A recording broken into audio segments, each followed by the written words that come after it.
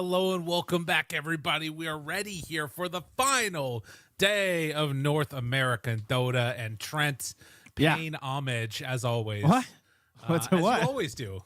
Well, what do you mean? I don't know. Just put it right in the foreground. Oh, there, right oh my gosh! Oh, I didn't even know I was wearing this. Are we doing That's the NA crazy. Finals today? Apparently. Oh, wow. Okay. Well, I'm certain that whoever wins this will carry a torch for our region to Shanghai. That's right. Of power and unity for all of us. I love that. I mean, honestly, it's what you want to see. When are EG playing? That's what I want to know. It's the grand finals day of NA qualifiers, right? Where's EG at? Where are they at? EG, hello? Are you around? Anybody? We got some different gamers, you know. They're not evil. They're not evil geniuses. They're lovely gamers of a legion. They're GamerLegion. They are our expected favorites here. But first we have to see, will someone upset this lyrical? That's what we're here to do. Because we got 3 teams. That's right. 3 teams left over. Let's take a look at some of the results from yesterday, as well as potentially taking a little gander over at our bracket that we've got for the rest of today. Because, as you can see, yesterday we did have 2 2-0s, although those times were not exactly correct when, the 2-0s happened. Really quick 2-0. Yep. it was like a 5-hour 2-0 that we had in the GG Boom versus 4 Anchors lineup match. But yeah, it was a little bit crazy, of course. Unfortunate result for GG Boom as they are now eliminated. The bug also being dropped to GamerLegion. That does mean that we're setting up for a lower bracket final between the bug and 4 Anchors plus Ilmeria, who are going to then one of those teams move on to face GamerLegion in a best of 5, and that too will happen today. So let's see how that one goes. Trent, thoughts? Yes, feelings? sir. What's going through? It's the end of the road here for North America. It's the second last qualifier to finish. Yep. Europe will be finishing in a couple more days. They got a few more series they have to play. I think they finish Sunday, maybe, is their last game, the 28th. Okay. So yeah, they still got a little ways to go. And it's been very exciting across all the regions. So it's a pleasure to be wrapping up another one here today. And in case you couldn't follow all of that confusing giant schedule there, I know it was huge. This is we made it even easier. Boom. 2 series happening. That TBD, whoever wins the first series. You're welcome. Hey Trent, I'm wondering. Yeah, bud. Do you think that we could get 8 teams in North America next year if we gave $1,000 per qualifier game win? Could we rebuild? Would that be enough to do it, do you think? Yeah. That would be something. I mean, there'd be some stacks. I'm sure there'd be some very familiar faces. Yeah, because some of those players are out there, but I think for some of them they're like, well, why would we do this? But you gotta bring back the strength of North American Dota. We got to get there. We need the cut back. We need the cut. What are some of the other squads? What are some of the other ones that are long forgotten? I mean, Dog Champ. That was a good one. Dog Champ. Oh, Runes. That was a great logo. Yep. Was Runes one of them? I would like back the classic Team Mexico stacks. The was it Gelato? Yeah, I think they called themselves usually. Yeah, that was. I mean, for many years that was a classic team that we had. Nouns. Let's see. Grin, Apex Genesis. I'm just going back year after year, and it does look like this is the first year that we don't have 8 teams in it, if I'm not mistaken. I'm going back to 2023. Oh man, how many is this? This is 13 teams in this one. There's American Goons. There's Tilted Boys. Sand King Gomez. Oh, that was a good one. I like that one. That was a good name. Yeah, that was a really good one. Void Boys. Sorry, did you say Void Boys already? Void Boys was a classic. I always love me some Void Boys. Maybe we'll be able to bring it back. That too can be you. Join the form a squad. Some in-house leagues are going around. I believe I saw Boris. He's trying. He was hosting some. He's trying desperately. Yep. We'll make it happen. So that's my PSA to start before we get into the cast, Trent. Yes, How do you feel about that? No, that sounds great. I think you guys should, find a team, scrim up, hit the pubs. Like, it's the best time that there is to hit the pubs. My friends list just filled. Everyone's gaming. It's so good to see, honestly. Yeah. Like, I'm seeing all the little stacks fill up on my side of my screen. Yeah. Everyone's queuing up. I played a solo game this morning, actually, for the first time in ages. Because you weren't up. Because I mean, you're up, but you're busy with kids. And I didn't want to stream and stuff because I had some other stuff to do. And I was like, I'll play one turbo. It was so bad. Oh, did you win? No. But, you know what? Honestly, my teammates were fine. And we had fun. So it's okay. Okay. That's good. That's what matters. That's really what matters. They were lovely. Except my Magnus did ask. My Magnus goes, my MKB doesn't work on Muerta? ? And I was like, no. So we had some internal issues, but he was a lovely lad, so it was fine. That's such a great question to ask. That just it says a lot. Because the answer is yes. It says a lot of how much more Dota I need to play, obviously. Because that hidden MMR has tanked over the years when you don't play a lot of games. Oh boy. I think it's so awesome that because the answer to that question is technically yes, but also no. Because the question he's asking is not the question he's asking. He said, I said, no, she turns into a ghost. And he said, so what do I buy? And I said, lol, run. It's like I don't know what to tell you, dude. Yeah. There's no answer. Halbert's the answer. But he's got a BKB date list. That's not what he's looking for. He's like, how do I kill her? It's like either run or hit the ulti first, brother. Yeah, that's true. That's great. Okay, well, we're just waiting for the game to get underway. I believe we're pretty close to ready. We are just waiting for, who is this? Who are you? Reveal yourself. Let's see. Yambura's here. Are we waiting for King Potato's Big here? Fat B. Is here. Oh, the Big Fat B. Where are you at, legendary buddy? Player already. Already climbing his way into my heart. That's the right. Big Fat B is. Hopefully he woke up in time. I mean, it's, depending on what side of the continent Big Fat B is on, it might be, well, no matter what, it's like, maybe he's in Hawaii and it's like 11 a.m. Oh, Big Fat B's here. All right, we're good. There he is. Summoned. Wow, no penalties today? Possibly? Well, we'll see. It has Fingers been crossed? a staple. I'm going to have to ask DNM We got the Russian penalties. broadcast saying good morning. They haven't quite got the time zone right, but they tried. It's the effort that counts. Yeah. Good evening to them. Well, that's how it goes. Yeah, that's right. It's good morning for them. No, it might be, yeah. Almost. It's early enough. It should be. They'll be crossing the midnight soon. Yes, exactly. All right. Well, game getting ready to go underway. Trent, what did you have for breakfast this morning? What was your take? Oh, I did the Trent classic. I did the fried egg on toast with hot sauce and cheese. It's my favorite breakfast. That feels like a little bit too much work. Am I crazy? All right, here's how you turn on the pan. You throw on a little bit of butter. You slice one full onion slice off the onion that you've got in because you've already worked on it yesterday. You're putting onion. Hell yeah, brother. That goes on the pan. Toaster's in the toast, You wait like 2.5 minutes. You throw the egg on there. Done. Right. It's easy peasy. Here's the real question. Are you washing that pan every day? It's a cast iron pan. Okay, so no, you're not. It gets a scrub most days. Okay. I give it the water scrub and the dry out so it doesn't rust. Okay. All right. Fair enough. That's the big question because I don't have a cast iron pan. I've got nonstick. Oh, so that's if I'm cooking something technically I could just put it back in, but probably should wash it. But it's business time. Yeah. I hear you. So I need to get a cast iron. That's what I'm learning.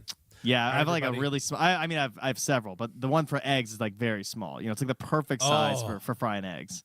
Oh my god, I'm gonna do that. Do you have a gas stove or? Oh no, I've got the whatchamacallit, the induction. Induction, dude, it's so fast. Induction is the way to go. We don't really do gas in Canada. It's a very American thing. That's true. You guys are all about it. But and then they're trying to take it away from you, along with everything else I've heard. I don't personally. I don't have a gas stove. I've got a grill outside, obviously, and a smoker. Of course, he's American. I also have a grill. Well, you must. Dude, can I tell you something though? I got a Traeger this year. Oh, I saw it in your pictures of your new patio. Actually, Yes. I noticed. So the Traeger was one of my buddies, and he didn't like. He basically never used it and didn't want it. And he's like, "I'll give this to you," and it's like a $700 smoker. And so I just paid him like $150. I'm so stoked.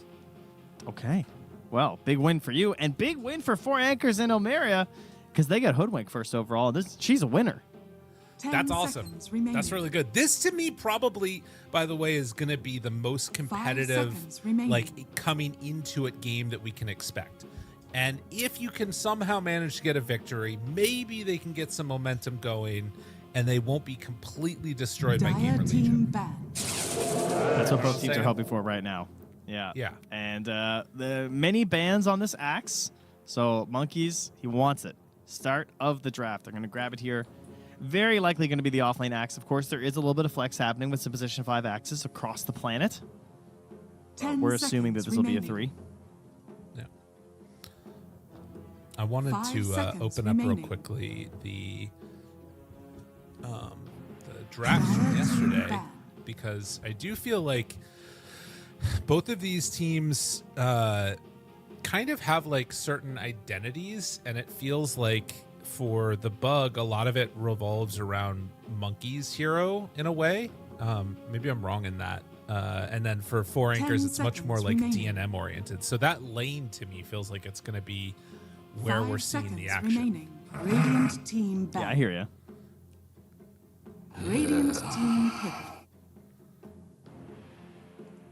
Oh, I was just checking out some stuff here. I see Ilmeria is a turbo enjoyer. Oh, really? Yeah, since the update, he has rocked. He's playing at some 5 stacks, doing some turbos. Wait, who is it? Who Ilmeria. Oh, okay. 10 Well, seconds remaining. so I'll tell you part of the reason why. Turbo, from what I remember of Crownfall, was the fastest way to get tokens and to like move your way through. But I don't know if it still is. Here's what I'll say. I personally, I'm finding turbo games are going long. Maybe that's just us. I don't know. No, it's true. But you don't get anything for losing in turbo right now. You don't even get the scrap like you did in Crownfall.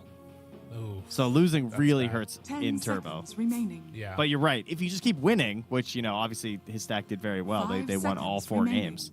Oh, sorry. Actually, they lost their first game. Got his sea legs. Then they won all their games. Dude, he played Ember, Storm, Lone Druid, Invoker, and then he at least he played a respectable Chaos Knight. I'll give him that. You know what it is? Actually, they heard you the other day about the turbo tournament. They're prepping. That must be it. That's so sick. Dude, think about how many more scrims you can get done a day if you just play turbo. What are these other noobs doing? I don't know what they're doing. Not the right stuff, that's for sure. We get ourselves the Tusk next into the Kez. Just very, very solid heroes right now in the meta. Same thing with the Lich. I'm happy with that. Nothing too out there right now. Nothing really deciding much in terms of your draft at the moment for either of these teams. I think they definitely gave them the Kez and were like, take it. That's what this draft feels like from the Bug, right? They've obviously seen Kez be pretty impactful, both for GamerLegion and then also for Four Anchors running it themselves. So Lich Axe feels like kind of an awesome answer, right? You've got maximum physical defense from the Lich, and then you've got a great way to like try and burst him with, undispellable control, and 10 seconds a remaining. blade mail could do some serious damage. 5 seconds remaining. Oh, it's a bit spooky. Do you get another lion out? Again, one of the much like Hoodwink, do something hero, can do a lot of stuff on your own, have a lot of impact in terms of just like every single fight, the threat of the Hex, a burst down from the finger. It's had a pretty successful win rate across many of the regions because of that. Now they have to make an actual decision here. And Annihilate struggled in a lot of these matchups yesterday, for sure. Like he was getting kind of dominated in the mid lane. I'm curious if they're going to try and last pick for him, Templar Assassin. which it looks like they are, because it'll probably be a Boris TA. Okay. So they're going to try and make sure the same problems do not befall Annihilate once more. And now Four Anchors presumably would want to choose their offlane to head into a Templar Assassin Lich, which is a pretty interesting lane. They've already gotten rid of the Dawn Tusk combo. They got rid of a Necrophos for some 5 ethereal seconds form versus a remaining. Templar Assassin. Dire team ban. They go for the Enigma. I was wondering if they're going to be discussing Veno pickers. But no, opting Radiant for the team Enigma. Kind of a weird one in a way. Because, like, you can... I mean, the Eidolons sort of survive against magical damage very well. The physical and the pure from the spill damage might be kind of annoying to deal with. Yeah. No, it's not a great matchup in that sense, for sure. I've definitely seen TAs picked into Enigmas before for the exact reasoning that you're bringing up. But, you know, it's got some shenanigans with the Tusk, I suppose. If you block someone in, all that Eidolon 10 damage definitely seconds stacks remaining. up really quickly.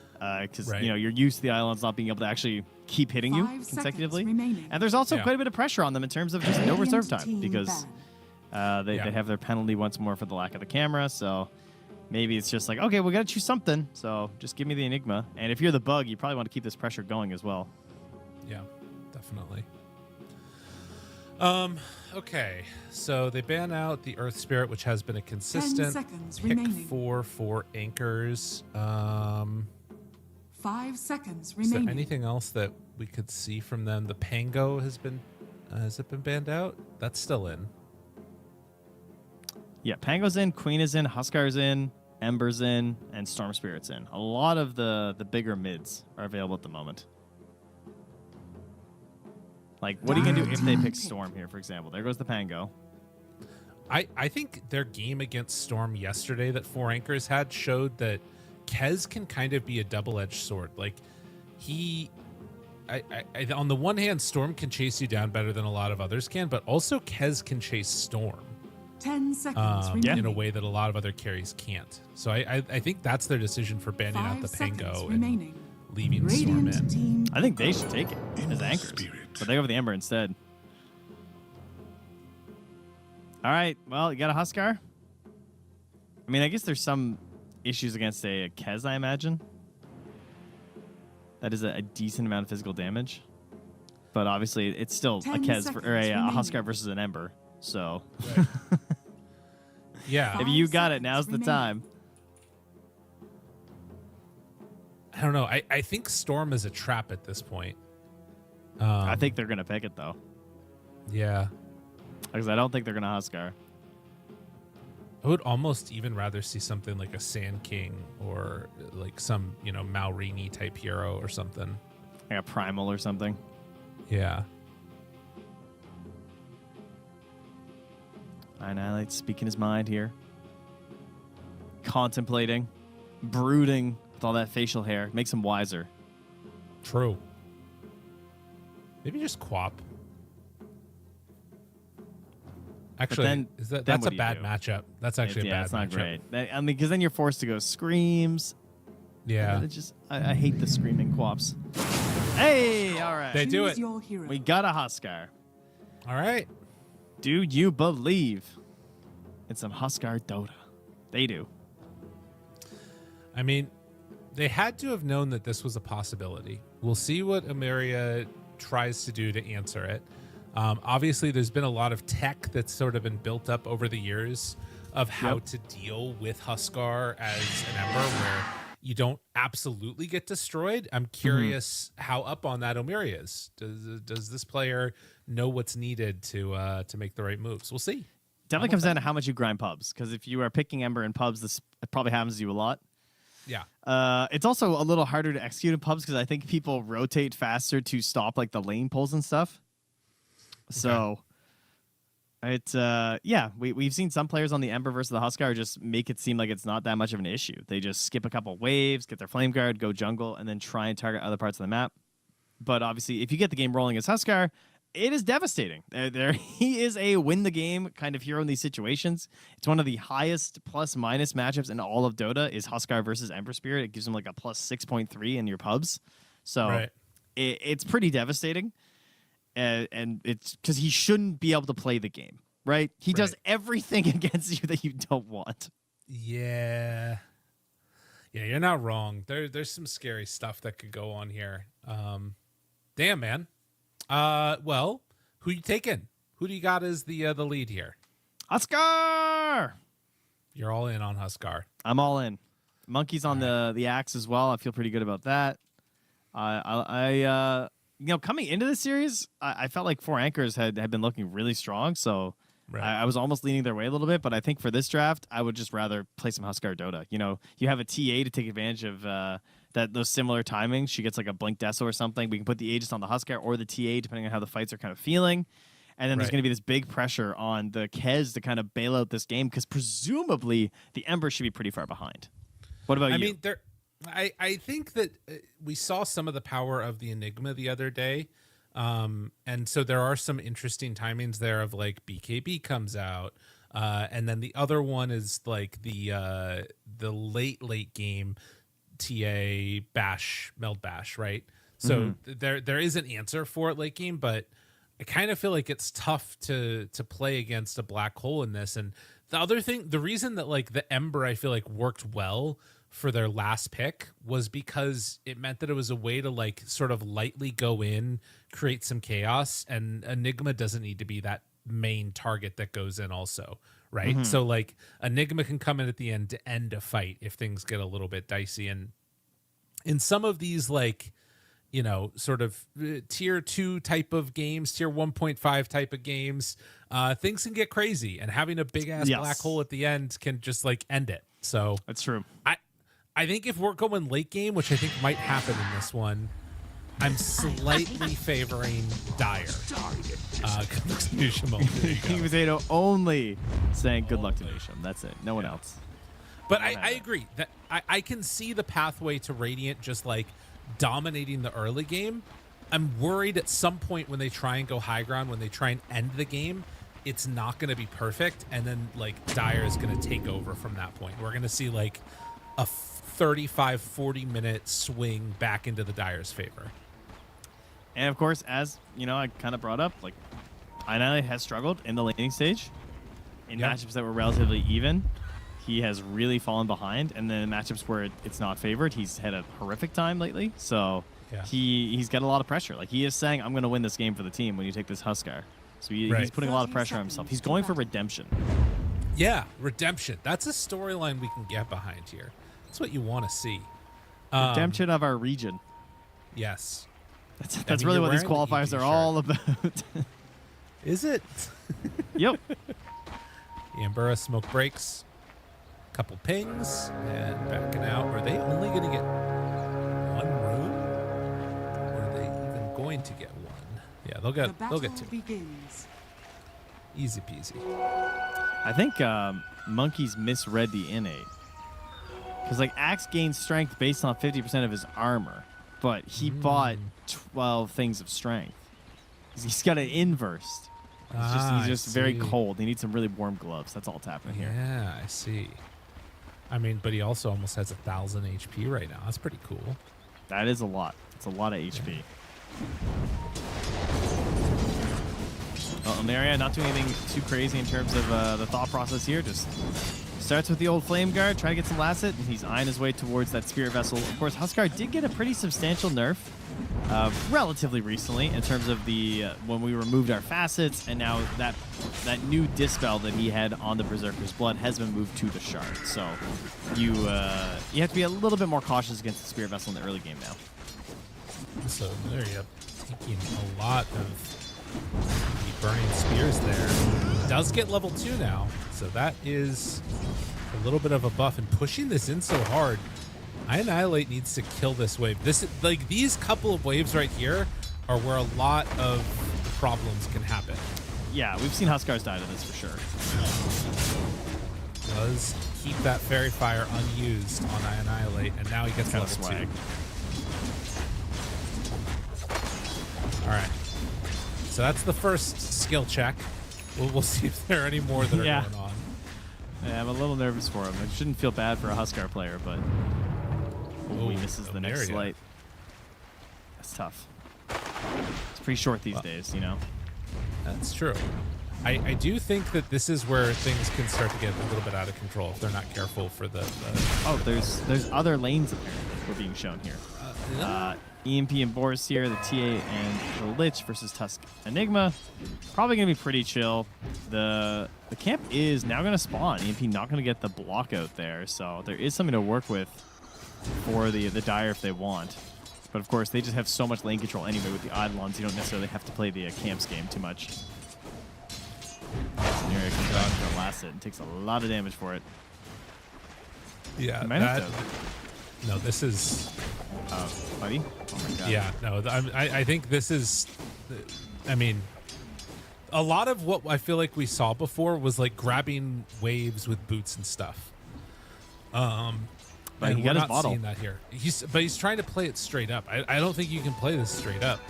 I don't remember exactly how it was that people were able to do it earlier. Like, no matter what, it's going to be a bad time. But this is...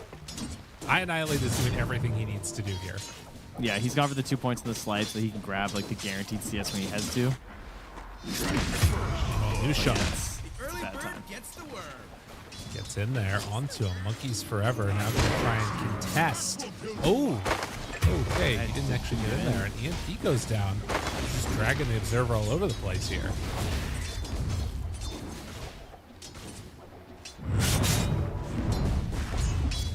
Well, so far 2-0. And they're going to need it because mid is not going well. No, it's about as expected here. Tusk is making his way over, but I don't think there's much you can do, Big Fat B. Just let it go. Ilmeria does take a point in the Searing Chains. So he's not going any extra points in flank guard, which means he can't jungle. Yeah. Radiant's top tower is So under he's attack. just going to have to commit for moves. Right. Yeah, I think this is, as the snowball is going to land down bottom, trying to go on the big boss, doing the damage they can. They can't get any more. Meanwhile, top, they're pressuring back the other way. So looks like they weren't able to get anything done there. This mid is going to be tragic. I don't... Yeah. Yeah. It's really rough. He's not going to last in ages. All right. On to Nusham a second time now. Get the blood grenade. Monkeys forever trying to keep his buddy alive. And Burra gets the kill. So another one of these side lanes, things starting to go well. I guess maybe the thought is that Big Fat B is going to rotate in here at some point, and they'll try and go for a kill onto iAnnihilate. It just seems... I mean, he's quite literally gotten like 2 CS in the past 2 minutes. Yeah. I mean, he's getting XP at least. That is the winning part of this. Right.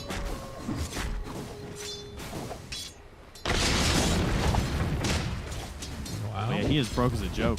Like, if Lion picks up a kill, he's going to be behind Lion pretty much at this point. Yeah. I think the only thing that makes sense at this stage is that he's trying to get whatever experience he can, and then they'll rotate in with more and try and kill the Huskar. Yeah, they're setting up for it now. He's got the 3rd point in the Slate of Fizz. So it's 120 bonus damage. Huskar obviously pretty low armor. He does have the +4 from Helm the Iron Will, though, which is going to help, but they're already anticipating this and kind of making the counterplay. Because, I mean, you see the Embers here, right? He knows what the skill build is. He knows he's not going to jungle, so something is up. But speaking of jungling, Templar Assassin forced in there right now, just working on some of these camps because the Enigma is too much with the threat of the Tusk. In the meantime, they're actually bringing heroes mid to help secure the rune. Empyrean's there. And it's going to be a Invis rune up top.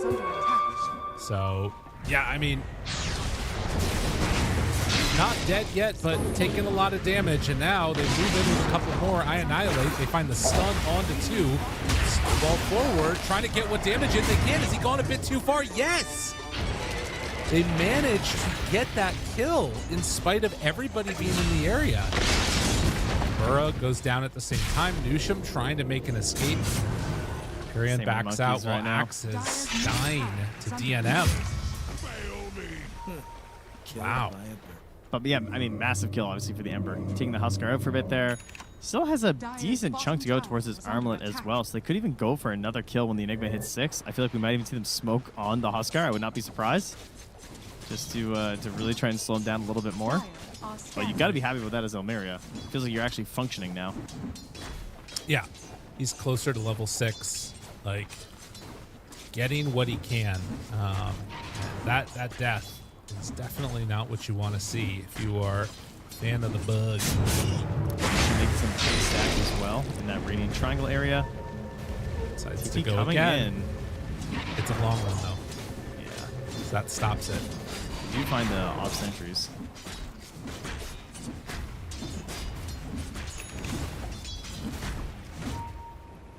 Well, still fine. As now Hoodwink and Tusk start to head up north. Monkey's getting aggressive on the DNM. He is out way too far right now, though. As the Bushwhack comes in, Pop Ultimate will kill off Monkeys forever. Don't even need Big Fat B. Yeah, and the Ember might be suffering, but I mean, the other top 2 cores are these dire heroes with TA 700 gold behind the Enigma and 1,000 gold behind the Ken. Right. So, not the fastest jungler at this point in the game on this Templar Assassin. Trying to get into a Falcon's Blade just to get a little bit of momentum going on the hero. Does have some big Ilmeria's gonna stacks to retreat to, though. That is true. Yeah, that's a big deal. Yeah, we're probably going to see that move happen at some point before too long. Newsham has been building up those stacks a bit. They just saw Imperium coming in on that ward. He does have a good stun, but maybe the black hole comes out, finds 1 kill, Look down. and the second. Brutal. Oh, that's awesome. That's a great first black hole, taking out 2 heroes and also chasing the TA out of the zone. Yeah. Okay. Well, that works. All right, Huskar's Armlet is on the way, so Annihilate can try and knock this tower down and then start making some plays. And meanwhile, Boris just needs to keep stacking and farming as much as he can. Monkey's not even that close to Blade Mail, honestly. Radiant are scared. No, Radiant's bottom tower is under he's attack. kind of been hurt a little bit in this one. I mean, he's still farmed, like, 3,500 net worth isn't bad, but the problem is that, like, both of the side lanes have just had a great game for the side of Anchors. And those 2 kills for Enigma, I mean, he is skyrocketing in net worth. Yeah, Monkeys is just lurking in the forest, worried about potential plays from this Hoodwink again. If he shows on this wave, he'll be 100% correct because he'll just die once more to that combo. Yeah. Tusk here, too. They've got 3 heroes up top. If Monkey steps out of this tower, he will just... Oh, he got around the shards. Okay, that was great. I can't believe he did that. I can't believe he still He's died. still dead. Yeah. Radiant's top I mean, no tower help. is under attack. It's coming. Although, oh my God, if they go and check the stacks, oh, this could be really bad. Although I don't think they can take it. They're ready. Radiant's top tower is under attack. I mean, they could at least take that one. Annihilate moves in, sees Yambura. DNM wants to go and take it. Are they going to be able to come in here and contest this or not? Newsham's in the area. DNM starts to hit. Big damage out. Jump forward, snowball to try and get away. Fine, and will kill Big Fat B. So only a couple creeps were taken from that one. All right, not too bad. Ilmeria using that space to try and catch back up to being a core hero here.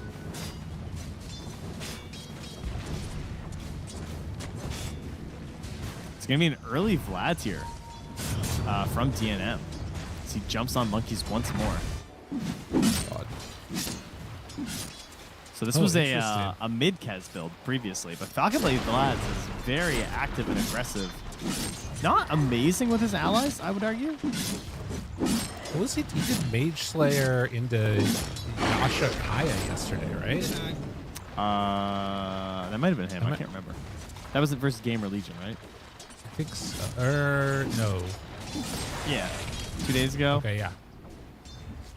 Yeah. He did Mage Slayer into Deso. Okay. I was maybe thinking of RCY the other day then. Yeah, it sounds right. Well, regardless, a smoke up now from the supports. The scan will connect. King Potato is out a bit far now. And as they wrap around and find him, How much damage do they have? Has to move in with the tusks. And, well, they get the turnaround in another black hole. And Boris was just not there to help. No level 6 on Lich. He's got the carry scoreline right now. The old 0-0-0. Oof. I was very close to a kill. Dire's top tower is under attack. Very unfortunate. Mickey's running. Still a little ways away from Blade Mail. I would say this has not been a successful Huskar pick. Yeah. I think 2 kills at 12 minutes with a Huskar and an Ember that's catching back up. Like, you didn't cook. Yeah. He's putting a ton of pressure on this Blink deck. Like, they're gonna have to do so much at that moment. Yeah. They're gonna need like 2 ganks into Tormentor, into Roche. They're gonna need multiple items on their TA, like Deso, Blink, BKB or something. And Axe obviously gonna need the Blink Dagger as well. And they can just have no mistakes. They can't let a stray black hole appear. No one can get just randomly bushwhacked. They can't fall for a snowball save and waste some of their big spells. Right. It's going to have to all be pretty damn flawless over the next 10 minutes, I think, for the side of the bug to come back in this one. Yeah. And I a think second Spirit Vessel has hit the inventories. they We have got Spirit it. Vessel on Enigma and Ember. Yeah, they're ready to go.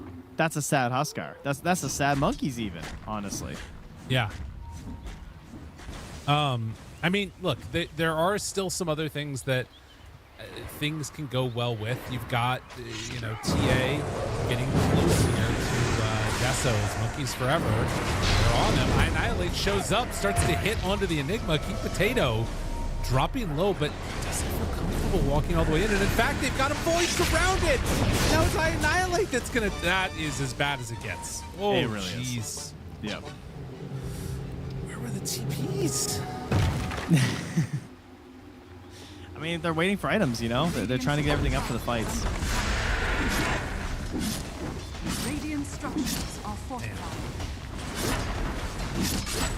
Unfortunate. Because that's like one of the places that you could be down to fight with, right? Like, you get a Chain Frost out there, you get some hits from the TA. Like, it's a very dangerous spot. It seems like things are just happening too fast. Yeah. Like the fight feels like it's too over for them to even have a chance of responding, so they think it's such a low percentage play that they just don't, which is understandable. But it's just over and over again it's happening. And you end up just doing nothing with a Huskar. Yeah. Which is just not a winning strategy here. I mean, Ember is going to take the tower before Huskar. What happened? What happened in this game for this to be occurring? It's pretty rough. Radiant's middle tower is under attack. They're going to move in to try and defend this a little bit. Now, Blink Dagger is done on the Huskar. It is Deso done for the TA. All right, Axe it's time. is still 800 gold away from Blink. He's got to come. They just got to. It's time to have a fight for the Radiant team. Chain Frost dodges the stun. What a freaking play. Ow, he's already gone. And no, nobody else is showing up to Middle this. tower has fallen. Then it is GG.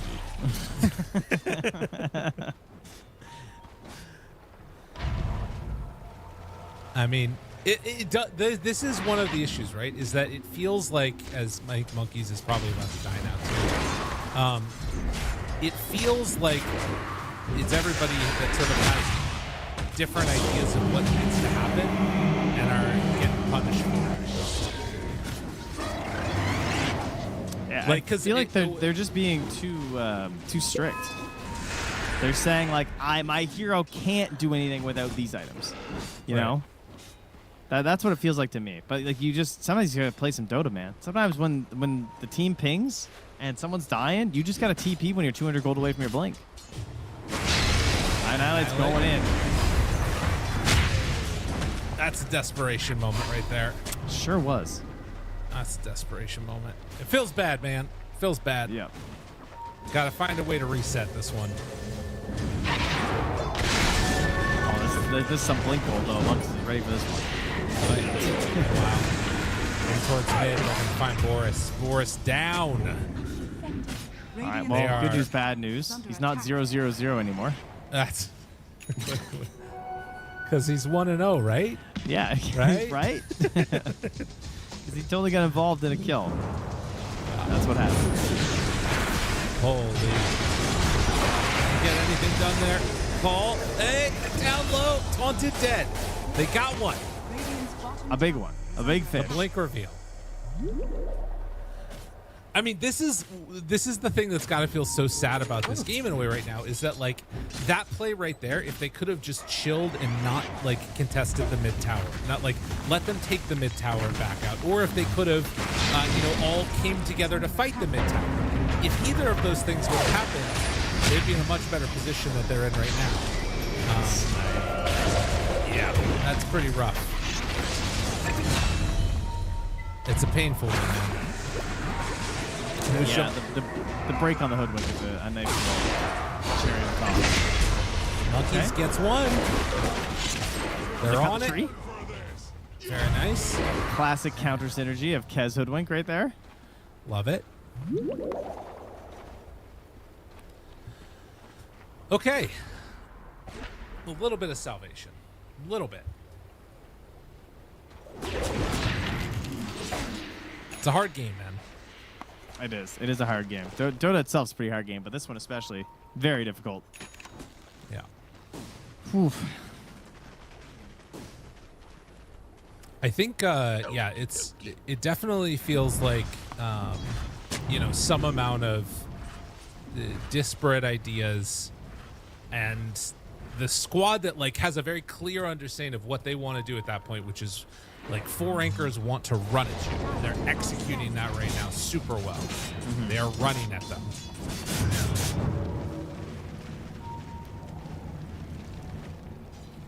Yeah, they have played exceptionally well. I like all their big moves across the map. I like the way that they help the mid lane a little bit onto those heroes. I mean, they're at 5 kills in the rating, but their first couple of kills were looking kind of all right. And then, boom, Yeah. Your Huskar dies trying to kill the Ember. Then your Huskar just jungles for 15 minutes after. Maybe a chance here. They've got double blink.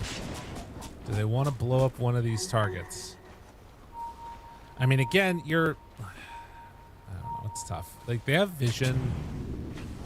Some other wards drop down. This is, somebody's got to die here soon. Getting at these heroes this close to not have something to do. The catch on to 2. Finger of death. Dunk. Nicely played. Second one. Yamber in trouble. Starts to die. The black hole connects on to 3, though. And just like that, they are going to lose the axe and supports. And now they're hunting after Big Boss Boris here. Gonna try and TP out. Not gonna be found in time. Blink just coming back from the Enigma. Meanwhile, I Annihilate thought about getting a little aggro there mid with Ilmeria. Will not happen.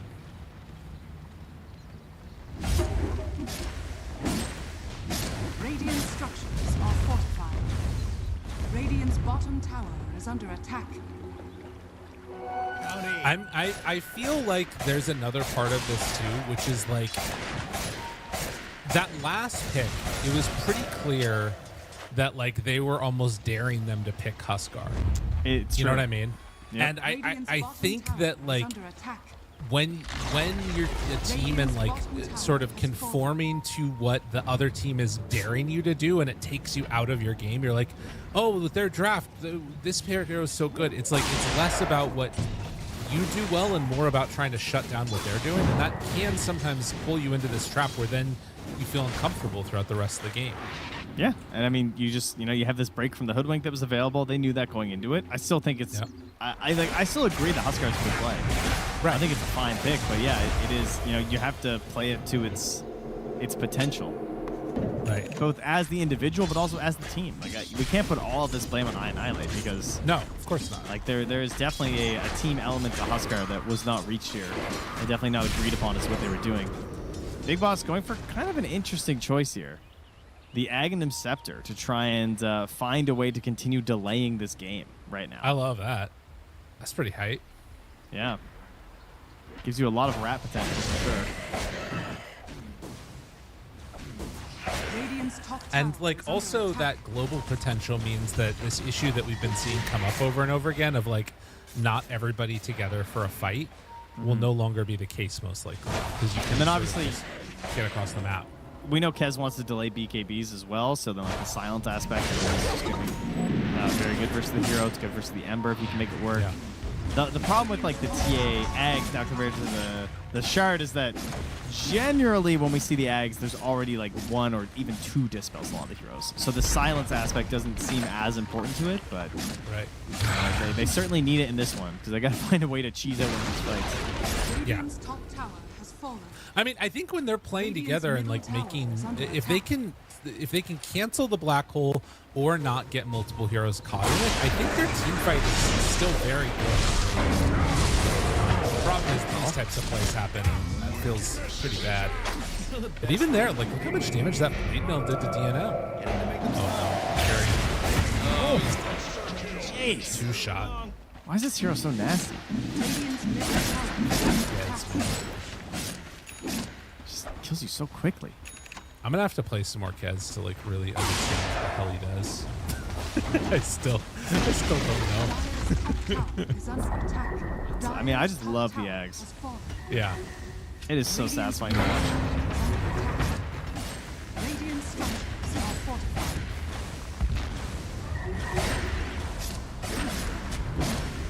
He is going to pressure tier 3 tower now. Axe back up in 4 seconds. Still Aegis for 40. How crazy do they want to get? How crazy do they want to get? Nice. I mean, he's thinking about it, right? 30 seconds. This is their moment. Smoke activated. Big Boss is not there. Yeah, but surely he's a trap, right? Big call. Open. Now Chainsaw back and forth between them. Big damage out. Is it going to be enough? Annihilate jumps in. Big Boss comes back in. Blows through the Aegis. Now the root connects on the 2. They have the buyback onto the Lich. Not seeing a lot of action here, Trent. No. No, not quite, huh? Looking pretty rough. Drinking buddies. They are taking a 25-minute second set of racks here, Lyrical. That is impressive. And meanwhile, Boris, he is TPing to his traps up at the top side of the map. Yeah. Trying to push things out. There is still a wave coming in mid, and they are not feeling like they want to keep this game going much longer. DNM is desoed up, and he is just hitting buildings. Yeah. I mean, there's a glyph, but it's not going to kill the mid creeps. True enough. They've kept it alive. And now, like, the Lich shield is going to be something, but tough ask. Jump in, call, snowball, save. Where's the follow-up? They have the stun if they want to land it on the 2. But then the black hole up to literally the whole freaking team. Oh, it's brutal. They do manage to take down the Tusk, but GG is called. As holy moly, 4 anchors. What a performance here. I mean, they really just executed a clean game of Dota. Super clean. Like, they allowed this pick of the Huskar to come out. They believed that their Ember was going to be strong enough to deal with it and then recover and play his game. And he did. And he didn't try and cheese it by, like, pulling the waves we talked about. He just took his points in his slight, stayed in there, he got his XP, and he trusted that his teammates could work together with him to fight their way back into the game. And they did. And most importantly, because the 2 side lanes just were dumpster fires as well. Looking for the side of the bug, unfortunately.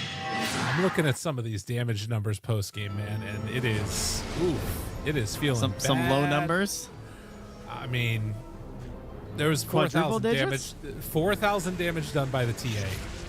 I don't know. It's pretty rough. Yeah. I think, again, like I liked what you said earlier, that you can't necessarily blame this on any one person from the bug. It feels like collectively as a team, it was a failure to execute or maybe even have a coherent vision for the draft overall, because it felt like there were two different ideas of what was needed. There was the delay, get your items, build up towards later, and then there was the push now, get towards a really strong position and close out the game. And you can't do both of those. Like, if the whole other team is showing up to fight the whole time. Tough. Man, King Potato. Big black holes. They played really tight together as well on the side of 4 anchors. Just like, even that play right there where we saw the 2 supports die, the cores were all so close nearby that they immediately get just a better punish than what was earned by the side of the bug. And then very quickly, they're constantly chasing after these little and ones that they're getting. There's always some bonus objective. And then with the Deso build and the Vlads and everything on the Keds, it's just, let's just run down their buildings. Yeah, absolutely. Like double Vlads, double Spirit Vessel, Boots of Bearing, Treads S and Y. Like, they bought so many early game items to end this game. And that was all just part of the plan. Absolutely. A very impressive showing in this game number 1. God, look how much damage that snowball hit at the end. He just did to the axe. Like, they're just dealing out so much damage. It's pretty crazy. Yeah, he caught Axe in 3 black holes, Lion in 4 black holes, TA in 1, and Lich in 2. So very impressive stuff there from King Potato. Actually kind of crazy for a, what was that, 25-minute game. You hit that many heroes with black hole. That's wild. But I also think that part of the reason that happens is because Ilmeria is in there causing chaos. We saw in that last clip, DNM runs in, causes some chaos. Like, they're doing a really good job of like disrupting and allowing for the fight to get messy, and then that's where he comes in to end it. So impressive showing from the Potato, or the King of Potatoes, or a king that has potatoes. If he somehow manages to make it all the way through and wins the best of 5, we're going to have to ask him. That's what I'm going to say. That's that'll be the only question we ask him. Not, are you the greatest team ever now? All right. Well, that is going to do it for game number 1. Still a lot more Dota to come, as the Bug are going to try and recover mentally and get back into this one for our second game of this series, and a best of 5 after that, everybody, against GamerLegion. So stay tuned, everybody, and we'll see you on the other side of the break.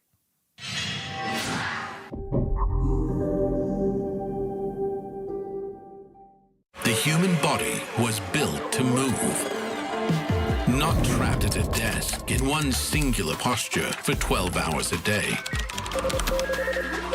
It's time your chair evolved. This is Secret Lab Titan Evo. Ergonomically engineered for you. Gamers, hybrid workers, artists. Backing your every move.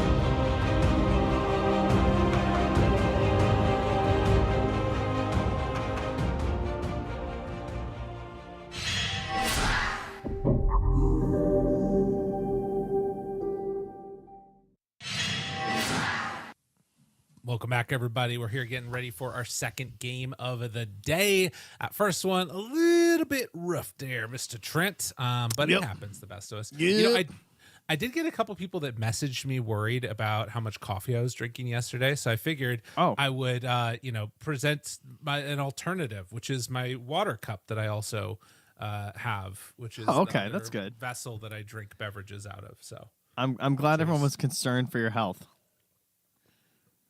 Thanks, everyone. Thanks for keeping an eye on us. I was just shoving down some frozen pizza, to be honest, which I haven't had in so long, man. Frozen pizza, I gotta say, they have upped their game since I had it. That was good. That was impressive. okay. And when Lyrical suddenly vanishes during the cast, you guys just take note. Whenever you notice, I'm carrying it for a while. Oh God, I haven't done that in a while. My stomach. Is that an issue with the esports shed? Like you didn't install a bathroom. That's it. Well, I mean, you don't know that. You don't have to get up from my seat to. No, we're good. We're good. This is why we have breaks in between games. The neighbors are very far away. It's fine. That's true. Yeah, down the road. Who cares? But we got a matchup that's going to be coming up in just a moment here. It was a shellacking, if ever I have seen one. Not to infringe upon the copyright of Sons Van Sinderen, but definitely feels that way. Yeah, exactly. But what would be the immediate things that you would change out? I am not sure if I'm a big fan of the Axe opening. Like he played well, but it's just so chill or whatever. What do you think? Oh no, Lyrical, no. We're being told there's a slight delay. Okay, so something's happening.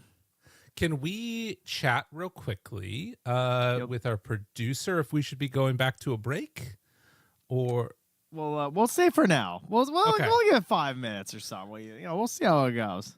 It'll be okay. We're hoping that this is just as you guys have probably noticed. We have had to have a few delays because they have been pushing a lot of updates during the NA qualifiers. So bug gets fixed, they throw an update. So that's all it is. So it's good. We tested some of the bugs yesterday. Yeah, with some of our games. We had a great little crash there. So we just don't want that to happen again. Pretty much here is what's going on. Yeah, agreed. I like that.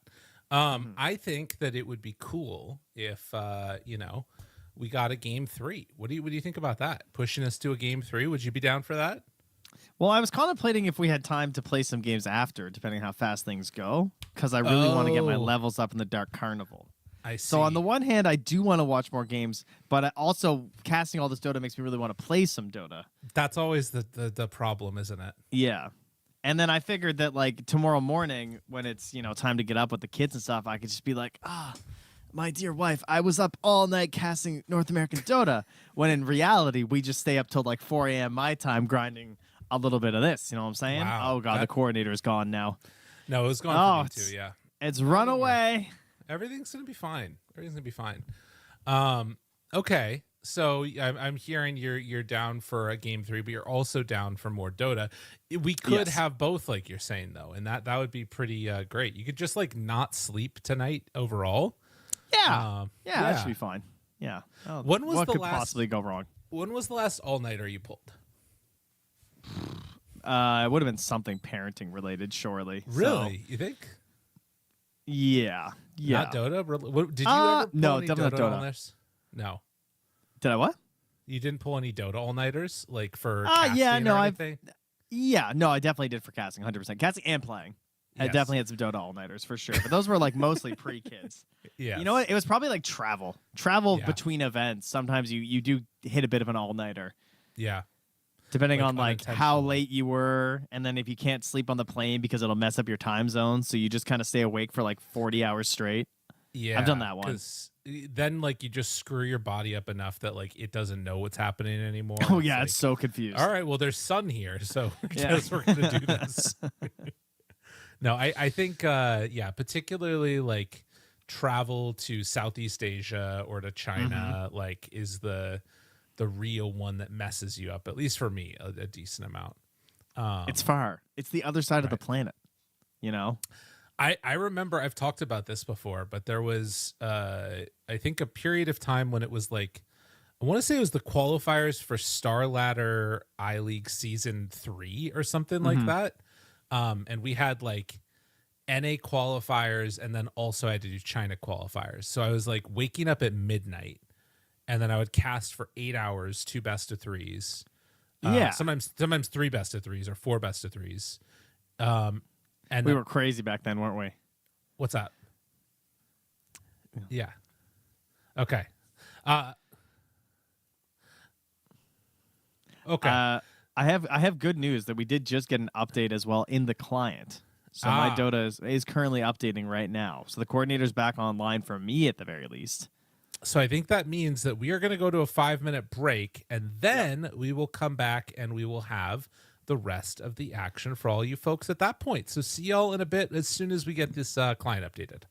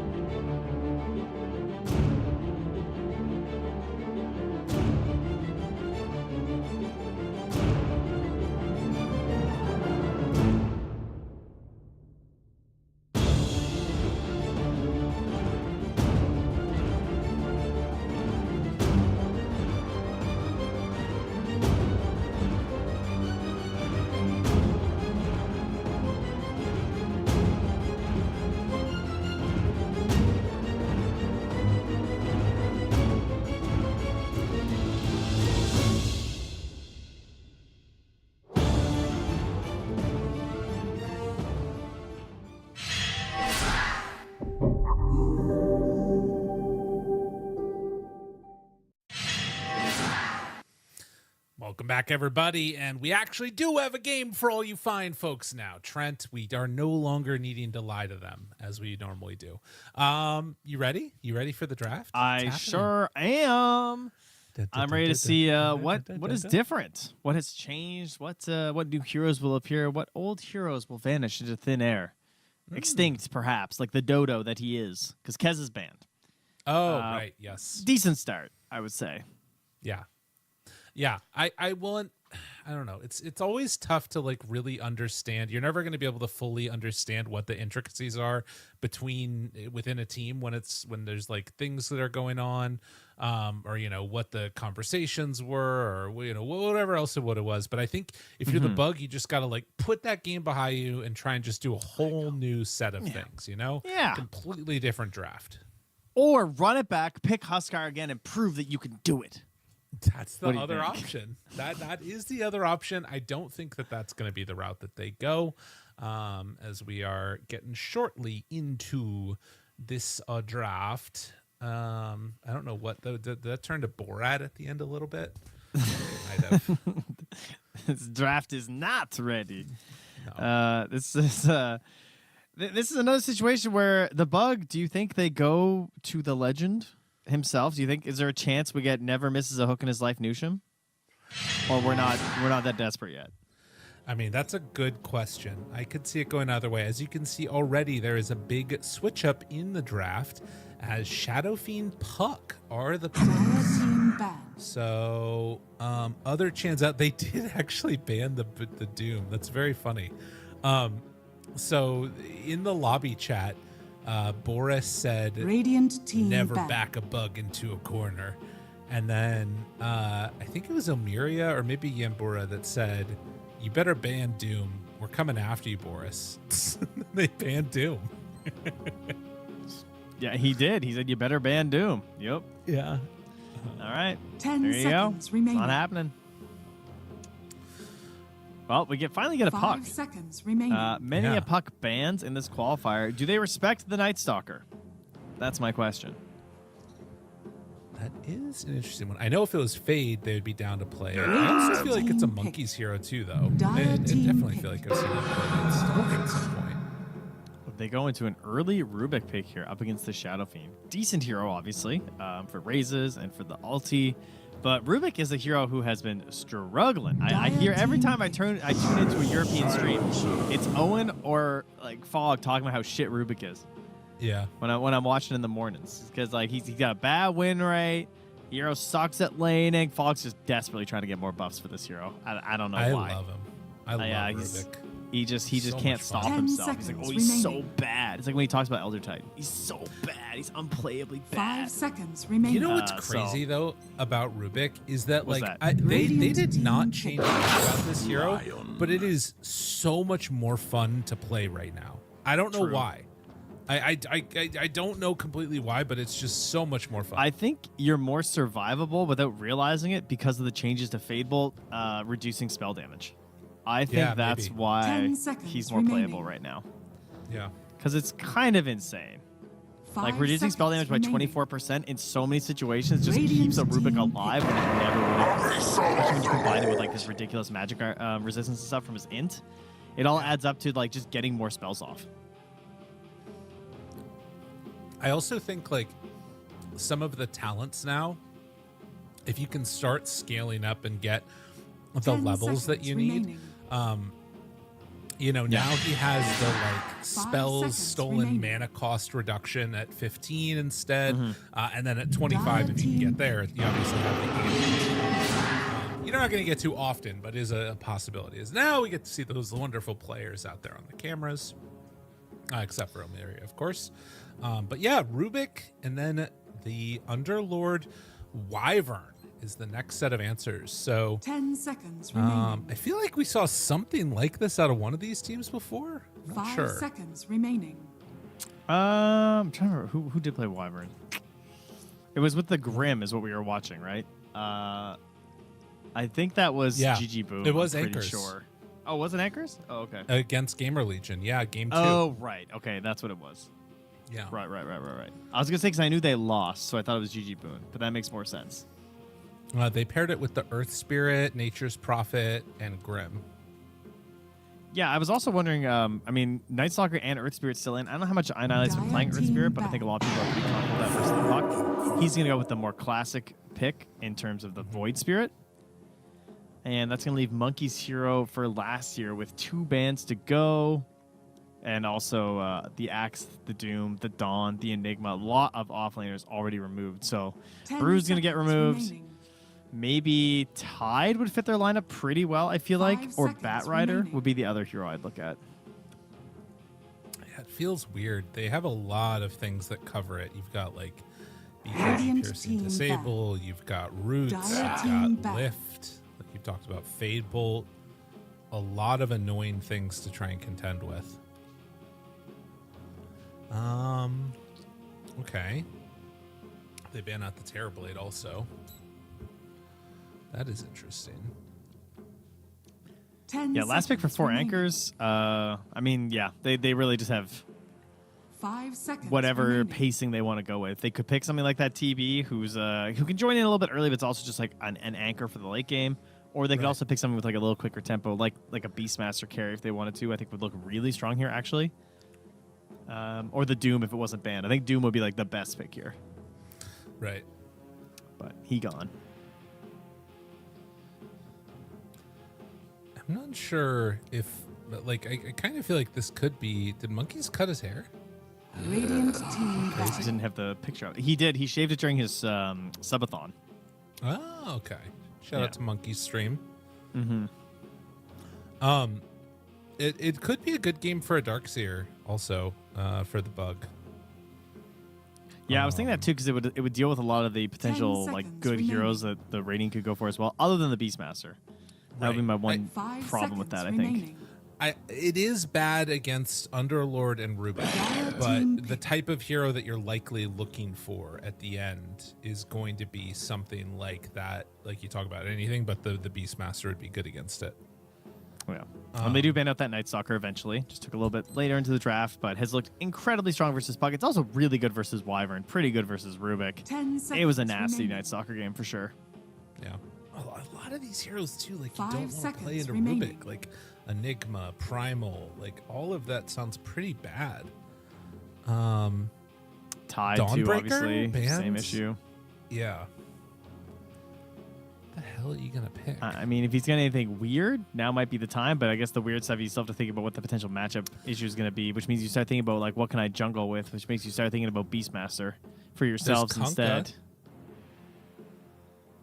Kunkka Yeah, is interesting. I think he's going to Bat Rider. That's my prediction. Yeah. I don't think that it solves enough of their issues. In a way. But maybe Kunkka doesn't either. Yeah, Bat might be the best. You could Timber? Oh, it's into Timber's Rubik though. It's interesting. kind of that's also No, that's true. It's not as bad though, but it is still Yeah. bad.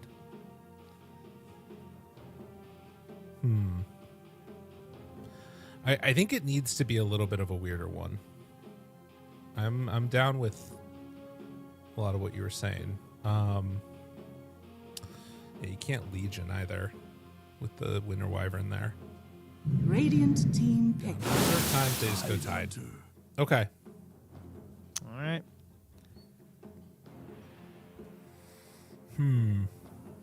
So you like Beastmaster. I do. I mean, it isn't a Tide Hunter, unfortunately. That's one of like the best heroes to Yeah. lane into a 10 seconds Beastmaster safe lane, though. So that kind of knocks that down a little bit. I think 5 Silver Edge seconds buyers. Was Drow still in? Okay, Muerta. Yeah, because Muerta's banned, or Drow was banned. So yeah, Muerta. That's exactly what I would have said. It's like some carry that buys Silver Edge. So either Tiny or Muerta. Damn.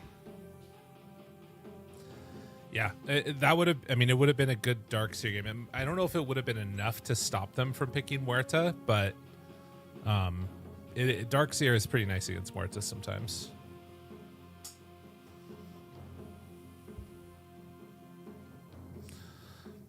All right.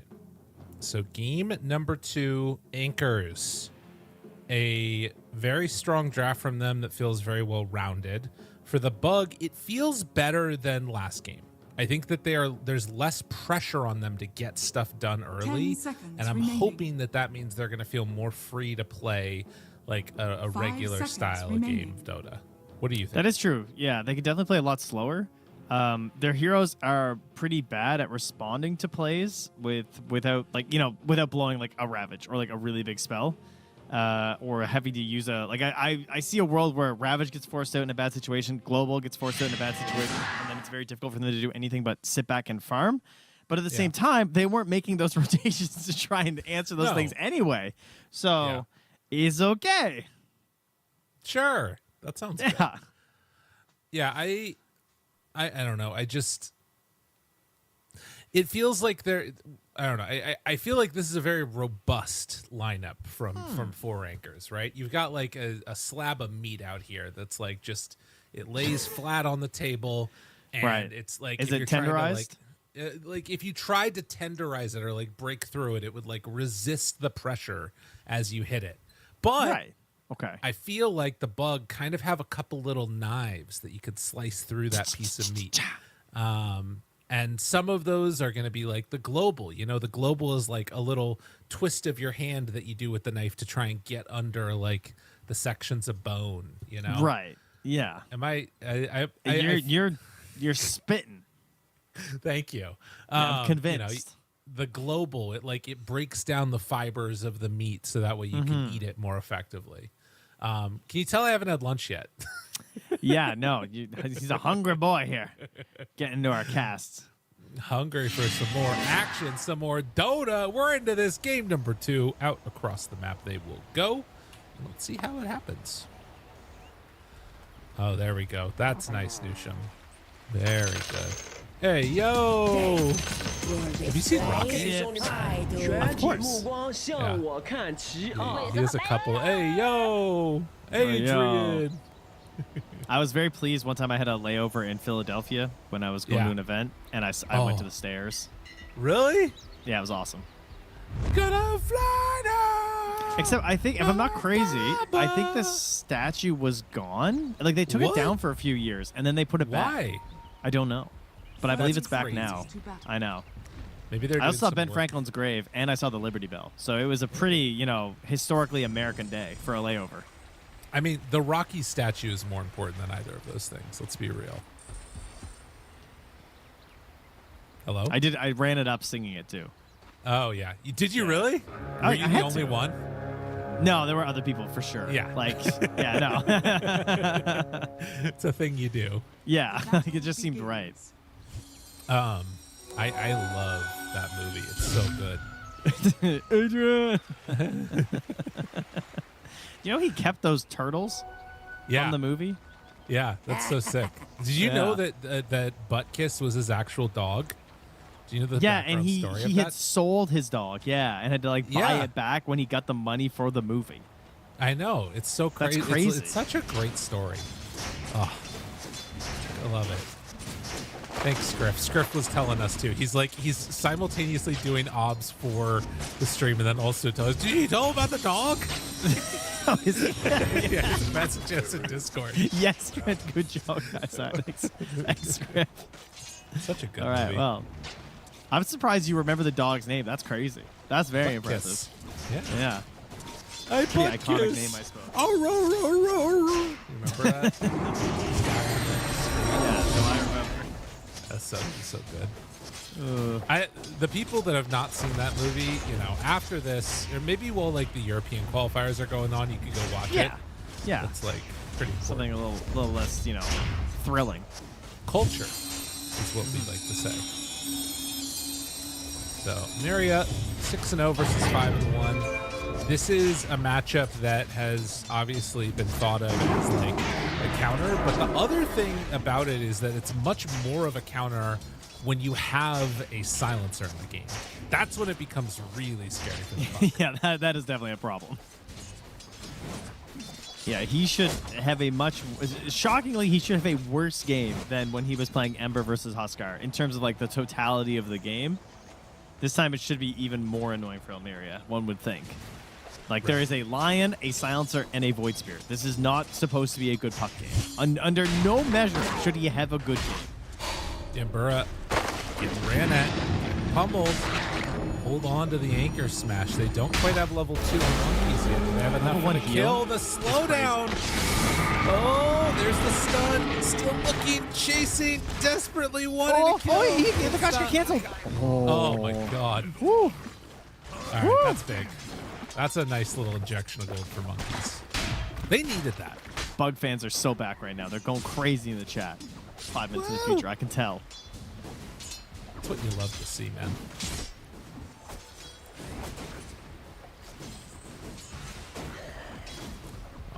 Up top, not a whole heck of a lot happening. It's an Underlord lane. You know, they're going to drag these waves every now and then. SF's going to farm underneath the tower. Don't anticipate there's any real chance for kills. I guess, like, Empyrean on the Silencer can make some sort of some havoc a little bit for them. Like, the red clicks that come from him are pretty annoying. Because he does steal the Lotus, which is good. Yeah, it comes down to how greedy you get as King Potato. Yeah. Because, yeah, as you can see, not a fun time trading versus this guy. Does he get out? Any pulls? Any pulls? Chasing. Also, there's a fish there, buddy. Monkeys. He never got his fish? They haven't denied his fish? That's so crazy that they haven't denied it. What the hell? Do it right now, Yellow. Do it. Do it. Do it. Oh, meanwhile, oh, did he get it? No, he got it. He scooped it. Oh, damn. Underlord in the meantime takes a lot of damage up top. They get the fear pushback on the Lion. Stunned now onto 2, but Newsham's going to walk that one off. All right, he got the Leviathan catch. Oh my god. Walking under the tower. Yeah, this is... Now Imperium steps up, gets the kill, and King Potato, he might go down here too. Another raise, third hit, doesn't even need to drop it.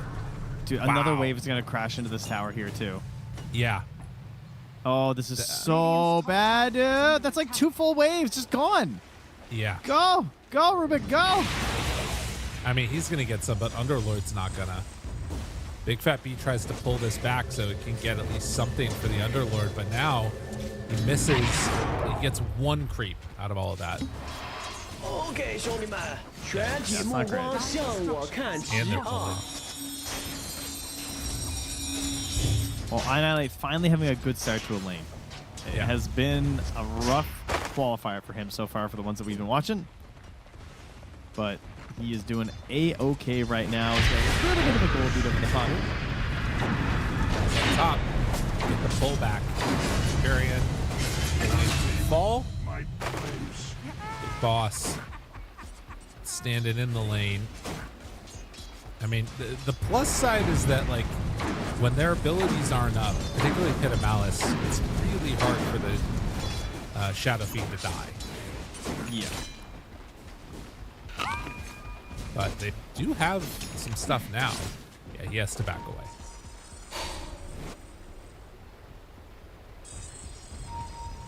I think the big concern as well in this game is that eventually DNM kind of becomes God. Yeah. I worry about that. Like, he gets to a point where he just presses ulti, and it's a very dangerous situation for many of these heroes. But that'll come down to the puck and like creating the lockdown situation where you get to just stand there and click. That'll be like puck, Dream Coil, and plus Ags from the Underlord, and Curse. Like, they have a lot of very good Venn diagrams. Trying to take down Big Boss. He gawks out of it. And now the turn on to King Potato. The rotation in from Newsham. They made it go on the SF, but it did not work. Tickling him. Ha! Yeah, he's getting out. Big. Yo, Shub. How you doing, brother? Ilmeria does have coil though mid. Annihilate is an option, but has the amp damage ready to go. If they manage to snap it. Now he goes to the middle. He sees it coming. Yep. As Fairy Fire and stun, turn, jump, double jump. Oh, the hit! It keeps on coming. He finds one. He's going to get another. Newsham, can he finish off the job here? Has phase shift? Not going to happen. Double kill for the Lion. 5.5 before Shrine. Up top, more action moving in. King Potato gonna drop now to the Big Boss, and Yambura also gonna go down. Another double kill, and this should be another Shrine too. Wisdom's going their way. Radiant Yeah, Rubik are can scanning. Oh, he's no TP. He Yeah. can't get it. They just get it from him. Holy, what a big win. That's TP's nuts. out of there. Very good. Jeez. And Rubik is Lion is about to get level 6 off of this. Wow. Yeah, he hit 5.5 mid after the double kill.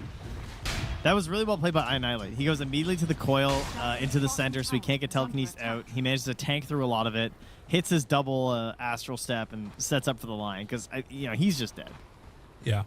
I mean, I guess that's not true. He probably could have like jumped away, but I think the end result was probably better. Yeah, this is way better because it meant that like Puck needed a TP back out to lane, which in retrospect was probably a little bit of a mistake, as Monkeys Forever is going to get brought down here by DNM. Because if he had saved his TP and gone, he could have kept the SF from getting the jump on him. Good jump away. Oh, jaunt afterwards. Ilmeria dodges the Earth Spike. Getting out of danger. Finger of Death out, trying to finish this one off. They don't have enough, though. Yeah, throws the ward down, but yeah, it is not enough right now. And Silencer level 5.5, so can't help out yet with these plays. Puck still sticking around a half HP. That's really crazy. Yeah, it turned what was a good play into a very bad one. That is unfortunate. All right. A bit of a swoops there. Where's Monkeys now? Just sitting at his tower. Waiting for the wave to come in. Has been left kind of out on an island. And while that's happening, though, Nusham is going to finally get a stack up here on these creeps. Does not get the ancient stack. Their playstyle on the side of the bug, from what we have seen, seems to lend itself very nicely to being ahead. Yes. Like they like to get all the right items and play proper Dota and get the Roche on the flowchart times and everything. And those things are all very easy and allowed to do when you are winning the game. And you've got a little bit of an edge. It's not much of an edge right now, but like you've got those early support levels that you're looking for. This feels very good for them right now. They're going to try and rotate to their Ravaging Tidehunter right now. That's the plan. 15 seconds away from Finger of Death being up, and does have Global. The thought process now is maybe instead, let's go on Ilmeria. And Global out. Jump. I Annihilate there. Finding the damage. Will it be enough? Cold Embrace. The save. Nusham turn for the Finger. He gets it. No, It wasn't back yet. Oh, it was 1 second away. Oh, that is crazy. That's some pain That right sucks. there. Dude, he gates his carry back to the wave. What an offlaner. Here, go, my queen. Go farm. Oh, jeez. Just barely surviving. That's nuts. Yeah, that's not great. Who did I just see building an Atos? Oh, the Underlord, of course. That would make sense. The thing that sucks about that too is that timing was the global hit with the Finger, and now that timing to like use both of them again is not going to be there, and it's hard to get a kill with just the Finger. Yeah. Big Fat B making the move through. Nusham spots him here. Realize he's not alone. Insta runs. Now does have friends nearby. Oh, he Nusham. dodged. He's a dodger. Double back. Dyer's bottom tower is under attack. He's running out of Arctic Burn. Besides, they won't go any further there. Radiant's middle tower is under attack. Dyer's bottom tower is under attack. Very similar builds coming out from the Muerta and the Shadow Fiend. As it looks like Mask of Madness is Falcon Blade. 1-2. Almost enough for the finish. Big Fat B going to take some damage here. They get the stun now onto Yambura. That's going to be a kill, and Rubik also goes down. They tried passing him a Lotus. It didn't matter. Now Global as well for the puck kill, maybe. They get the Hypnotize, pull back in, tries to find Ilmeria, and they have enough damage there. Jaunts away. Nusham trying to find an angle here, but will run into King Potato and be forced to retreat. Very aggressive ward that Nusham's under right now. Not one you see very often at 12 minutes into the game, so gives them a good idea whenever they're going to try and invade into that Radiant jungle. When do you think they're going to bring monkeys into this? Because it feels like the game plan, right? It feels like the game plan has been like, leave him alone, let him do his thing to get items. And like they've been playing as 4 on the other side. I don't. That's a great question because I'm not sure how he's going to build this game either. It doesn't feel like with his current trajectory, the Ags looks like a particularly great avenue to go this game. Right. I feel like he needs a shard would feel pretty nice. He needs a blink dagger. Looking at the rest of their lineup to set up for like the SF plays and stuff too. So yeah, it is a little awkward. I think going to him works. I think we're not bringing him in though, but I would like to see him go to his lane at some point. Right. It feels like there's been much more emphasis on trying to keep the puck held down and then finding some kills on supports here. But Huerta's kind of getting whatever she wants. TNM having a good time with it so far. Is under attack.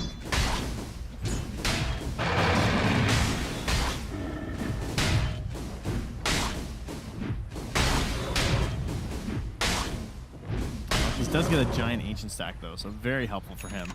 Yeah. And that will push him into his Vlad. So he will be quite tanky. And if we look at the general damage from the Radiant, it is so much magic damage. This is a crazy value cloaks and shawls type game for sure as the Dire.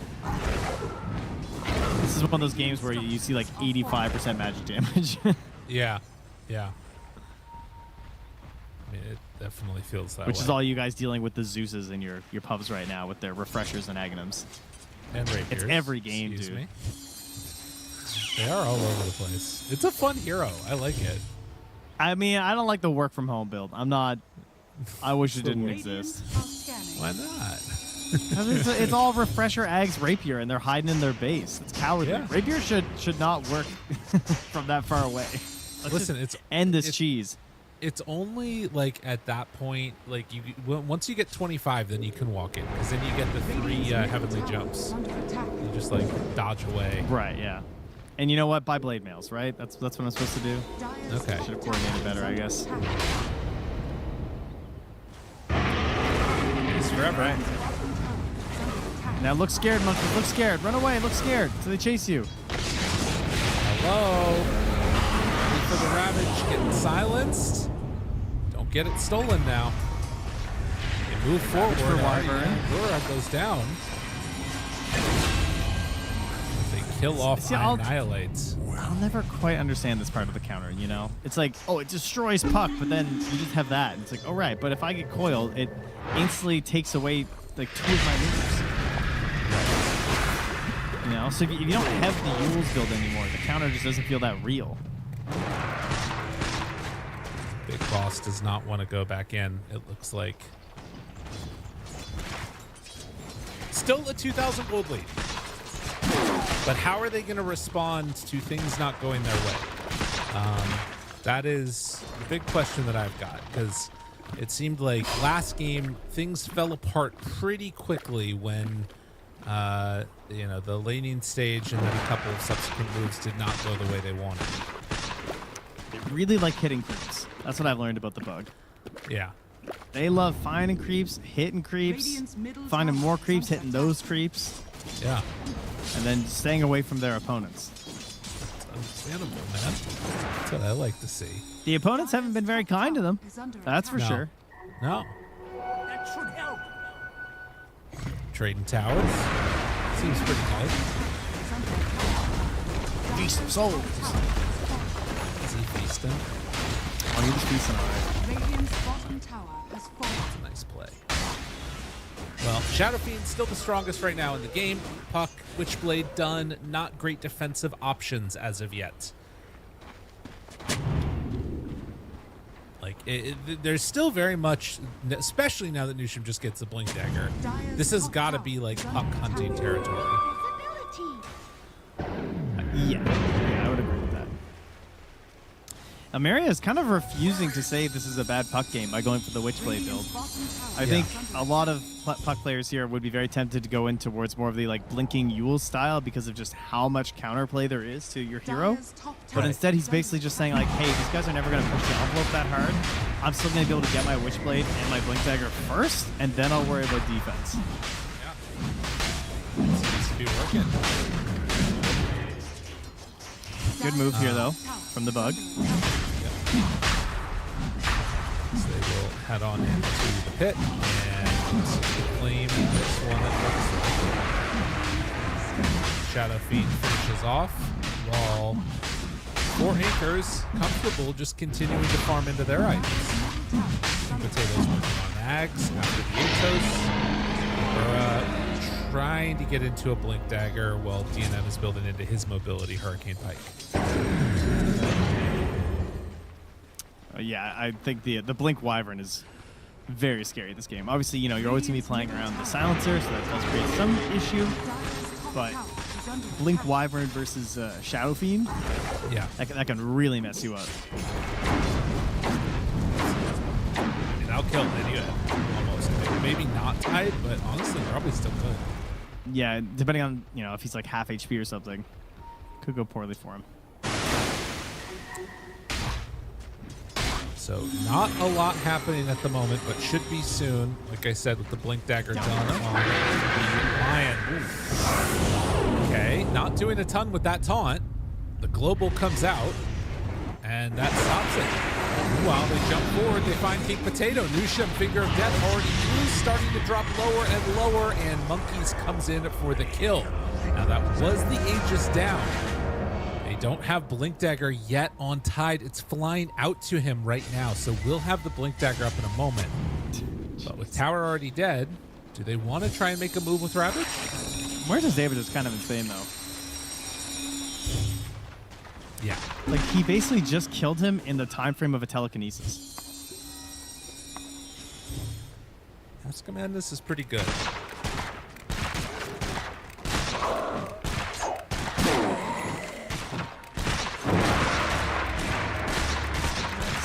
That seems to feel pretty nice.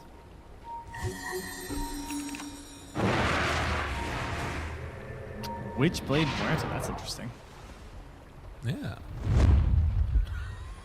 Huh. Radiant All right, smoke up. That was 2 smokes used. That's not good. Atos leading the way here for the Underlord. Big Boss dead. Big Boss spots one. They back away. Period. Now they jump in with Annihilate. Trying to get the silence. The stun on the next one. The 2 here. And the Ravage for the follow-up.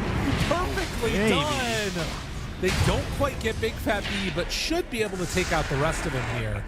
Mom, get the camera. Oh, jeez. He's just limping away sadly while all his friends are dead. Does steal the Requiem. That is the very Pyrrhic victory that he has achieved. Holy moly, man, that was perfectly layered, as you said. Like that, the fear came over just in time to link everything together. Right. As they will then take out the Tormentor right after, and it goes to Nusham. So great hero to get the shard on. So feel very good getting a little bit more into the thick of these fights. I mean, the pieces are coming together for Dire here. These big R buttons are very strong. And, you know, Rubik gets this 4th staff, which helps him stay alive there. Can probably help his team stay alive in the future. But they're in a little bit of a weird spot because they need DNM to be there for the real damage.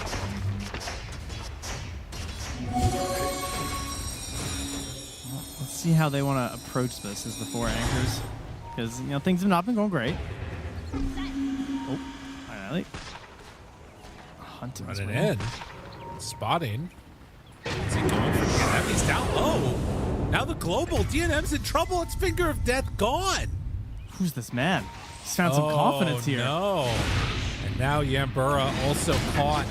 They try and hide underneath this tower. But as the remnant hits, it's going to be a tier 1 tower going down. Big Boss is being big crazy. He just walked at the Underlord. And Monkeys, you know, I was worried about his like growth and everything, but these big fights, he got his Vlads, he got his Blink, he got his Shard, and now he's going for the eggs. Like, he is hitting a crazy timing considering how things were looking in the early game for him. The stacks were massive from his teammates, and then just linking all these big Ravage plays. Big Fat B, 4 staffs, he tries to do a crazy combo on Annihilate. My guy went for it all. That's it. You gotta do what you gotta do.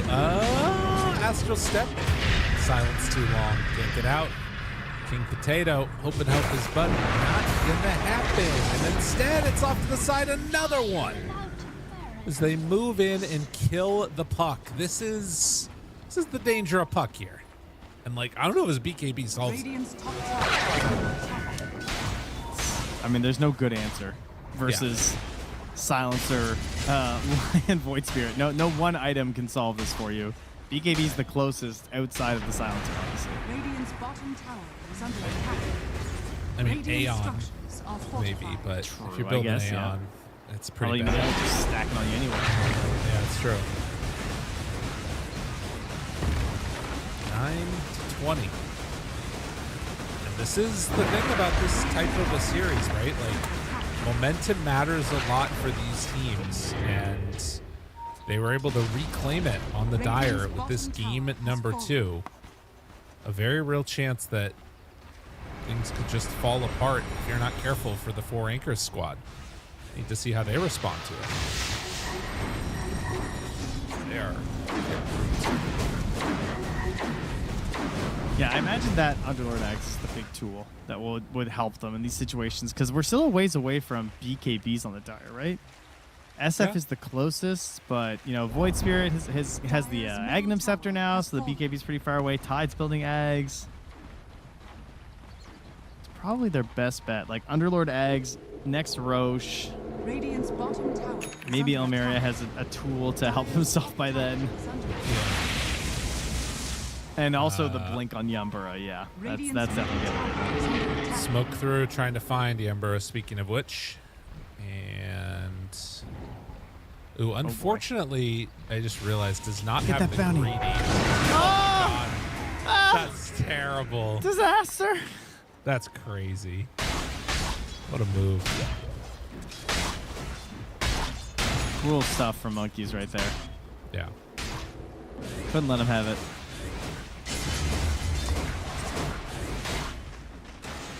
Okay. I mean, it does feel like they're getting a lot of what they need. And, like, you know, 4 staff on top of Blink now for Lion. I'm unsure if it's going to take, like, a mistake to lose, or if there's still, like, things on 4 Anchors that you can do that's set up that's, like, positive to make them, force them into mistakes, I guess. Yeah, I think forcing a bad Ravage would be a good start. Which, you know, like trying to target Monkeys if he's isolated. That's like one way you can kind of, something you do is forcing a mistake. But right now they're playing very grouped on the bug. And top tower being pushed in by the SF Illusions. They're going to catch the wave mid. He's all alone. But underneath the tower. Although now, actually, if they get together and start heading out,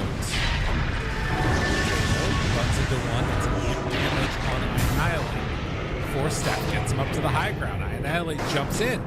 This is a little bit crazy. There is no Monkeys here. Yeah, that's going to send them packing. Not worth trying to push that. Very tempting, because you're watching the HP drop, you get the Vessel and Amplify Damage Room, but he's realizing this is how we throw the game. Let's not force a bad fight. Like, there is going to be an Aegis coming up. They don't know when. Could be any second now. We know that it's going to be about 2 minutes. Oh, the stun combination perfectly played. Although the 4 staff away from Big Fat B, and now getting to the low ground is DNM as well.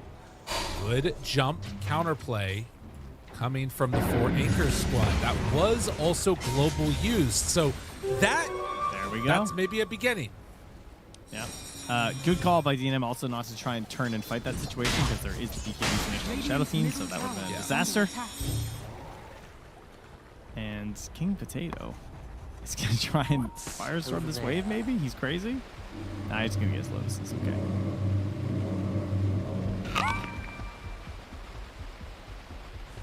Can go for the next one if he wants. All right, well, he's going gonna still get it. And he's got his Aghanim Scepter. TI15 has Aghanim Scepter. George should be okay. Right. Oh my god. Oh, Holy. There is maybe a battle going on over here too. They see monkeys now. Drop in, good damage out. They pop ulti from Huerta. Force staff low ground, get it, got it good. Now going for more. Empyrean a bit too far forward. Nushin throws the stun, misses the stun. Now they lose another. Can they catch Nushin here? They have Atos. Vision is on him. Slowed down a bit. They steal Hex as the Shadow Fiend is not able to do enough. And King Potato about to have Pinamalis back up again. They should keep this fight going. There's no global, no Ravage right now. yeah, Ilmeria's. He's working on it. He's jumping in a bit, but he's running low on resources. Wyvern's so close to going down there, but the hit saved him. Hex onto the Shadow Fiend. Now jump in. There is the Winter's Curse used. They have more. Pin of Malice down. Now the Silence Force Staff again, saving the day. Force Staffs are Time to get out. Dire's middle tower. All right, well, big win for the Radiant. They're going to cut down that lead a little bit here with the big kill on the TI15. Yes, they would have liked more, but he got blown up in that river.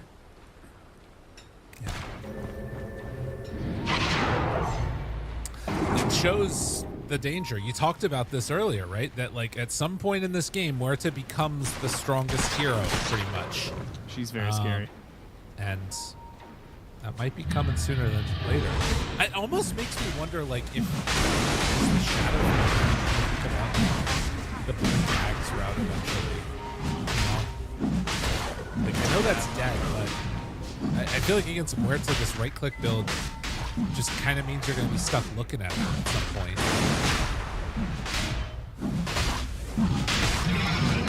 Well, eventually you get Shadow Race applies attack. There you go. Yeah.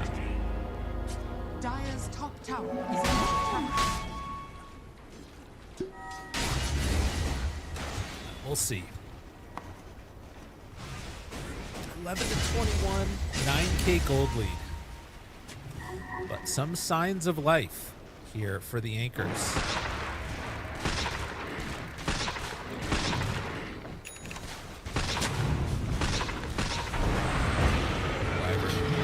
Away. Hello, tower. Goodbye, tower. Yeah, it drops quick.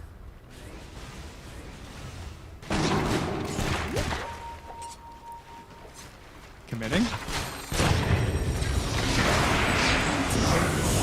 Big jump. Global out. Gets the ulti off. Now turns. Trying to take down Annihilate. Not enough. Lucian almost dies now. He is going to fall. Big boss. Requiem, not what you want to see. Stolen Requiem. Big Fat B is in there. Gets cold embrace for the moment. And now needing to run. Big boss in a dangerous spot. Off to the side. Good peek away. Keeping the puck. No, he wasn't. Excuse me. He was face shifted. So he does get brought down. Still hanging on to that Requiem for the Rubik. Also has Blink Dagger now. Yeah, and obviously he does wiggle it pretty fast out there. Excuse me? Yeah, you know, when he summons it, he wiggles it. Yeah, do you disagree? He does wiggle it pretty He fast wiggles out it. there. He wiggles it. When Rubik does a Requiem of Souls, there's no other word to describe it other than a wiggle. I just... the sentence... And of course, he does wiggle it pretty fast out there. Yes. Taken out of context has some interesting connotations. But yes, good old Rubik. Yep, he'd be wiggling. Jeez. Let's see if that wiggle will get him what he wants. 12 to 22. You see that he's a, I think he's the only triple magician in the event right now. Oh, really? Yeah, he's funny. triple magician cards. I do not need it right now. I couldn't play with it. Is there a dancer card? So you can use for his wiggles? Oh, like for the tarot. You know what? I don't think there is. It's Darkseid. I think I don't remember what he Oh, was. I can't. Radiant's Well, top pressuring. The bug? They're Top looking to earn tower. some, right? You guys know they get them Yeah. from ticketed games, obviously, right? No, do They really should, That's to be nice. honest. Wish you could. The lyrical what's this in-houses curse? go crazy for tarot cards. Oh my god. Wish you could Winter's Curse the banner. That would kind of be cool, actually. A very niche counter. Probably not worth it. Whoa, He thought about it. He thought about I it. mean, it's an Aegis. Well, could have Winter's Curse the Lion. Parasmodon.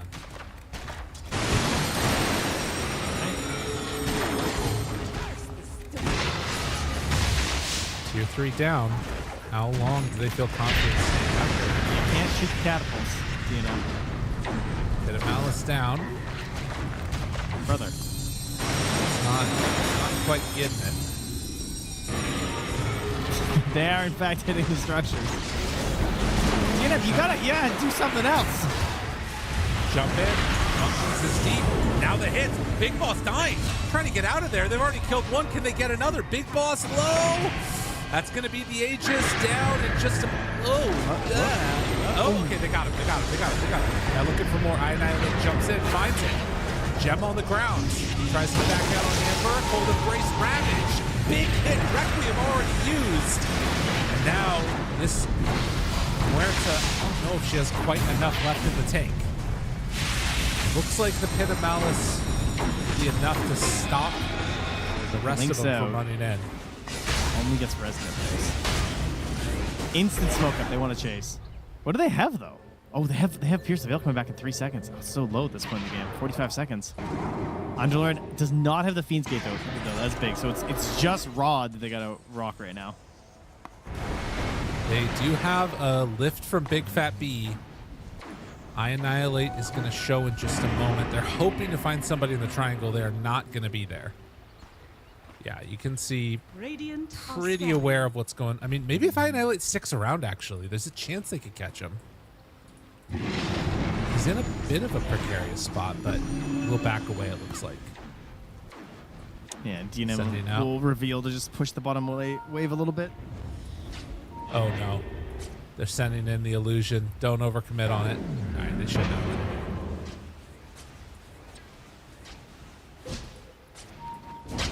All right, well, you did not lose a Rax to that Aegis, considering the deficit you're at. I'm going to call that a win for the Radiant. Yeah. Because that was looking tough. That Roshan's banner was just living, was very hard to deal with. But the melee Rax will heal back up. And shoutouts Ilmeria. Again, another situation. He's only 200 gold behind the Void Spirit, you know? Right. He has mega countered this game in multiple ways, but he got his BKB. He's only used it once, too, so still got an 8-seconder coming up next, and now trying to go into the Octarine Core with a nice mix of damage and survivability. Very good middle-of-the-pack item for a puck.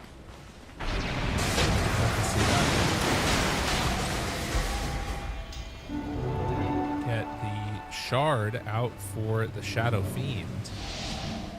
Shadow Fiend, huh? Yeah. It's the old Shadowmire shenanigans. Yeah, exactly. And Lotus out. Looks like they're going to try and make another go at it.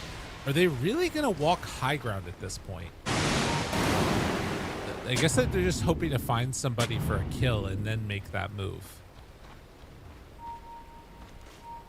They do spot these wards placed down. Radiant see this ops that was just planted by Nusham. Radiant's middle tower is under attack. Another silent, another Force Staff being brought into the game here on the silencer this time.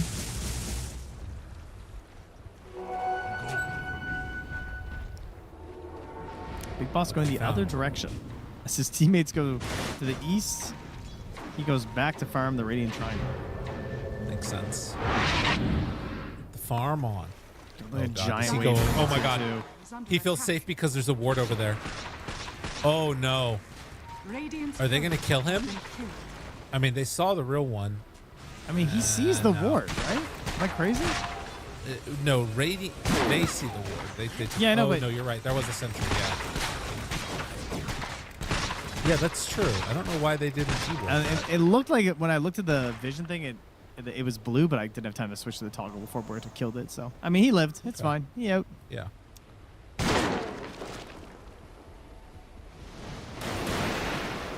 Waiting for their next set of items does feel like a pretty good play. Because like Satanic. Oh my god, the Satanic is done right now. Yeah, like this is the thing, right? You're getting that. You're getting BKB and 200 or so gold for the Monkeys Forever Tidehunter. Like you can make this play with what you've got. Now Ilmeria and Annihilate up top. Oh, Hex. Annihilate. I think he had nothing left to move. I don't know. That looked like it. I mean, Nusham went on him at that same time.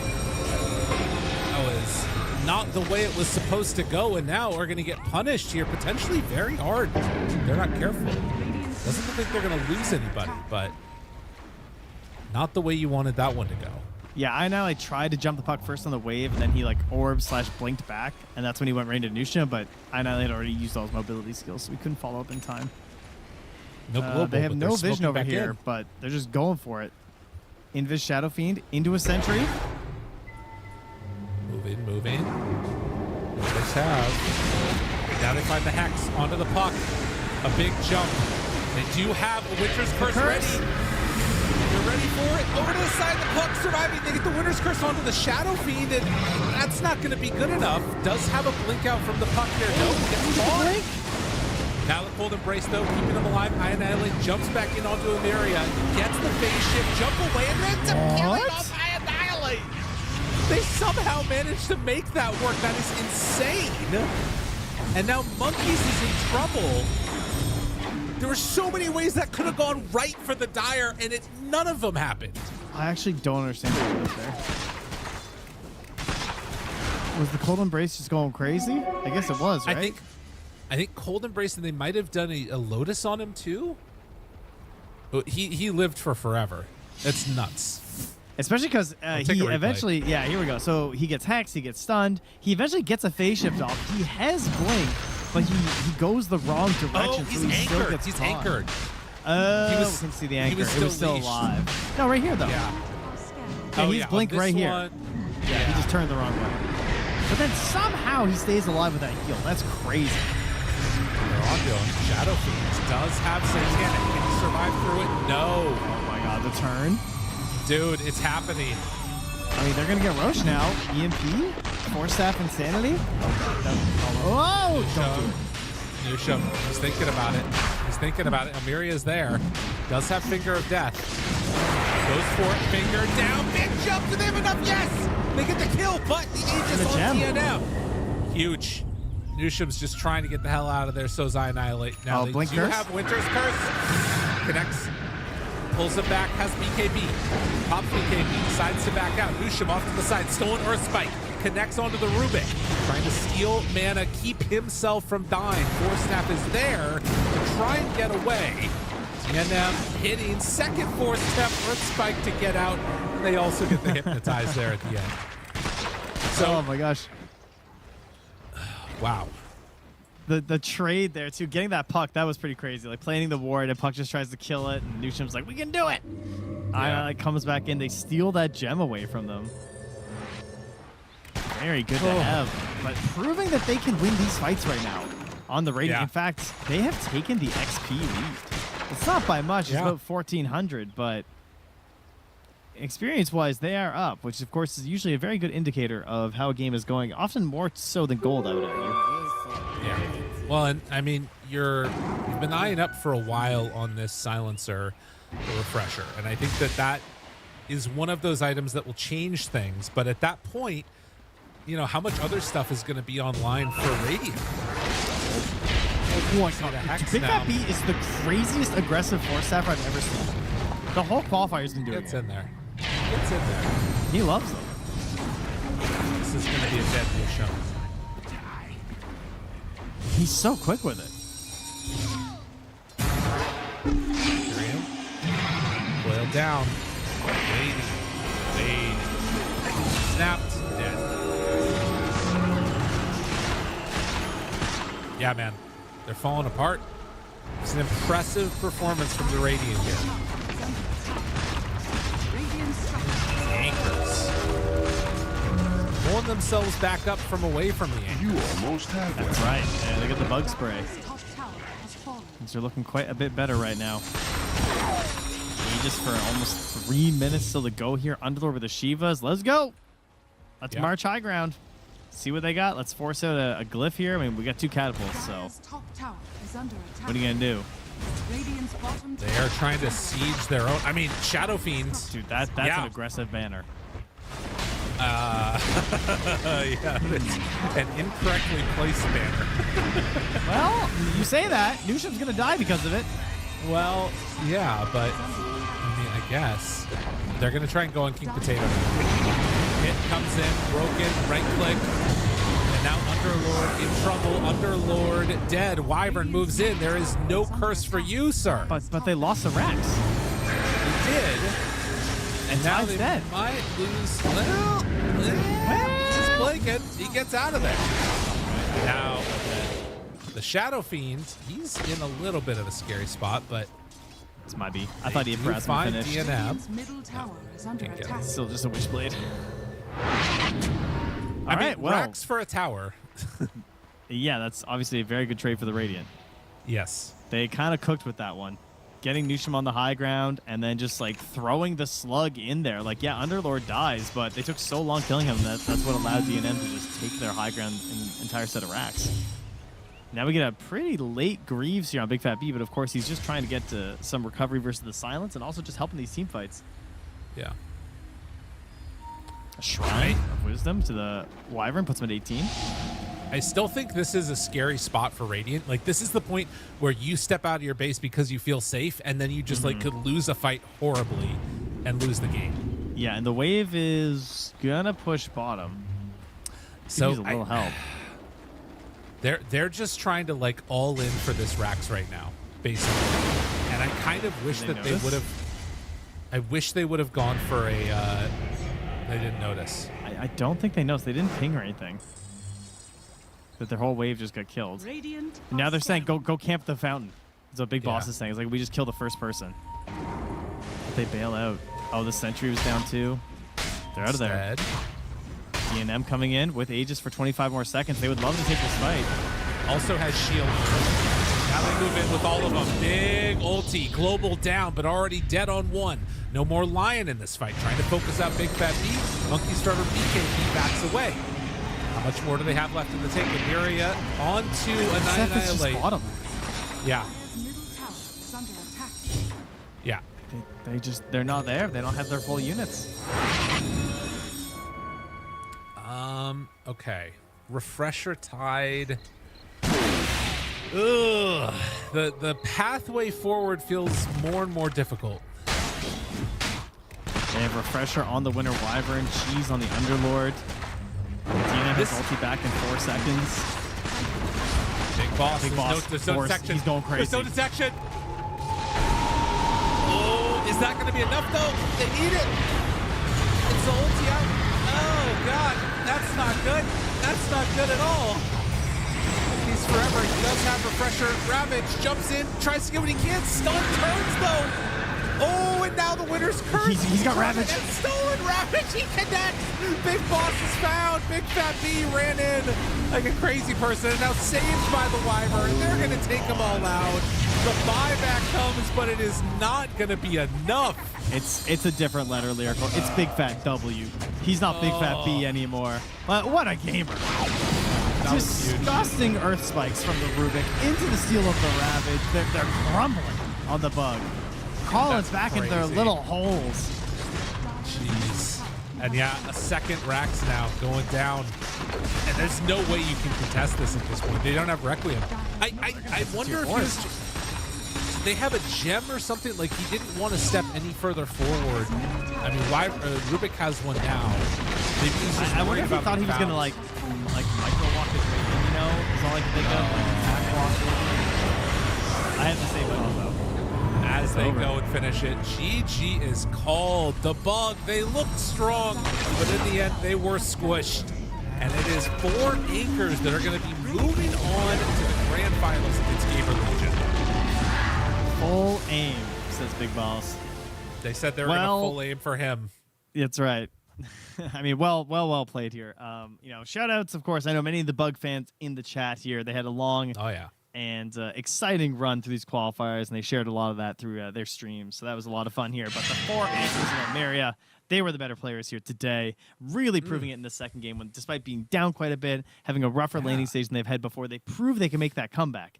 And, you started this broadcast because you're saying, like, maybe you can win some games, get some momentum going. That's a great kind of momentum game going into a grand finals. Totally. Yeah. I mean, you got to feel good about it. You're setting up right now to take on a big match next, and there's not a better way to do that than off the back of some victories. Now, you can, just not think that much about the games that they played against them earlier, and maybe you learn from those. There's a lot of different thoughts for how that could go. But as you can see, the supports, I think, to me, were the standouts in this one, really helping to cover each other a lot. Like, Wyvern didn't get a ton of huge curses, but they were doing a great job of keeping Puck alive, keeping Shadowfiend alive, really, and keeping each other alive. Really good job covering each other. God, and this. Yeah. Ugh. Yeah, there's a lot of very good plays here. And this is, I guess kind of where it first started to feel like, oh, maybe we've got some issues, right? Like defending this top lane, not being able to close it out here. Just a very chaotic fight all around, and they have a lineup that thrives when all things are crumbling perfectly together, and it's all going according to plan. Global Silence layered on the Ravage with the Requiem. That's what carried them through the first 30 minutes of this game. But when things start going like ticky-tacky piece by piece, just like this fight, same thing, that's where they really had their struggles. Yeah, I mean, Dota is such an interesting game because, like, it is just a series of fights, and can you win them or not is the big question mark. And, if you can find a way to do it without the gold, you can start getting the gold, and then you are winning the fights pretty handedly. Man, look at that. The stun coming out, like you said, right beforehand, which enabled them to get the Ravage off. That was crazy. And look where he blinks, too. Yeah. I mean, I'm going in. Because he knows he's got the Wyvern behind him, right? Like, there's really good stuff there. Impressive. Total faith in the team on that one. And the courage just ended. They saw their moment. They realized, we got this. Get a couple more kills. It's going to be over. Impressive. Done and dusted. Time to get themselves a little bit of a break there before they're going to move on. And definitely a game where you can pretty much look at everyone on the Radiant and think of some very good moments. Very good stuff. DNM, of course, kind of clutch in this one, not going to lie. But Ilmeria, he's 8-6 and 10 on the Puck. But this is, again, in no way should you have a good game on Puck. And I think he did the perfect snipe through of the build in a very difficult situation to still get his Blink and his Witchblade and have to go for that BKB just so he could actually have a chance at playing. And I always love the Atos on the Underlord when it looks like the good kind of game for it, and I think King of Potato had the exact right idea here. So very good stuff from the cores, and we've already talked about the supports just being godlike in this one. Totally. Impressive performance for sure. We're going to give it to Big Fat B for the Ravage steal, because why not?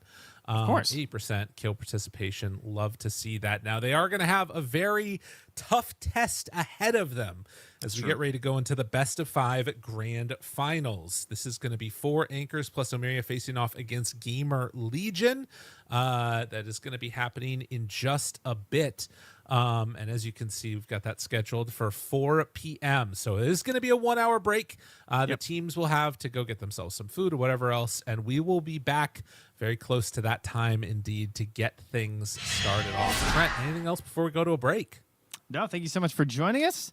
Good luck to 4 Anchors during their break. Thank you to the Bug. Shout outs to all the Bug fans. Shout out to the Bugs themselves for everything they did in these qualifiers to help promote more NA Dota, which we love, of course. And I'll see you guys for the finals, right? Right, Lyrical? That's right. We'll see you all there on the other side of it. Have a good one, and be back in a bit. Sure.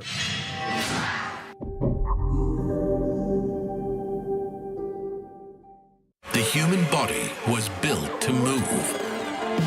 Not trapped at a desk in one singular posture for 12 hours a day. It's time your chair evolved. This is Secret Lab Titan Evo. Ergonomically engineered for you, gamers, hybrid workers, artists, every move.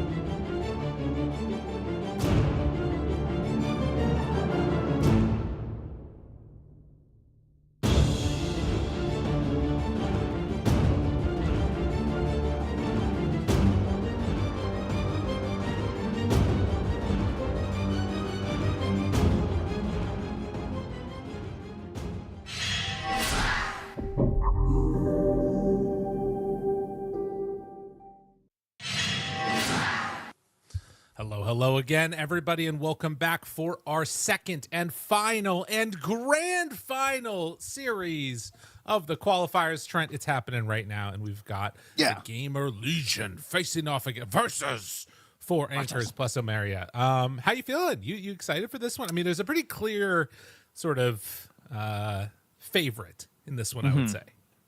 It's true. We are definitely coming in assuming GamerLegions are the favorites, and it's been looking that way through the qualifier, no doubt. But we just had a fantastic series from the four anchors. We're hoping they can carry that momentum over. We tried to channel their power in the hour-long break. We were unsuccessful in using that power in our game. Yes. But we almost had the comeback lyrical. But there were moments. There were moments. It was just enough time to squeeze in a good old loss as we all hop aboard the Dark Carnival Midnight Run. Turbo mode. just for everybody. That's Of course. I mean, you got to do it. Yeah, it's a fun one to get in every now and then if you can. I don't think that we're going to be seeing the similar types of lineups that we were drafting in this next game, if I would hazard a guess. But that maybe they should, Ursa. I mean, Mask of Madness. your Ursa was looking great. I'll say. Thank you. Honestly, I think our teammates all did a great job. I'll take the blame for the L on that one, guys. That's Okay. on me. That's not what you were saying. This guy. You had This some guy. choice words for the Shadow Shaman in our game. Listen, if he pings go, I go. And then why didn't he come? I don't know. There's some confusion. It's okay. Yeah. It's all right to Yeah. be confused. Of course. All right, let's. I mean, get the into Phoenix would have draft. died at the most pivotal moment in the game. Yep. Yeah, Not hanging on to but- that one at all. Nope. Let it go. Like water off the back of the duck. Let it like go. that. We go to our best of 5 where there are Team much better back. Dota players here, Radiant thankfully, team back. for you guys to Thank watch. goodness. And that's, Team back. well, they think it's all of them on GamerLegion. Meanwhile, there was a lot of smack talk in the lobby here. True. For example, there was a level 3 10 penalty seconds remaining. on 4 anchors. And of course, King Right. Potato said, is it to make the Dire series team back. fair for GamerLegion? Fair question. Whoa! Bang! Bang! Because Bang! obviously, 4 anchors are so powerful. That's the only Yes. way. And then 10 Big Fat B said, my seconds powers have remaining. doubled since the last time we met, to which King Potato also said, power level has doubled 5 from 2 to 4. seconds remaining. Pog. What's So, interesting is kind that of taking a shot at his own teammate. Impossible. GamerLegion were not reciprocating with the all chat. I noticed they were feeling all Speed business. got in there. Oh, did he? Speed to say how much you bench 10 Potato. seconds remaining. Oh. To which Potato said 325. To which Really? Speed said, Remaining. sheesh. Yeah, he can do 325 single. Radiant team Wow, back. that's. I mean, look good. at him. Doesn't he look like he can do 325 single? He's No. in the garage, you know? He's hitting those No. weights back there. 10 325 seconds is a remaining. lot. That's what I do single. He's a beast. 5 Yeah. seconds remaining. Apparently, that is actually shocking. Dire team pick. He's King Potato. Apparently, I mean honestly, he just doesn't look. I don't know. Anyways, it's fine. I believe him. I They're believe. going to step up to King Potato on land when he qualifies the TI. I mean, apparently, I got to now, right?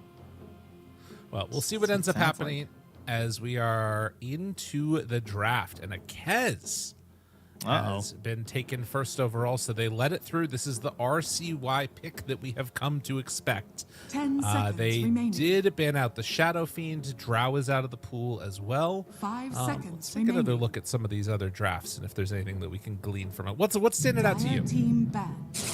Well, that was like the one hero I was thinking not to let through. Yeah. Yeah. Like, that's where I would have started. You're not wrong. I just think it's confusing during the draft because you have to worry about this mid matchup. 10 And seconds remaining. I guess the way to deal with it in theory would be to pick something in the mid lane that Kez doesn't want to go 5 into, but then you're seconds remaining. losing your advantage of the last overall pick. So that's why it's such a good Kez opener. Right. Yeah, I hear you there. Well, let's see. So when these two teams last met, 4 Anchors did take Axe first overall, and then in the second game, Axe was banned by 4 Anchors, and they ended up taking an Enchantress instead. So this time around, they give them an option to take and claim the Kez. Because they banned out the Treant instead. They felt like the tree was more of an issue than the Kez Dire from team the last back. series. And essentially trading it here for the Axe themselves. Radiant Right. So team obviously back. I put a lot of stock in this hero right now.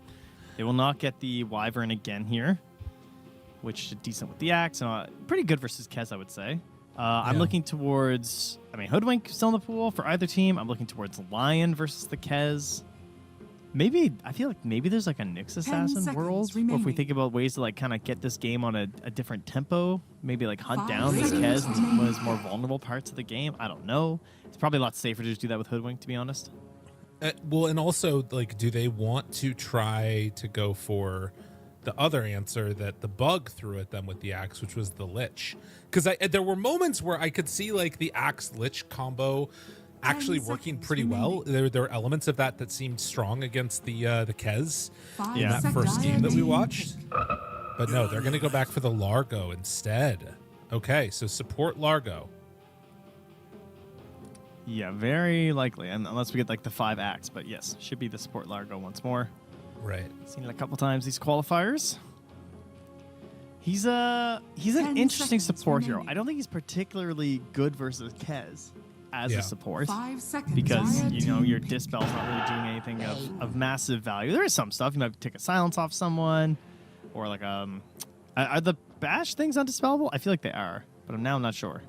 Now my head says they're not dispellable. Like when he puts a Raven's Veil on you. Oh yeah, I'm not sure about Raven's Veil. I was pretty sure that the Kazurai, the DOT is dispellable though. Yes, that one is. Yeah. That one's for sure dispellable. I think Raven's Veil isn't, is what my head says, right? Pretty sure. Pretty sure it's not. I'm like 99% sure. So strong dispels only. yeah, okay, that sounds right. So And then same thing with the Shodosai one too, right? Like if you make a proc from that too. Yeah, so Largo can't help you there. Wow. Yeah, these are all very good heroes that GamerLegion has just gotten. That's a little spooky. Every time we cast them, I'm just reminded of these broken heroes I'm seeing in other regions. And they just bring them out here, and I'm like, oh, yeah, right. Where are the Bane and Snapfires? Yeah. You know? 5 seconds remaining. Well, they got them. For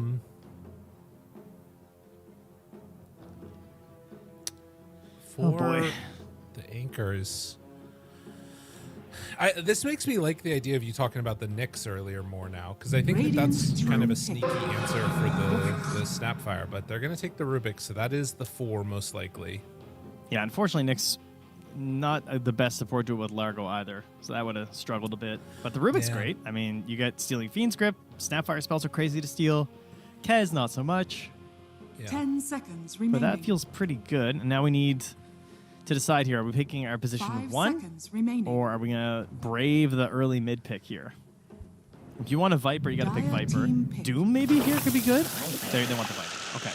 Because I definitely think that Viper is going to get banned for sure. Because they're going to try and force the Kez mid. Right. So you take the Viper now. We're trying to force this Kez onto Ghost. So now RCY has a chance to say, okay, what is the best hero versus Viper that I want mid? He could do Snap. 10 seconds He remaining. could do Invoker. What's he feeling? 5 seconds remaining. Big Fat B looks excited. Dire team back. Pumped up. You take NG. Could do Nature's Prophet. That might be position 1 or position 2 or position 1 Nature's Prophet here. Very interesting.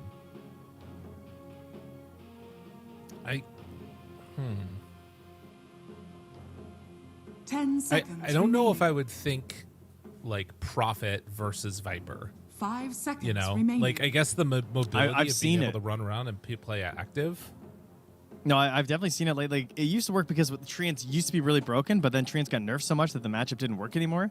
But now the Treants have been buffed enough that the matchup's good. It's like the So Enigma you matchup. play around trees then. Okay. Yeah, Treants. you use your trees in the mid to try and like bully the Viper a little bit. Okay. And then he doesn't have enough damage to deal with the summons. The Enigma Interesting. one is more effective for sure if you want to go that route, Right. but obviously Nature's Prophet has other benefits. There's still some trickery afoot though. They could still like Wind Ranger, Right. and they could do something like that if they wanted to support Nature's Prophet and offlane Snap, and then put the Wind Ranger mid versus the Viper. Of course, that didn't work out too well the last time we saw it, did it? No, it wasn't the best. No. Radiant team I'm back. thinking now about this Kez and what they want to go like 1-to-1 matchup on it for the carry. They banned the Wind. That's the good answer. Yeah. There's probably Terror Blade's the other ban, right? Like heavy Yeah. physical damage hero. Is there any chance they could go 10 faceless? seconds remaining. They don't really have great damage to throw in. Yeah. 5 seconds remaining. If it wasn't for that, I would say yes. Dire Also, though, team these back. games have been going late, and having a Chronosphere late game is always just so nice. Yeah. Monkey. And then there's the Boo. fast tempo heroes, right? We've seen the Venge. That's a position Right. 1. Yeah. That could be good. Drow's obviously banned. I mean, there's still Doom. 10 I seconds think Doom remaining. could still be pretty solid here for them. Radiant team back. Yeah, that's an interesting idea. They could also Doom on GamerLegion, though. Right. That would be very crafty right now. Snap They mid, banned Doom the off lane. Sniper. That's interesting. So they were 10 anticipating that. seconds remaining. Oh, I don't even know what that it was. NP off Dire lane then. team pick. Ban the life stealer. Or snap off lane and NP mid, maybe. Or sorry, safe lane. Or yeah, you're right. No, it would be NP support, snap off lane, I think. Would probably be the way to make that work. 10 seconds. We'll see what they remaining. take.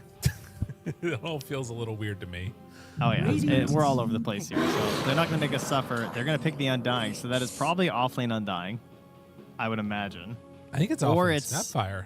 Yeah, it's probably off lane snap, position 5 Undying, position 1 Nature's Prophet. No, but then it's mid Kez. So no. Yeah. No, I think they're mid Kezing again.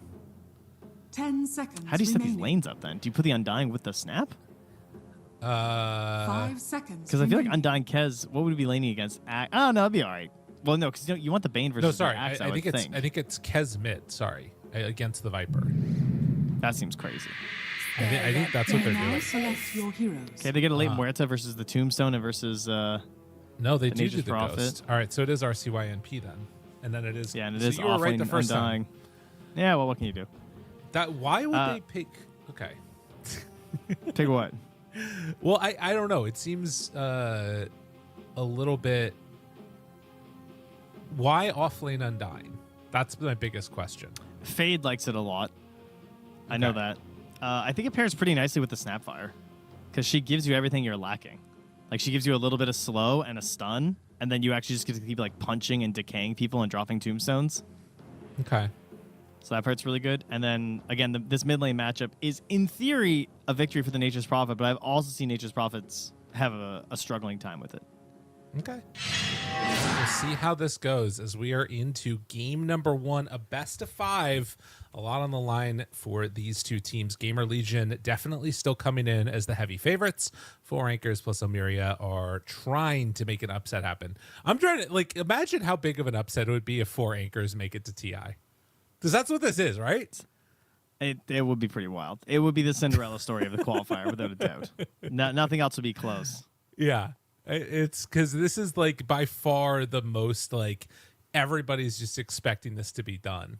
But imagine. Yeah, and it's Jover. Look, if they make it, you here watching right now, you believe. That's why you showed up today to watch, That's right. I appreciate you for that. That's what we want to see. Let's get into it, Trent. You ready? Let us indeed. I believe in the draft. Okay. He said hesitantly a little bit, but no, I do like a lot of the things that they have here for 4 anchors. I think the draft is viable. How's that? I love it when you just say, I believe in the draft, but you don't have to say which team it is. You're just like, no, I believe it's good. I believe the draft has concluded. Yes, that's true too. King Potato also said that he watched 4 Game Leap videos during the break. So I really feel like he's got into the head of Yes. GamerLegion.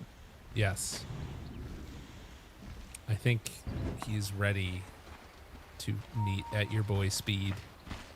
Oh, some It's punches your boy. already on the ghost. Take that. Bang.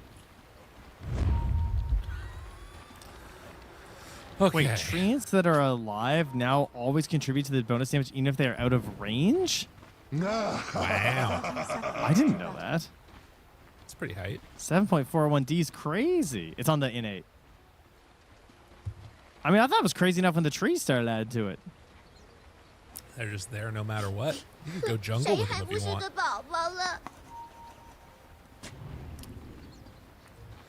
Okay. Toxic line from Dub. Who isn't a baby? The battle begins. Ghost, who's clicking quicker. King Potato! That's why he got the name. That's why he got the crown. He's the king. King of the clicks. Meanwhile, Unfortunately, well, that is pretty huge. that's Taking not how down you want your RC counter pick to go. First blood, and then also, I mean, they did get 3 bounty runes at least, so that's something. Okay, well, now we don't have to worry about how this matchup plays at all because there's a first blood, so it's all out Yeah. the window, huh? True. I mean, if there's any way that you could start, it would be pretty close to that. But look at these treants. So they now hit for 16 again, which is it's getting closer. You know what's crazy is that like when we started playing Dota, these guys hit for like, I think it was like 25 level 1 or something, and it like went up to like 30 something. Yeah, it's pretty nuts. It's very quickly. Like now it goes all the way to 43, but they were beasts. So guys, so annoying. To bring it down into the deny range as Big Fat B backs away, will not get caught and killed. Looks like they're going to be fine for the moment.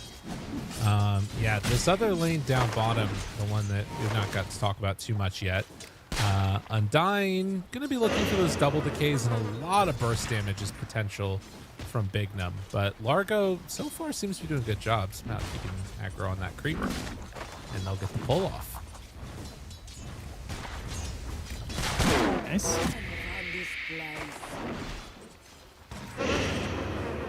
God, DNM. Yeah, Largo and Muerta is also a disgusting combo. We've not talked about that yet, but Croak of Genius, Muerta is one of the best heroes in the entire game to abuse this spell because she gets the bonus damage on her attacks as well. Keep reverberating over and over. As Speed grabs kill on the Big Fat B. Taking him out He there. immediately buys more tangos, a clarity, and a blood grenade. So he is not letting up in this top lane at all in the pressure. Yeah. Doing whatever he can to give Ghost a good time. Ghost's already taken some hurt. Away. Meanwhile, bottom Cookie, DNM low, has stick charges, taking zombies off of him, but will end up falling here to Big Num. Eventually gets ran down. Dude, what can you do as a Largo here? Yeah. Versus an Undying Snapfire. Like, you do not have a lot. Like, maybe you can tongue your ally out of like a cookie combo or something and you get out, but once the tombstone's down, like, see you later, man. I'm out of here. Yeah. Well, it is interesting because it's very much like the style of Dota that I feel like we've seen out of NA for a while, which is that when like all else fails, you sort of just play like to win the lanes very hard. And doing that sets you up for success. It's a time-honored tradition in our region. Oh, yeah. Oh, wow. That was nice. We're using some good stuff here. We got the balloon going. Love that. All right. Do you remember when those were popping smokes before? I wonder if that still happens. Or not popping smokes, but they move when you walk through them smoke. They probably do. Yeah, probably. We got utility now. Look at CSGO. CS2. Sorry, my bad. How dare you. Ilmeria eating his way through. Is up top. They're trying to keep this pressure on the Ghost. Big Fat B trading hits with speed. And get that Fade Bolt out before the Brain Sap, unfortunately, though. And you can see all of the lanes winning right now for GamerLegion, but not by a huge margin. That death hurts, though. These tombstones, I mean, he's just dead on cooldown, is what it feels like. Yeah. It does feel that way, doesn't it? Like if there's any combo there, it's just going to be a bad time. I mean, you've even got the Gunslinger, but it doesn't matter. Yeah. You know? Sounds strong enough. The problem is it can't prioritize buildings twice if there's anything else there. You can't, like, double tap the tombstone. Speed. And Potato getting gone on. The hits are there. Tries to throw him back in. Turns, punches, stick charges popped. Had a fair fire still to go. Meanwhile, down bottom, DNM is running again, by the way. They're on him. Does have a frog stomp here. Yambura trying to figure out, should I help my carry or go for the kill? Decides instead to leave. And will throw out a fear, but yeah, this is just, it's a bully central. Kill off Fate's Courier. That's nice. Courier accidentally went up kind of a crazy spot there. TP back? Oh, he's just getting okay. You can see the trance though, eh? Like he has 2 points. They're gonna get the kill there. Nice. DNM maybe getting some vengeance. I can't do it. Yeah, but he has 2 points in the poison, but it doesn't matter. The treants Right. can just survive through it. You don't have the damage to actually kill them. Yeah. And again, So winning. if you guys all are looking for your lanes. pub counter, this is it. Yeah. Yeah, make the treants and last it your way through the lane. Need to make sure you're not giving up too many last hits on the treants, though, because that does start to add up a little bit. I know, but he can't kill them really. Like it takes him too long. If he tries to Agreed. kill them, you just like run at him. But you're right. It is very easy to do when you're first playing Nature's Prophet. Yes. You're like, don't worry about that guy. Big Num moving in. Big ulti coming in. Cookie. Hits. Double down. You are without a doubt the biggest, highest, loudest. Yeah, that one's rough. They're trying to make something happen onto Fade in the meantime, but it's just not going to work. And he even just gets the Lotus. I mean, what could they even do? Even if they, like, does this combo into anything? Frog stop, maybe not really. He needs 6 somewhere to really make it work, and he's 3. Right. Oh, yeah, those God. numbers are far apart. That's double. Yeah, they see him coming through here, so they'll back out now on 4 anchors. Radiant's bottom That's a tower sweet is shot for under double attack. CS, though. Oh, Give yeah. him that. I don't think that this is like completely horrible at this point. It's a 3,000 gold lead at 6 minutes, but like they are still getting levels to a certain extent. This is bad though if they lose their wisdom. There. I think they're gonna. Go Radiant get their is time. scanning. Well, okay. Maybe Oh. TPs are coming. Yeah, they're moving over. Speed is there to try and help out. Getting on top of it, they're there. Frog stomp action. Big them caught. Good damage in. Now they bring in the NP though, and there's no more help. Oh, Viper trying to get in on top of it. They just need to find some kills, and it's not going to happen. And instead, Viper still up in strike the air. connection. Triple kill, dying, dead. Nobody goes down from GamerLegion. And then Bignum gets it in the end as well. Radiant's Wow. top tower is All under right, well, that was a lot worse than just losing it. RCY shows up for a nice triple kill at 7 minutes on Nature's Prophet for a cool 580 gold. Catapulting him to the top spot in this game. 4,000 net worth as he approaches the 8-minute mark. Dire's middle tower. And that's going to be a very early maelstrom. Radiant structures are fortified. He says, Yeah, they- Radiant's top tower is under attack. yeah, his javelin is already on the way. That's crazy. Okay. Well, that I was just saying it's not that bad for them. And Yeah, why'd you do that? I revised my previous statement. It is that bad for them. Jeez, man. And look at Speed, already going for a setup play here. He needs a little bit more time, though, because Prophet doesn't have ulti for 18 seconds. Oh, but he's going to find her so low HP. Yeah. Does he even grip? He doesn't even respect her for the grip. Now he's going to grip Jan Bora. I mean, he doesn't even have to, but yeah, he will. I think this is Prophet ulti soon. pain. Pain. They are going down. Speed's going to have a field day in this one, man. Radiant's And Nature's bottom Prophet is already this farmed, plus the kisses available from Bignum. He is just going to be roaming around every nighttime with that extra vision and just scooping people up with the Nightmare. Radiant's NP is like- a problem. Hey, what's up, guys? Yeah, It's yes. your boy Speed here.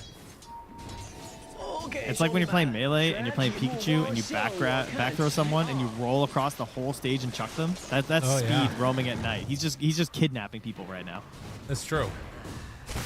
I think part of the thing is that, like, because of the threat of the Nature's Prophet, this Bane becomes so much more potent, right? Because all you need then really is a grip. Or, I mean, this could be good, though.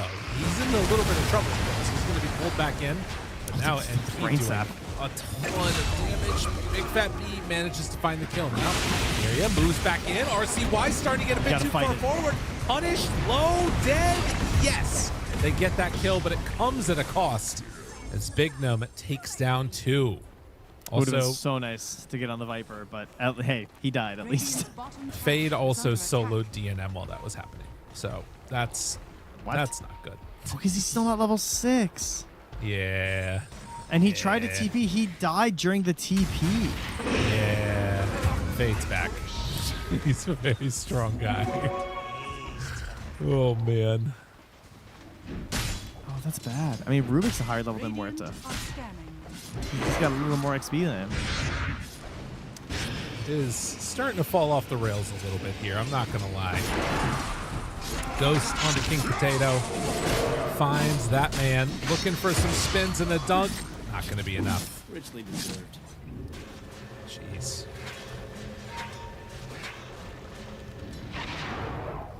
Painful. GamerLegion a good team. I mean, Yeah. it is kind of amazing to just see them create a lead this big, this fast. Yeah. New EG. That's right. They've hit everything. Looking like they're outclassing their region. See if they can keep it up for all 3 potential games here.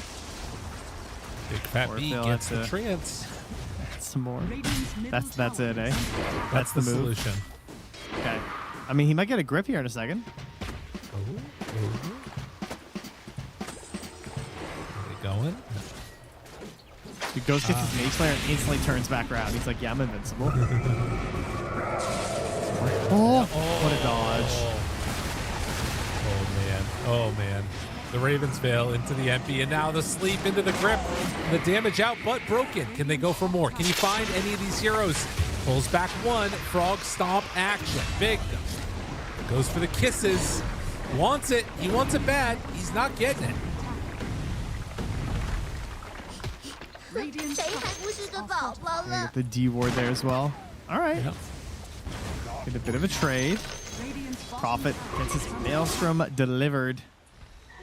As him and Kez are top of the board right now. Kisses are down. So DNM can stand this close without the threat of instant death. Right. Stolen Decay. Not Radiant's bad. middle tower has fallen. Yeah, level 4. That's you'll take that as a Rubik. Absolutely. Get big and strong.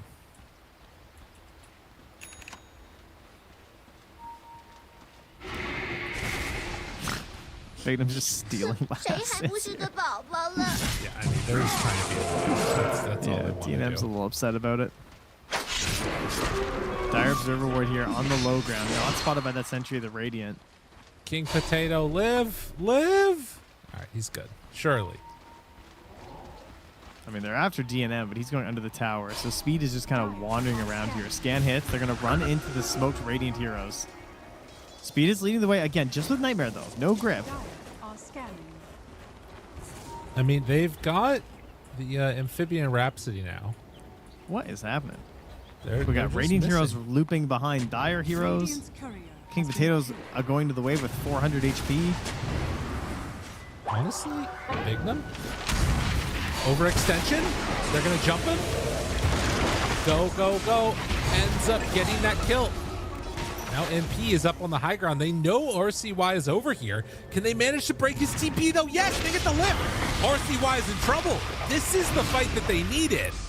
A double. Pulls it They're back. still thinking about tombstoning this and fighting. Okay, there's a blink forward, and yeah, that's, well, they're still pretty far ahead. Does have decay. The parry. Oh, they want to go for it. Oh, this is a crazy play. What? This You're is a crazy crazy. play. They're defending the tombstone, but I think they get this. Yeah. 200 gold for Big Fat B. Is Ghost gonna kill him? Ghost. The decay. He's got 1,000 HP. The heals are there. Dude, what is happening?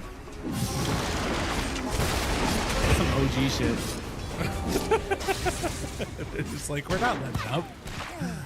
I mean, to be fair, that like you don't have a blink dagger on Axe. He's nowhere close to it. You have no mobility on these heroes, so you can't really No. punish. 谁还不是个 I mean, 宝 Fade, 宝 you know, 了？ he's sitting there with his blink dagger. Like, I'll jump on anybody right now. Yeah.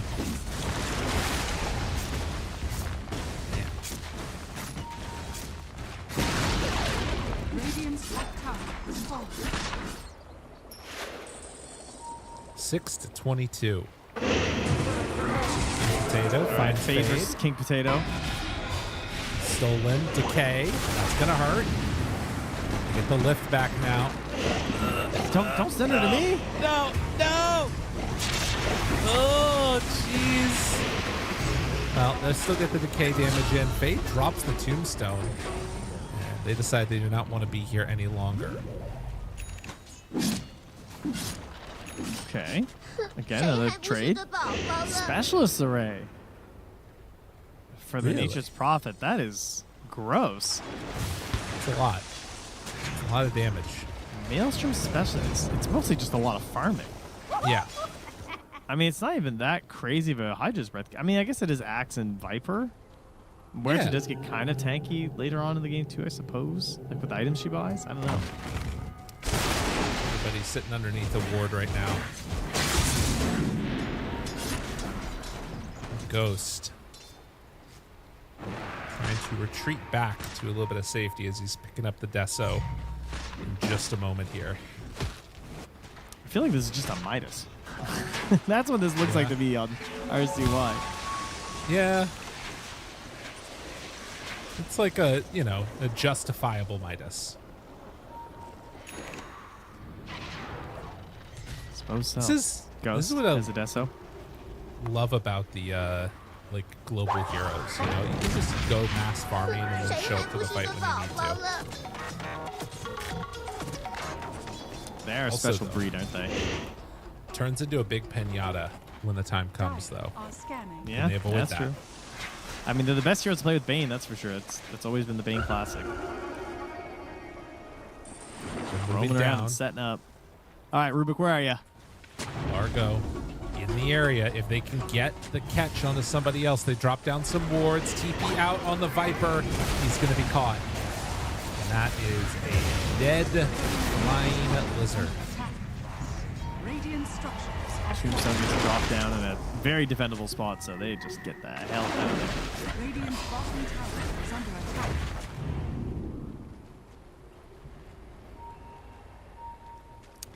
She's DNM with like one farm again. He's got effectively Mask of Madness. You know, he's trying to get a crit just to do some damage to maybe, possibly kill the Nature's Prophet. Radiant's But R2I's got Shard and another 1,000 gold. He's just going to be firing out of the realm of normal farm in this game compared to everyone else. I do think, though, that if they can get on top of him, like, he will die to Muerta. There's no doubt about that. Yeah, that's true. Fade, speaking of getting on top of. Jumps. Pops the ulti, turns to start to TP, and almost able to get him killed, but not quite. Speed likely going to be able to find... Oh no! Loses vision! Oh, the cast point on Nightmare. Super annoying. They managed to still get him, though. Doesn't matter. Dire's middle tower is under attack. Where is NP going? Oh, to go help kill the Viper. Well, that'll do it. Yeah, I mean, they're just trying to catch up wherever they can. Farm. King Potato, he's, what, 1,000 gold away from his Blink Dagger now. Very difficult to make the rest of this work. I mean, he might be far from Blink, but I heard he benches 325. That's true. Yeah, you know So, what? you win some, you lose some. That's a good point. I hadn't thought about it like that. How much do you need to bench to carry your team back into this game?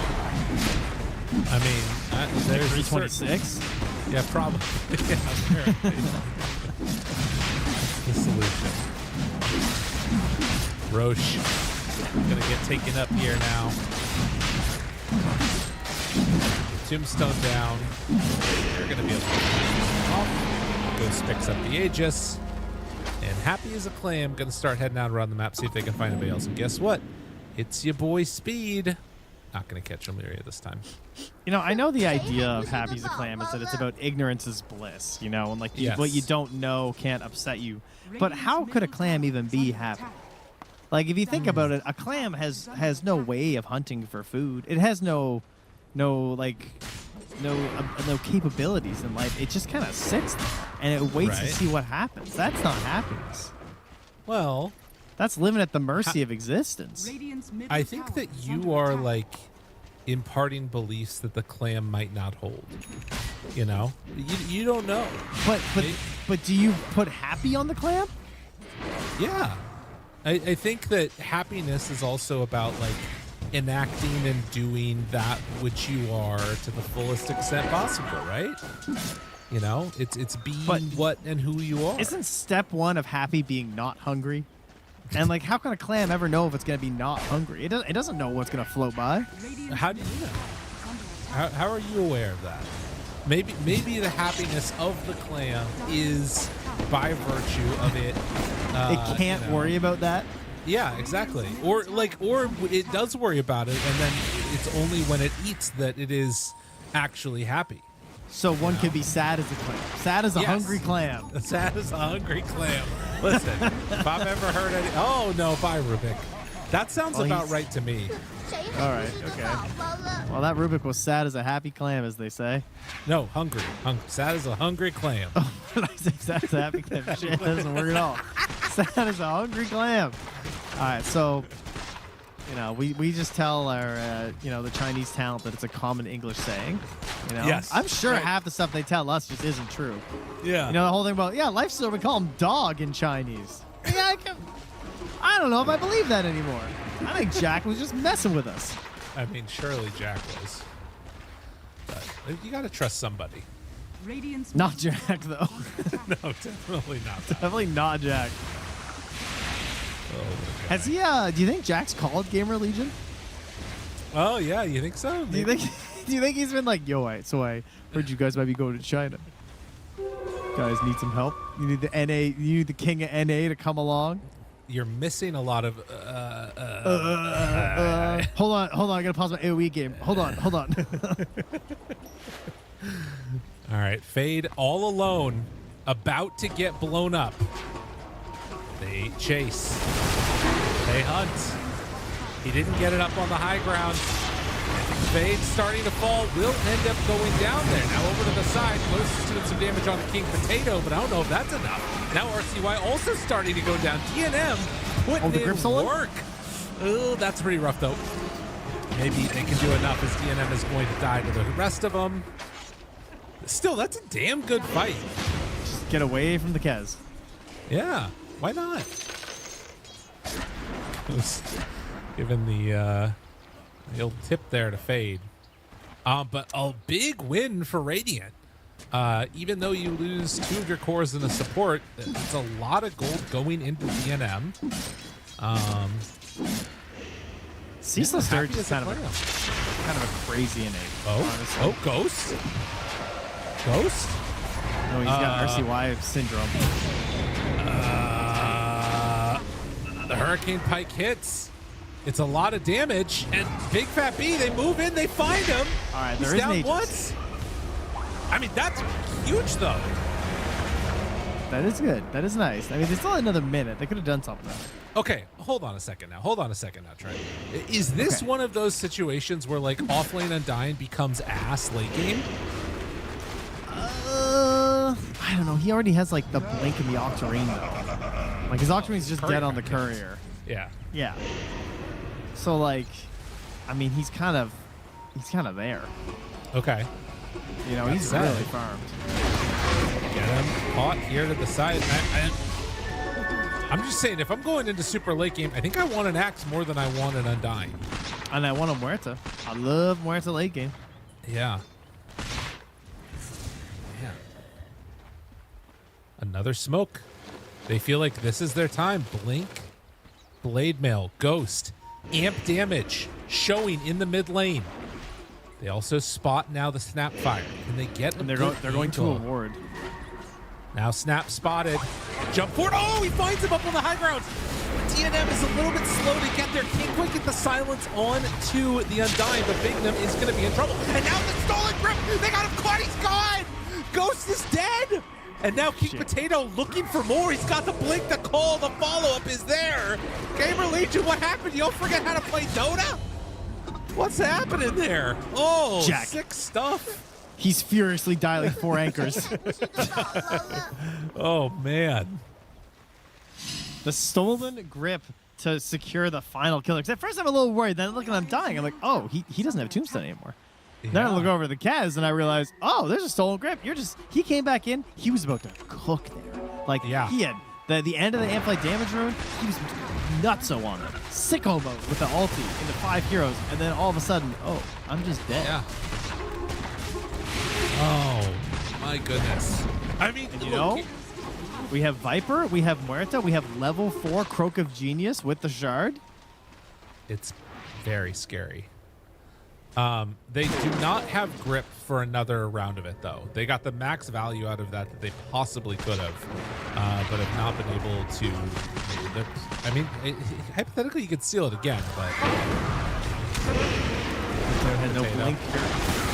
Potato, Paul, Blade Mail, TP, Def. But Tombstone down.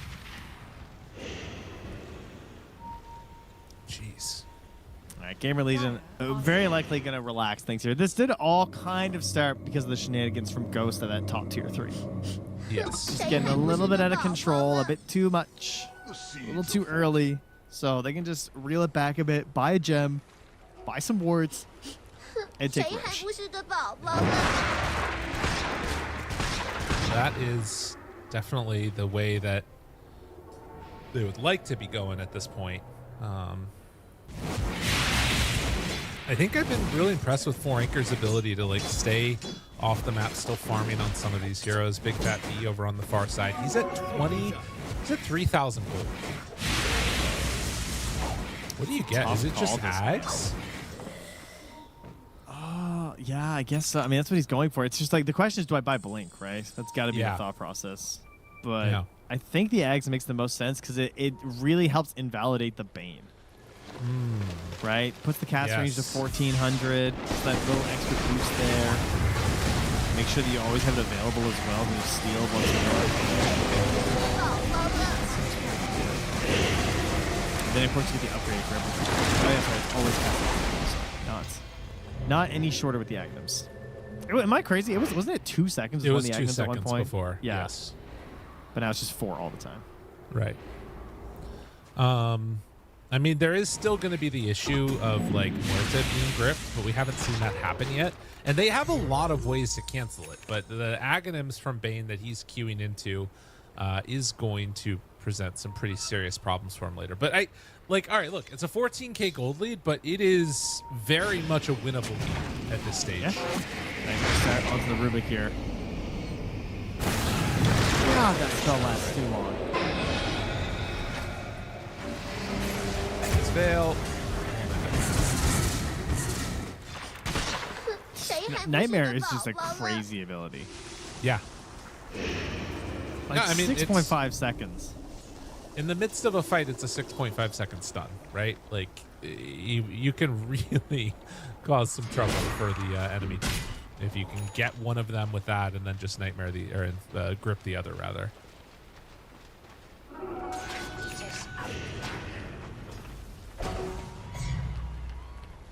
But Daedalus done. Will crit. DNM strong. Hey, maybe we'll get that bug where Bane loses Nightmare for the rest of the game. That would help the Radiant. Happened at the start of the qualifiers in China, the Lloyd. Hey. Well, I don't know if they hope patched it, though. I haven't seen it first. I haven't seen it since, but I also know that bug has been happening for like a year. So I don't know if it's fixed. Listen, Dota's just too complicated. There's always going to be some weird bugs. Oh, yeah. There's a couple of meatballs in the spaghetti. A couple of old ones. Some bad meatballs. Level 20 for Kez, knowing that Roche is going to be up soon. They're smoked up with 4.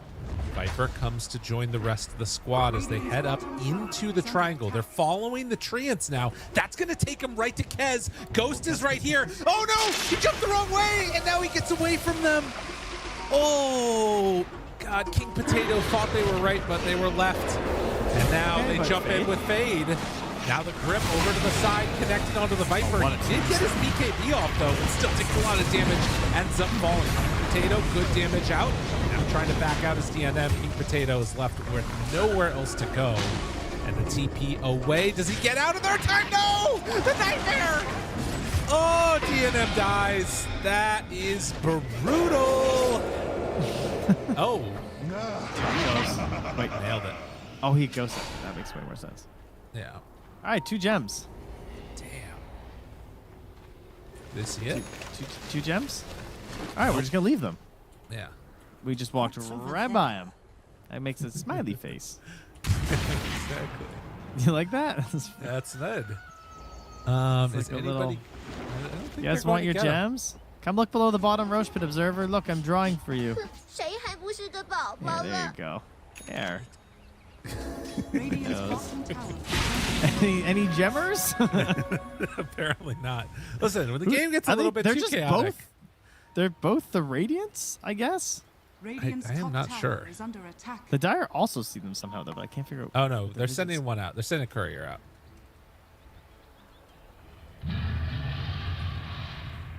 Okay. Do they get both? I think they're just getting the one. All right. So they'll let Radiant have their gem. Bane sends courier too. Maybe he'll Roche see it on the is way back. low. Do they take this fight after? God, it was so close to like everything going their way. Ghost jumps in, finds him right at the start now. Broken. TNM steps forward. Big hit. 1-2. BKB out, but dead. This Aegis was on the NP. Now Fade is also in trouble. He doesn't have a tombstone. As they're hunting and looking for more, it's a grip onto the Viper, but the rest of the fight is sort of playing around RCY, who's kind of in no man's land. Oh, he gets so they called. lose the Viper, but they're going to get RCY low. Big heal coming from Fade. That might need to be the end of it. They have another Pierce the Veil DNM wants in more. 15 seconds. They take it off. Does he hit the shot? Very nice. And RCY, they got the Aegis. What the And he's hell? got They Pierce the got Veil him? 3 seconds. Yeah, he's got Pierce the Veil 3 seconds. Huge. They're not going to be able to come and help him. He's out. I mean, look, here's the problem. They're still down, like, so much net worth, but, like, I don't know how easy it is for Dire to win fights now. Apparently not very. Yeah. They have to grip the Muerta. Like, I mean, to be fair, Kez did nothing that fight, right? He just died. Yeah.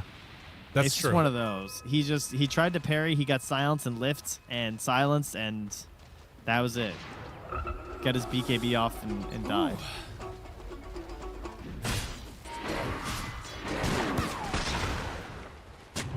What a game.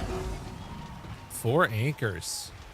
Looking for an upset here in game number 1. I am curious how many best of 5s any of these players on 4 acres have played in. I mean, DNM has definitely been in a couple. 谁还不 You 是 think 个 so? 宝宝了？ I think so. I think Okay. I've seen DNM in something. I'll bake a tray on the way. I guess qualifiers often do have the best of 5s. Yeah. Now, have they played in any for a LAN? Probably not many. Fade has Ceaseless Dirge. Worth noting, still down No- 17,000 No gold. TP. Undying, my friend. I must teach you something. When you have an innate that lets you respawn for free, you should have a teleportation scroll. That's a free tip for you players out Well, there. when he dies, he gets one, right? Surely. I think you're right. It still gives you one. You're right, because it's not a respawn. I'm the fool. I'm sorry. I'm sorry, Fade. And of course, you'd never need when you're out in the field, so that's my bad. Well, I'm he's the never idiot. going to die again, so, you know. Am I the asshole? I told my Undying to buy a teleportation scroll, and he said, "I get one when I die anyway, you idiot." Yeah. I think I'm getting YTA'd. I think I That's lost. okay. It comes for us all. What can you do? Oh, man. Okay. 18 to 36. But in terms of the, like, 18,000 gold lead, the experience is less so in that direction. I'm trying to think about what else changes the dynamic of this game. Like, you've got Ags on Rubik. It's going to be a butterfly for Viper. I mean, if he gets to the point where he starts doing, like, really significant damage, I think of him as just a damage sponge right now, but Butterfly might start to change that a little bit. It helps to just try and kill Ghost and whatever disabled they can find on him. I think is Right. what's the best part about Viper, actually getting damage. Yeah. I wish they could find some way to increase their duration of disable, though. I think that might be their biggest problem. Like a Scythe, Nature's Hexes. Prophet, that's very good for the Dire. Yeah. This game is so dependent on Big Fat B getting a good steal. Right. What does he have right now? Nothing, right? Yeah. RCY is going to show up to steal the Wisdom Rune, so he gets both. He's trying to get level 25. Oh, goody. Everyone's favorite. Yeah. 谁还不是个宝宝了？ Do people take the teleportation cooldown yet, or is it still the damage? No, Keep going. I have seen the cooldown more. I did see one of the damages, which surprised me. I'm all in on the cooldown for sure. I think it's the most broken one by far. I mean, the treant damage is like you basically can just sort of rat and like slowly end the game, which would be one of the most depressing ways for this game to end for 4 anchors. Hey, they got the gem! Hey, King Potato! He picked it up. He took the treants. He wants them. All right.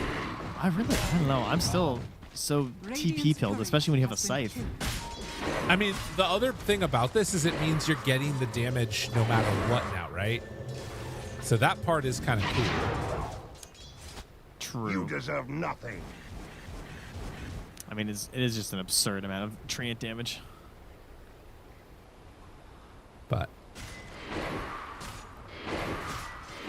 yeah, I mean, oh, you know what else actually is another buff to this? It used to be that you could buy Dagons to help deal with the treants more, and now that no longer insta kills.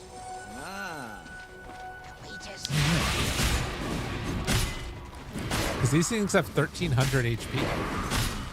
Like, look at this top lane. They're just running down the top lane. They do have an axe though, which is like one of the best heroes. But look at this damage. even though. he can't really deal with them. Look at this top tower. Yeah, it's just dying. Yeah, this is pretty disgusting. 不是个宝宝了。 bottom tower is under attack. I mean, They should probably deal with those. I actually think this is going to be, they're going to lose the game because of this, I think. They don't need to take a fight, actually. No, they don't. He's just TPing between the top and the bottom camps and sending treants in each of these towers. Yeah. Look at these Here ones. they go. bottom. Down into the bottom lane. Dun, dun, dun, dun. Wait for him. 谁还不 Oh, 是 he's 个 running 宝 back 宝 door. 了？ It was coming back. It was too soon. They pushed it all the way, okay. so he doesn't get to bully them anymore. All right. But look at the Mjolnir treant up top right now. Zap, Yeah. zap, zap, zap. I mean, look at, like, so here's the thing that's weird, right?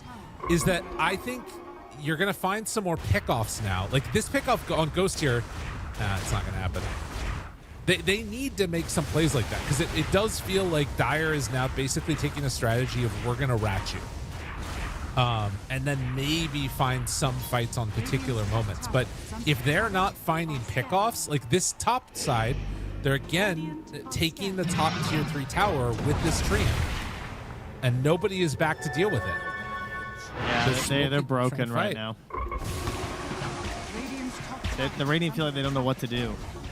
I Yeah. don't know if they have gauged exactly how fast this is destroying their base right now. No, look at bottom now. The same thing is happening. They're going to glyph for this, but honestly, the glyph doesn't even stop it. is under attack.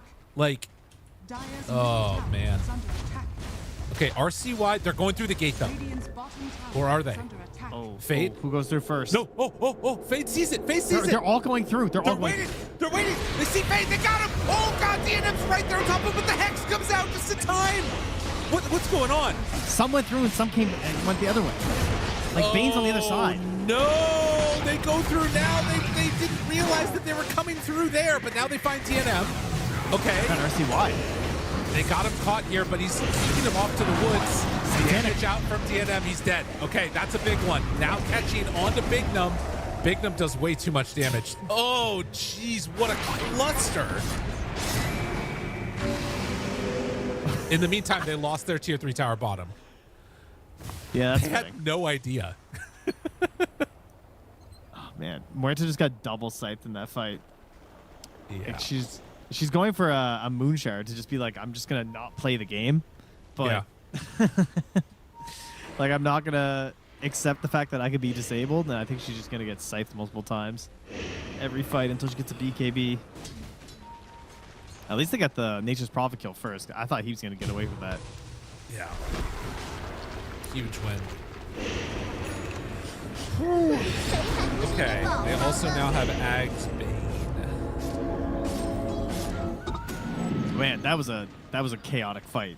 Bane. Yes. So what happened? The Bane was on the Radiant side, still down bottom. Axe came through, I think, with Largo. They killed the Bane together, and it was the other 3 versus 4, I guess. On the other side, it was, I was just watching the bottom gate, so I didn't get to see everything that happened up top. I was gonna say Undying should definitely just buy a blade mail because when I saw Muerta dying that fight, I thought he'd already bought a blade mail. Like he does have the satanic, but with no BKB. Right. Honestly, Muerta's yeah. bailing. She's bailing. She's gonna have to sell the Hyperstone to get the BKB. I think. Oh shit. She can't get the Moon Shard. No, she's not gonna sell it. I don't think she'll sell the Hyperstone though. Well, I guess it'll depend on the timing. It's true. She'll probably just Like wait you it out. might sell like the Falcon Blade, and then you can buy the BKB. That's true. All right. You just do that. Roche is up. This one is a little bit early. Oh yeah, do they have gems still, or no? I don't know if anyone has a gem at this point. Nobody on Radiant has one. They Dire have one on the Undying. Undying. Yeah. Yeah, they're just getting Roche, I think. Oh, wait, Ilmeria was Courier. he was trying to get an AC. Yeah. I think they're too late to come and contest this, unfortunately. But that does mean that DNM will have BKB by the next fight. Wait, they're actually not going for it? They're smoking out now. This is the same move we've seen a couple different times. King Potato, can he read it? Is he going to be able to get out in time? Good blink. Realizing the danger. Yeah, but he's under a watcher. They do have BKB TP if he wants. Another Hex comes out. There would be a grip anyway. I mean, honestly, all that really matters is that DNM got back into the base. RCY almost goes down there to the Blade Mail. He has buyback if they want to come and contest the Roche. But I think, like you said, it's BKB for DNM. Yeah, he's got it. I mean, there's no. Yeah, it's not close. So you know it's just gonna die too fast. He won't get set up in time. So many goodies though. 谁还不是这宝宝了？ It's the wisdom. That was nice. Gets level 20 for the Groove and Armor aura. Okay. Axe up in 40. Might need to buy back on this one. Which is unfortunate that it's him because they don't really have another great hero to start the fight with. Look at his chance. I know, they're so He's gross. just clicking them across the base to try and hit the bottom melee racks before it regens more. Yeah. Radiant's middle tower is under attack. Gotta deal with it. Bottom.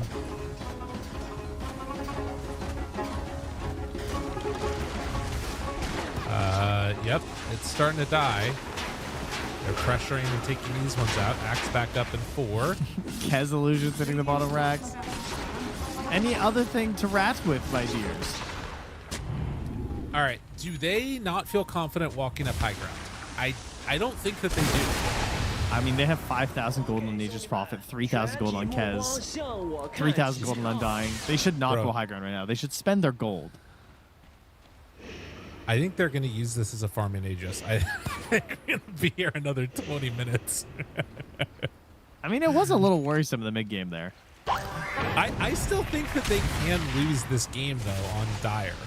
That's my, big worry. I think they only lose if Muerta gets to Rapier and they consistently one-tap Ghost. Okay. Fair. That's my win condition, and I think that's pretty unlikely. Well, we'll see if Ghost has what it takes to stay with it.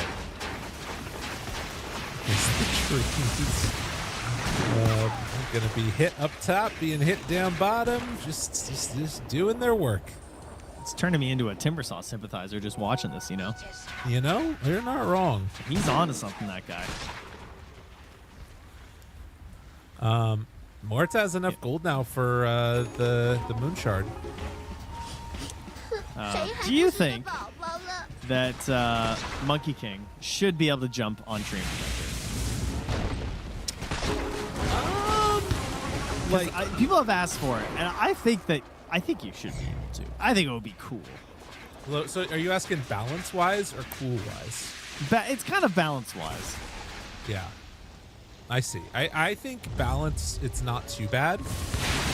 Yeah, that's kind of how I feel. But, I mean, are there any other hero combos like that, though, that are just so specific to 2 heroes together? I mean, I guess you could make the argument of, mana heroes for heroes that use a lot of mana. Yeah. That's kind of, Caudle plus Storm Spear is compared to Caudle plus someone else. Looking.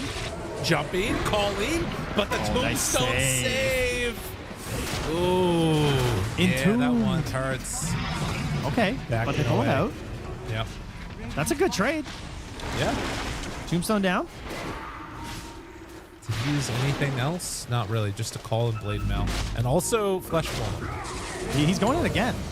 Okay, second round, second salvo, good damage out. The cripple's off to the side, pulling him low. He gets out, but good damage out now from Ghosts as they have not had enough to do what they need to. But Viper beating into Fade. Fade eventually does die. Double buybacks. And up top side, DNM is, RCY rather, is pushing those waves. Stun on the DNM, but the call. turns, stun, needs something more. Do they have enough damage? Yes! Muerta is gone, RCY. Reigns supreme. They buy back on Muerta. And she has another Pierce the Veil in a bit. Fade can jump Hex. If they want to go, they can. Jump forward, Hex, got him for the moment. The damage, though, now onto Kez. Kez in some trouble, broken dead. DNM steps forward now. Bignum, he needs to get the hell out of there. How much can they get out of this? They've already taken down 2 cores as Bignum tries to escape. And Largo Hunt. They pull him back in with the lick. Where's the rest of the squad? He gets grip. Whoa, whoa, whoa, whoa. They got grip for the Rubik. Okay, actually. He'll get out, but I actually think that this could work now. They have a Pierce the Veil. If RCY goes in right now, there's a chance they kill Viper and Largo. So Viper has buyback. I don't know if they know about the grip. Ag's grip on RCY. They can just click him. They'll know. Yeah. Oh, he tries to go for it. There it is. Ag's grip, Nightmare. Apparently that works. Yeah, because it makes you invulnerable. You just don't ever see it because it's Bane. Oh, that's so brutal. That was very funny. Damn. My plan.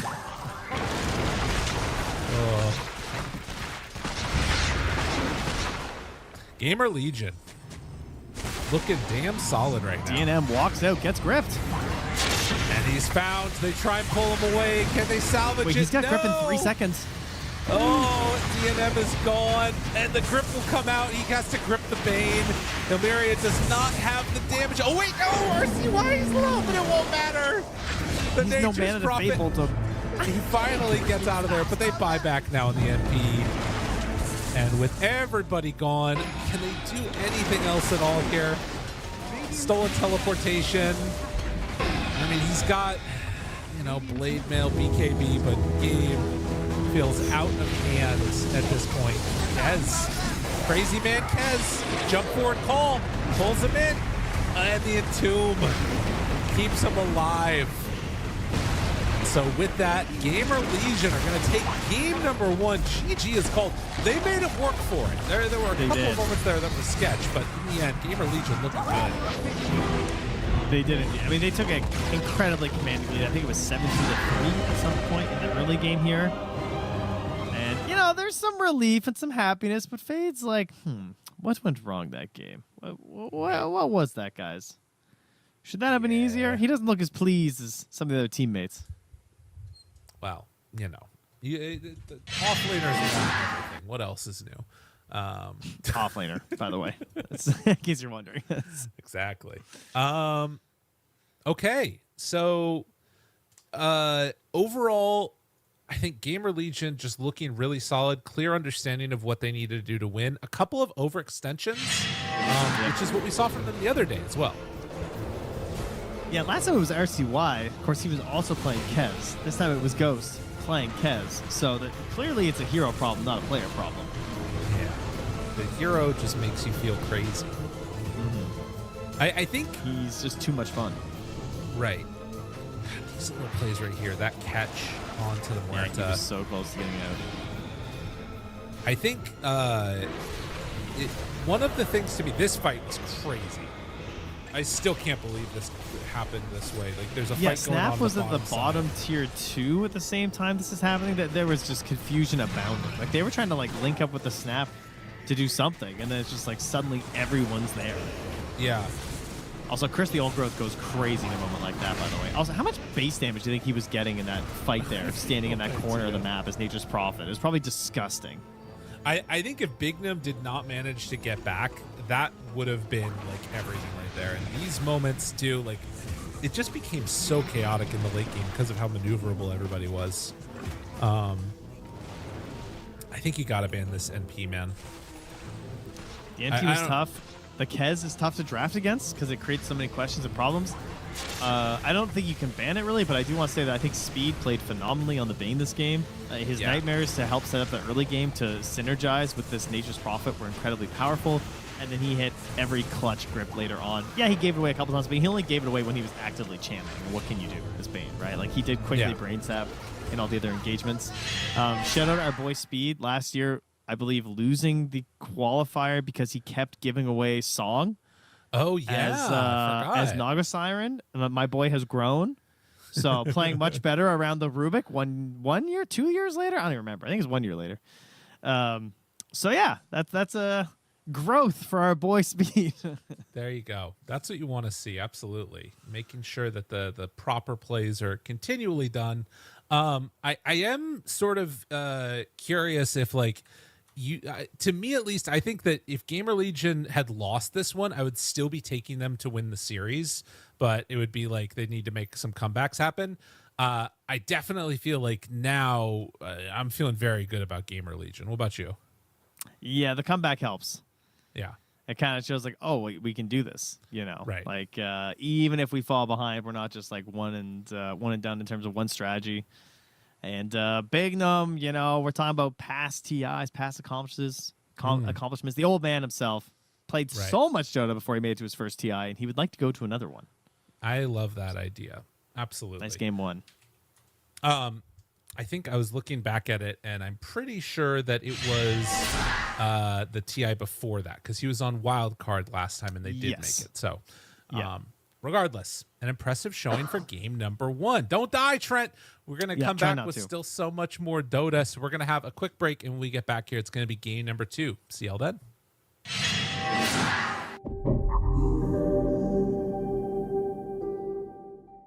The human body was built to move. Not trapped at a desk in one singular posture for 12 hours a day. It's time your chair evolved. This is Secret Lab Titan Evo. Ergonomically engineered for you. Gamers, hybrid workers, artists. Backing your every move.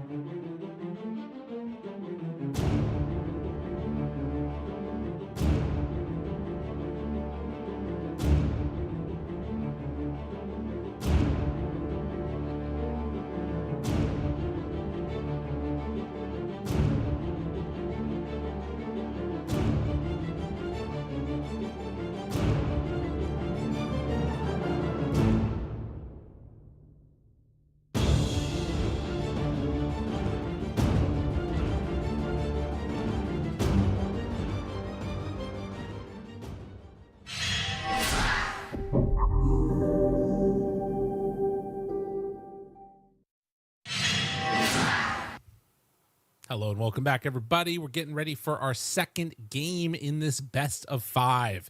And we'll see how it ends up going as we're popping into this one. 4 anchors facing off against the GamerLegion. Trent, do you what would you say would be like the ratio of draft to play of like percentage that you're giving that game to? What would you say? I think the draft was a tight execution requirement from GamerLegion, and they mostly did. And then they made a couple of mistakes, which is when it goes boo, right? Like you mentioned, Okay. like I think late game they're gonna lose to this Undying, and they lost a couple of pivotal fights because like the Kez just doesn't exist a couple times. The Undying can't help control things. It spirals out of control. So I don't think it necessarily either draft was like that much worse or that much better, but you got to play cleaner to like fully close that game out as GamerLegion with that draft.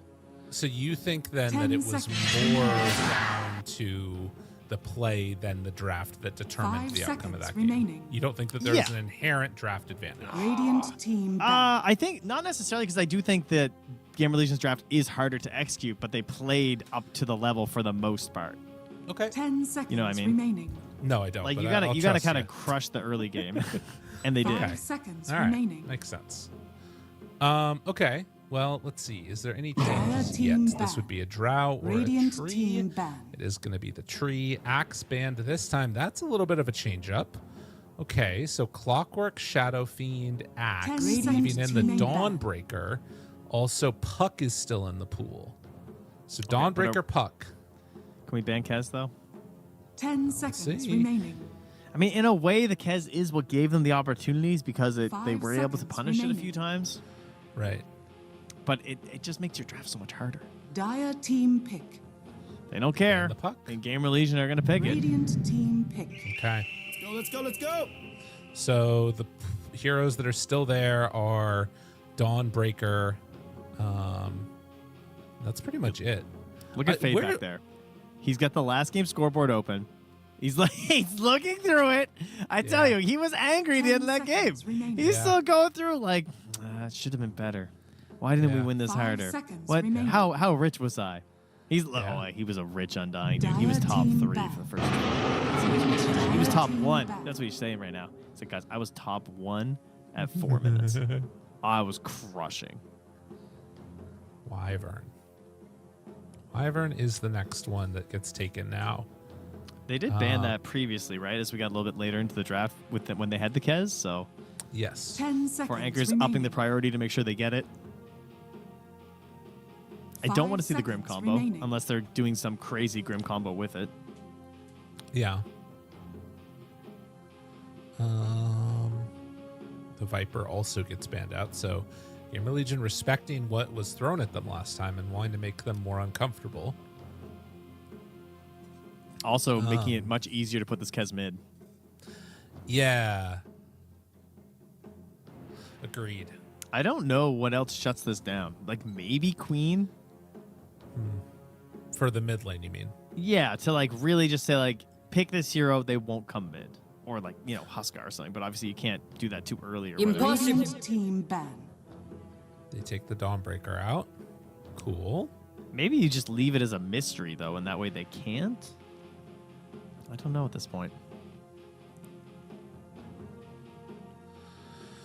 I mean, I don't know. I think that the Kez was less the issue in that. I 10 think I banned seconds Bane remaining. actually. If I'm anchors right now, it's like between Bane and 5 Nature's seconds Prophet. remaining.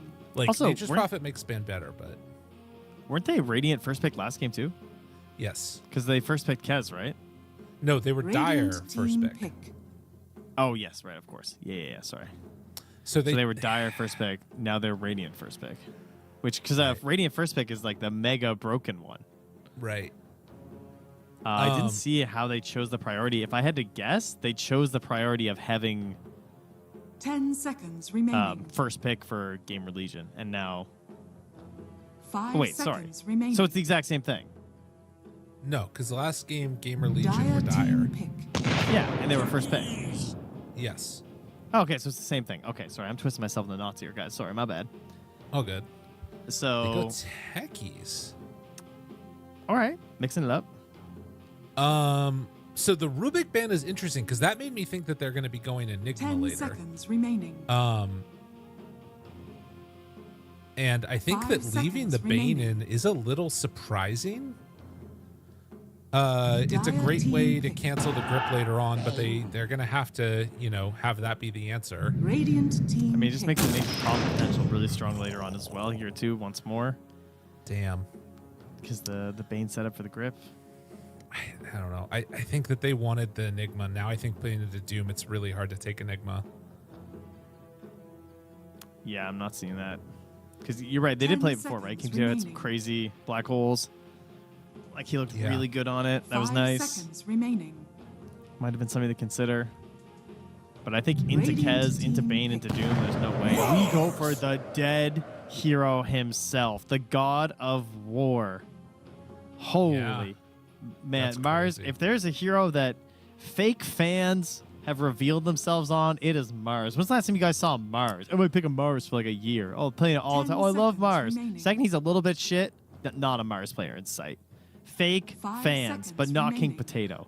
Okay, his arms and biceps look like Mars's. Dire team Okay, True. he's ready. Yo! Oh yeah, let's get some nasty stuff going. Here we go. This is actually sick. Okay, I'm mega down now. Dude, you know what it's time for, don't you? Do you know what it's time for, Trent? What is the time for? 10 VR cord. seconds remaining. No, it's time for the Spectre. It's time for the Zeus seconds remaining. Spectre. It's You been want like too same long. team? Yeah, same team, Zeus Spectre. I actually think it'd be so sick.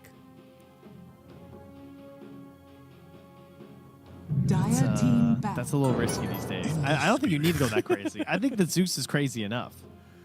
That's fair. I just think that like you finding a way. So all right, imagine this: Zeus. Thank you, Ilmeria.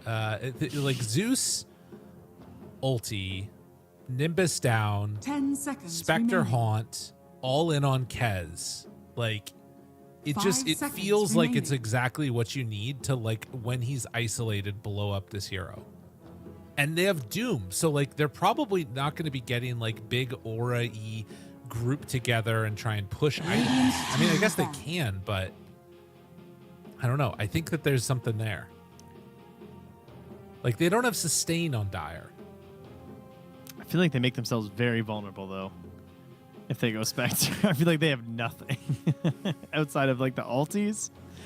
Life would be 10 hard. seconds remaining. You're Yeah. putting a lot of pressure on your supports and your off lane.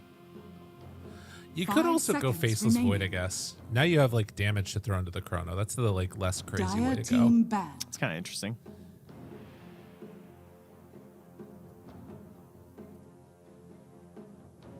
Is there any way this is support Doom and they're going to take a different 3 here? No, I don't think so. I don't think it would be worth it. Doom is 10 strong. seconds I don't see anything remaining. that makes his game that sad. 5 seconds remaining. Oh yeah, where's the Radiant support? We got a nice team late back. support pick here. This is always exciting. Man, that's terrible.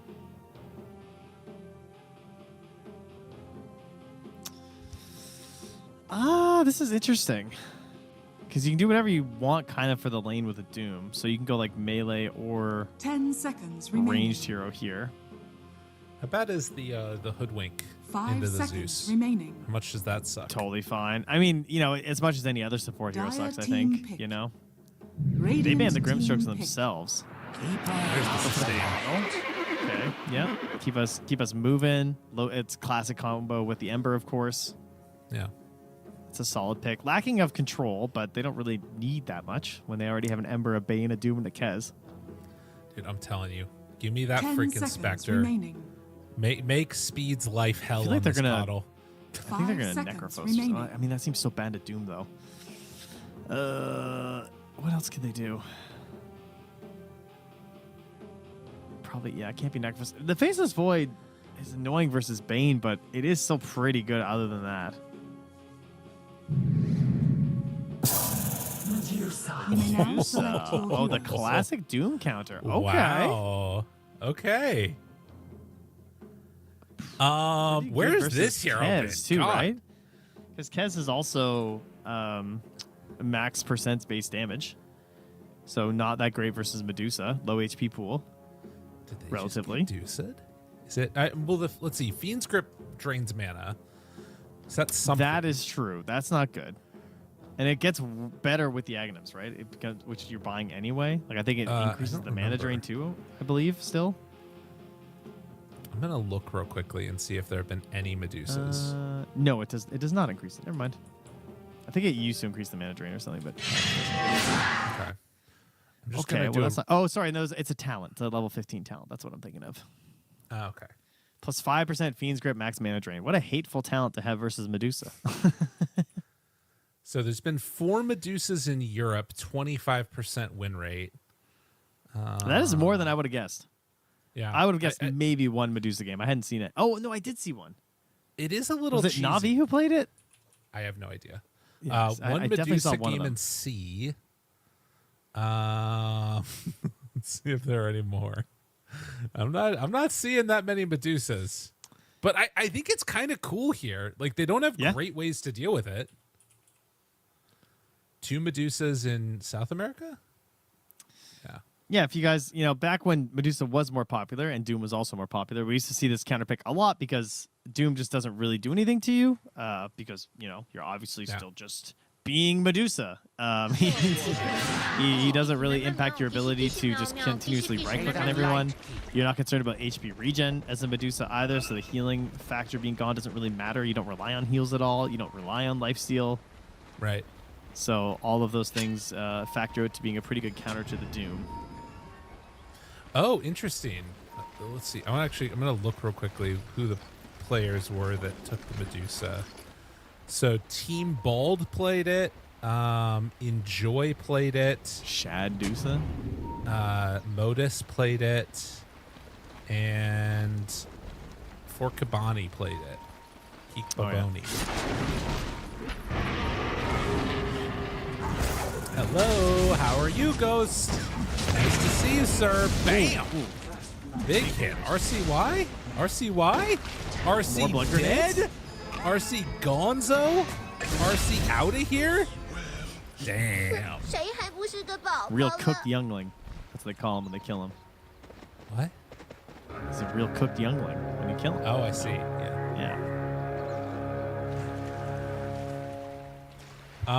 Okay. He's sad as a hungry clam, Sad as they say. That's what they say. 2 apiece is the bounty rune situation. And DNM, does he get caught out here by these fellas?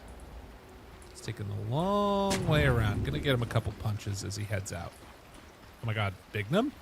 Down bottom? Taking some hits. Dancing, Yeah, he gets out of it. He's quick. He's a very fast hero. The old Coddle. He sure is, because they nerfed it but gave him a cool innate that makes him speedier for some reason. I'll just see if there are any other changes to Medusa that I haven't seen. Doesn't look like it. So talk to me a little bit about this Zeus. You were talking about it earlier and how everybody's picking it up apparently. Yeah, I feel like it's one of the most popular heroes right now, just especially in like pubs at pretty much all levels. Everyone is hatefully seeing the work from home build where we're getting the rapiers and everything. A couple of the games in the qualifiers have even featured Zeus rapiers. So it's very frustrating. He just has an overwhelming amount of damage. And you get the Aghanims, you get a refresher, and you start stacking spell toggle rapiers. That's just how it goes. It is that cheesy and simple.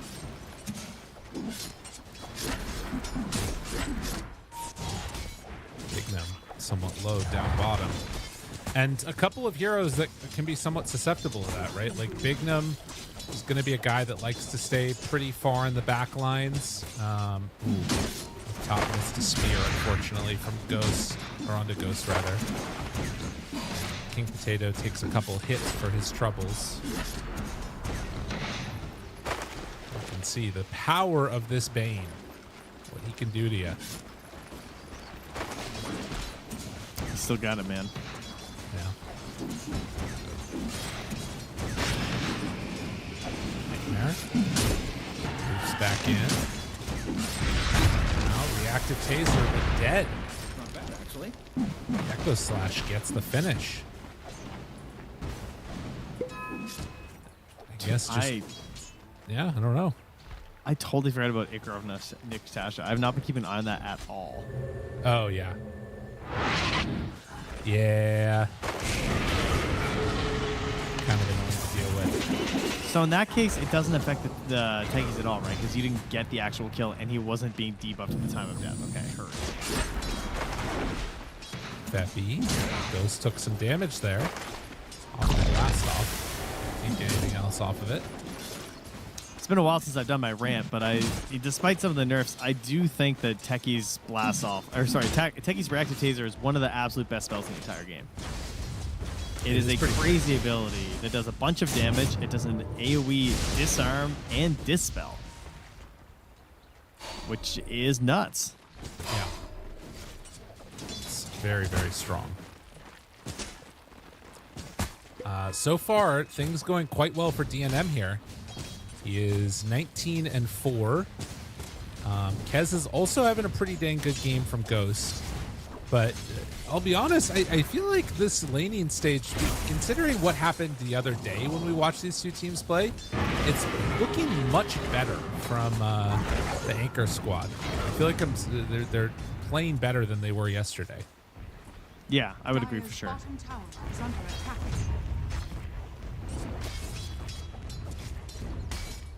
Don't know if it's going to be enough to bridge the gap in how much we've seen good stuff come from GamerLegion, but we'll see. Spear, get the hell off. Ghost. Good damage. Misses on the jump.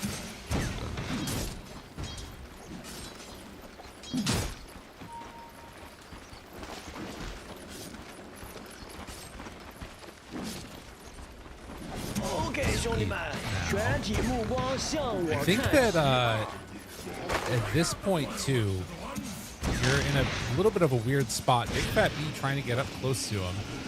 The reactive taser is going, so his nightmare wears off. Oh, he actually hit him. Still got it. TP out? That was never gonna work. Spear back? Ghost? Fairy Fire? He does have the healing Lotus. Yeah, it's not gonna have tower shots. Interesting. That really sucks for the Techies. Because now he has to walk back out. Yeah, and he's even bringing a salve for the Mars, but it's going to be a while. Yeah. At least on the other side of the map here, you can see that they've pushed Fade back under the tower, but maybe give him a chance to deal with the creep shenanigans here. Don't have a lot to work with here. Yumper can try and pull with the Centaur. That's up top, yeah. King Potato tries to get some last before going down. I mean, yeah, that's a lane losing mistake. It could have been like not terrible, but it ended up being like really bad. Speed gets found out here, but there's no punish. He has really good vision, so he might realize that Big Fat B has a ward now. It is possible, yeah, it's true. He thinks it's up here Yeah. because of that move, and I don't blame him. Yeah. 6-minute mark. King Potato gets the Lotus. Likewise, Fade getting one on the other side. Bignum makes the move over, but it's a nightmare. And now into Big Fat B. Trying to make something happen here. Wyvern comes into play. Goes now on to Speed. Spear is there. Misses on the jump from Techies, and now Ghost ready to go for more. Oof. Struggling to make the moves connect here. And Ilmeria gets bullied a bit by the Ember as he hits 6 first, so he gets pushed all the way back under the tier 2 and will miss the catapult. Does have a TP available, and Thunder God's Wrath can play for the this shrine, top side. Wisdom Rune, Thunder God's Wrath. Invisible Ember, though. Big Fat B is going for the other one. Fade trying to beat him to it. Oh, no. All right, the two battles going on simultaneously. Big Fat B is getting it, and he does steal it away. Bignum gets the other one. So King Potato trying to back away. They're going to lose the Wyvern, but they at least get one of the Wisdoms. Go, Big Fat B. 40 seconds of no TPs, so he's just on the run. Radiant's top Yeah. tower is under attack. He is, in fact, haunted by 2 Radiant's terrors top tower has fallen. of the Bane, so minus 10% status resistance to all of Bane's spells for the Yeah. rest of the game. That's so crazy. It's pretty brutal. Radiant's Bignum middle now tower moving is in with under RCY. Has the 3 points in Flame Guard, which I'm a little surprised by with the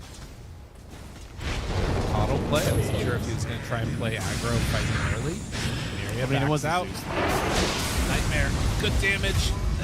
It's not enough, though. It's, oh, jeez, man. I mean, it makes him Likewise. so safe at playing aggro versus Techie Zeus, you know? Techies. It's just...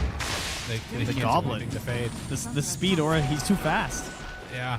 He just walks away from him. Wow, man. Wow. This is looking very good for GamerLegion. They're doing everything that they need to be doing. And if you're 4 anchors, you need to get more gold on the Zeus. This is not the way to do it. Yeah. He didn't quite catch that ward that's there. It's a sneaky one hidden to the side up on the cliff. They've got some really good wards. Yeah, I think this one way back here because yeah, this is crazy. This is gonna see so many couriers in this part of the game, and it's so unlikely to get de-awarded now.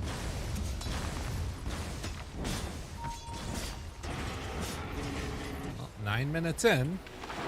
Medusa is still very farmed, Radiant's middle but tower these moments right here, Mara's just very much struggling to get anything going. Is going to spear, try and make the run. Body blocks. The body blocks. Oh, Speed all look at over that him. fat Bane ass. Can't get by it. Jeez. All Tries to 4 push him legs. away. Does have another spear. Tries to back out. Not going to matter. Speed gets the kill. He's too thick. Damn, dude. That's brutal. Icar of Niktasha. But 1 on the board. Jeez. Smoke working. We're gonna die. DNM realize they're coming for me. He's gonna TP out. Wise decision. Man. Dude, they see all of this. These wards are killers. Yeah, I mean, again, courier wards to me are some of the most underrated things in Dota, because you just see where everyone's position is. Because ever since it's been 5 couriers, you just watch them go out the whole game. You're like, okay, they're here, they're there, they're there. We can go target the smoke gank down here because we know the 2 supports have gone up to the top side of the map. All those kind of plays. They do force some TPs back as speeds his way back down the river. You think you're gonna catch me in the river, brother? This is I'm outta here. nice. Like this play right here happens with Bane all the time. You nightmare somebody, you force 2 hero rotations.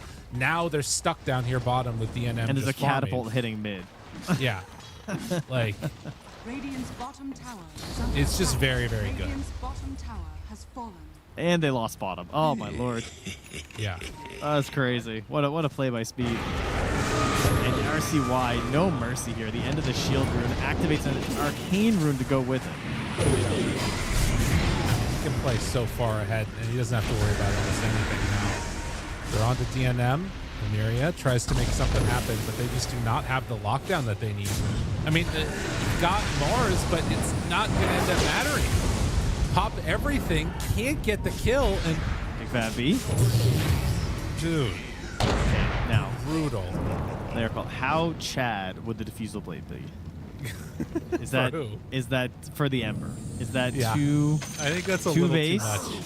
That's a little bit too much. Oh yeah, how about the Kez? I feel like Kez can swing it. Falcon I would be down Rush, for the Kez. Diffusal. Yeah, definitely. Like Look, if you can buy a Mage Slayer, you can buy a Diffusal. yeah, like let's get a little hate in our bones.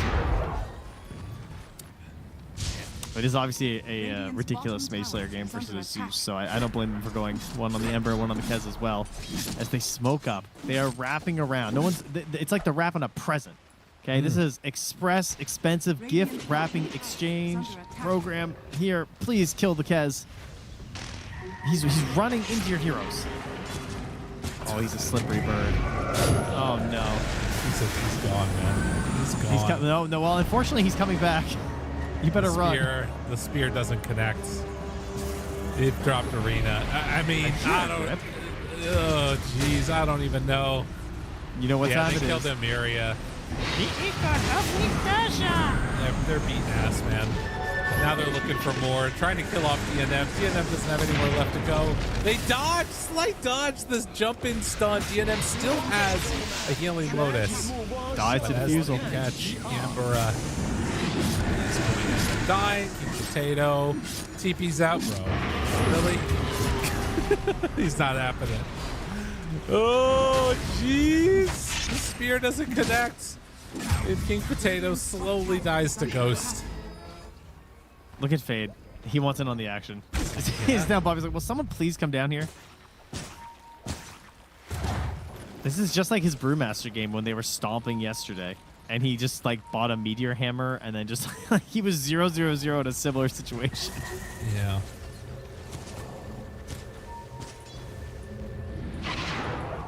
They just don't have a way to play the game with me. They don't have a way to lock people down.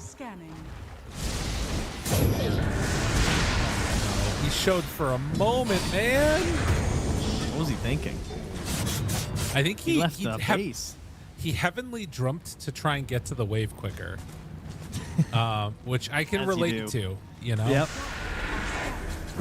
Been there. But it's a problem. Top tower is under attack. Well, don't worry. Big Fat B, secret mission. He's on it. Uh-oh.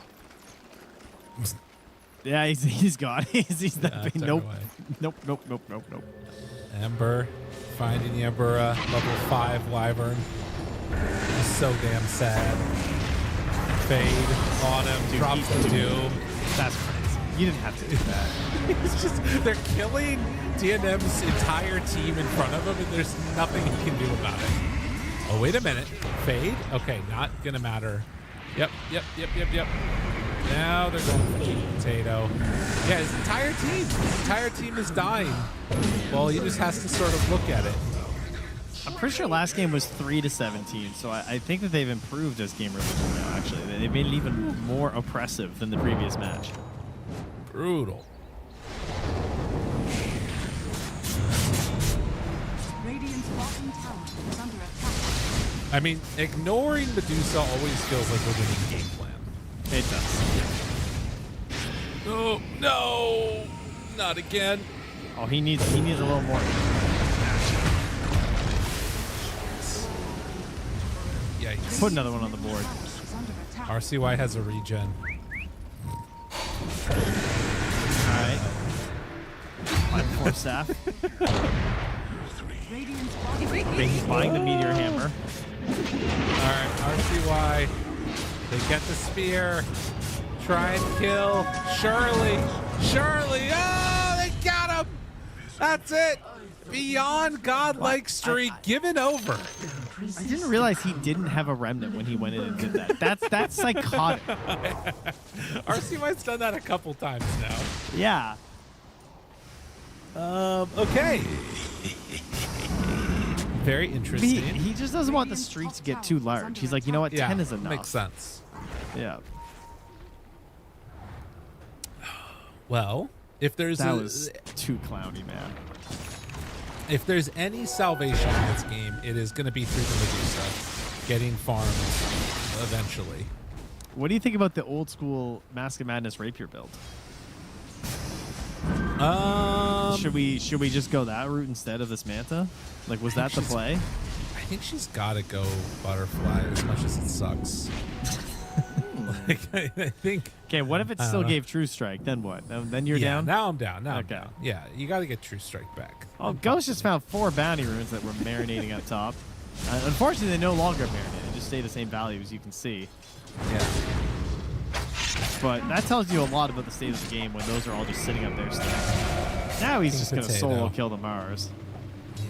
Yeah. RCY, ready to go again, if necessary.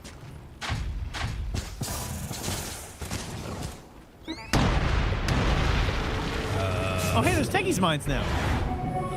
That's helpful. Those are the first ones I've heard. Did he just hit 6? I think so. Yeah, that's not a good sign. I mean, none of this is good stuff. Let's be Well, it is if you're a GamerLegion fan. Yeah, it's true. That's true. I thought we were speaking from the point of view of the techies. Well, you know, Radiant's bottom tower. it might be a good sign for him too if they, you know, the better they play, the faster this will all be over. That's true. Because he's struggling right now. We got to get to another game. We got to reset mentally, physically. Maybe do some jumping jacks. That's If always I was good. their coach, I would be Yeah. ordering laps and jumping jacks right now because it can't make them play any worse. Yes. And it might wake Agreed with something that. up, you know? I mean, GamerLegion, they're a tough nut to crack. There's no doubt about that. I think King Potato should go for a PB bench press between game 2 and game Radiant's 3 middle tower to try and Okay. hype himself up. See if he can hit 326. Look, he's still smiling right now. Yeah. He's having a good time. Is that a smile? There was a smile. I saw one. Okay. It was All right, I'm creeping. with it. It was a I'm with creeping it. little smile. Curving at the very tip. Slightly vertical. Gotta stop. you gotta Radiant's stop. top tower. There's no way those words can come out of your mouth like that. Just a little wiggle. Down for us after it goes. Oh, the winner's curse as they become more powerful. It's not good. Okay, nope, never mind. It's That's Doom. major. That is a lot of damage. That's 3 dead because Medusa died on the other side of the map to the Ember. Now another one bites the dust. 18 minutes in, GG is called. That one, they cooked it a little bit too much. Radiant's top tower is Yeah, under they thought, hey, maybe we can get away with the Zeus. Let's try something a little bit out there. Something a little bit fresh, new. And it was not their friend. It just did not go well. RCY dominated in the mid lane. As you know, there he is. You can kind of see him now. Hey. We're gonna work on those cameras next year, guys. We'll ask them to point them down, perhaps in Yeah, the future. Aim down a little bit. Just We'll slightly. see how it goes. Oh man, Trent, that was a toughie. That one was a toughie for sure. A certified GamerLegion, toughie indeed. Yeah. They come in with the victory and impressive performance. I think that is kind of the type of game that we're anticipating because this Okay. is the favorite for sure. Who do you think did the least hero damage in the game? I don't know. Maybe a DNM. No, it was Fade. But that tracks. Fade only did 3,000 hero damage because he was just down bottom. He ended 1-0 and 6, but like he did like 3,000 hero damage because they just won the game without him. Yeah, that Speed did tracks. 9,000. He was absolutely crushing this game, and Fade was just waiting for something to go wrong and it just never did. He had Speed had the second highest damage in the game, Yeah, only behind RCY. The Bane, putting in work. 2 games straight. That's what you want to see. Impressive showing for sure, as you can see. Oh my God, I'm looking at it. So he did 2,000 damage in right clicks to techies and 2,400 in right click to the Mars. That seems really high. He was nightmaring them and right clicking them that entire time, and that's how he did it. Just Seems kinda over and crazy. over and over again. Yeah.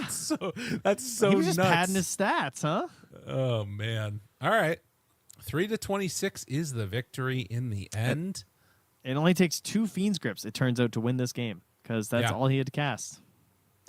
Very, very solid stuff indeed. RCY He threw dying more twice. blood grenades than Fiend's Grips. Okay. Yeah, that Yeah, tracks. that's the kind of game it was.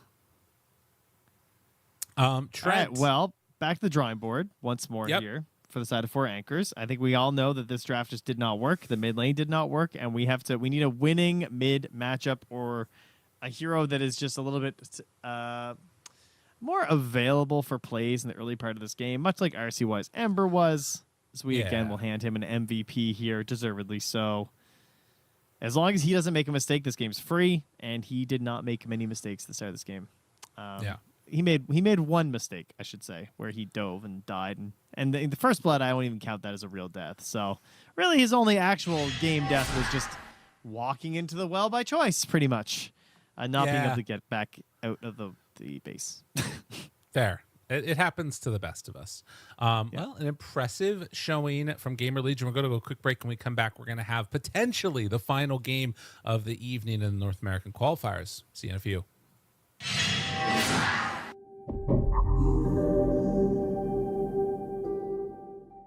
The human body was built to move. Not trapped at a desk in one singular posture for 12 hours a day. It's time your chair evolved. This is Secret Lab Titan Evo. Ergonomically engineered for you. Gamers, hybrid workers, artists. Backing your every move.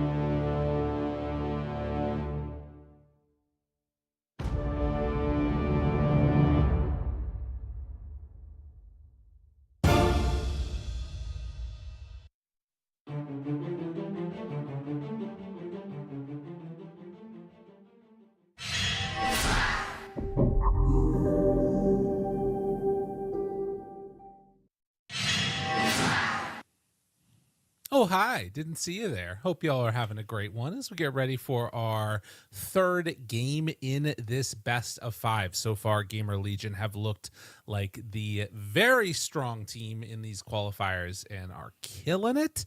Trent, thought going into game number 3. What do?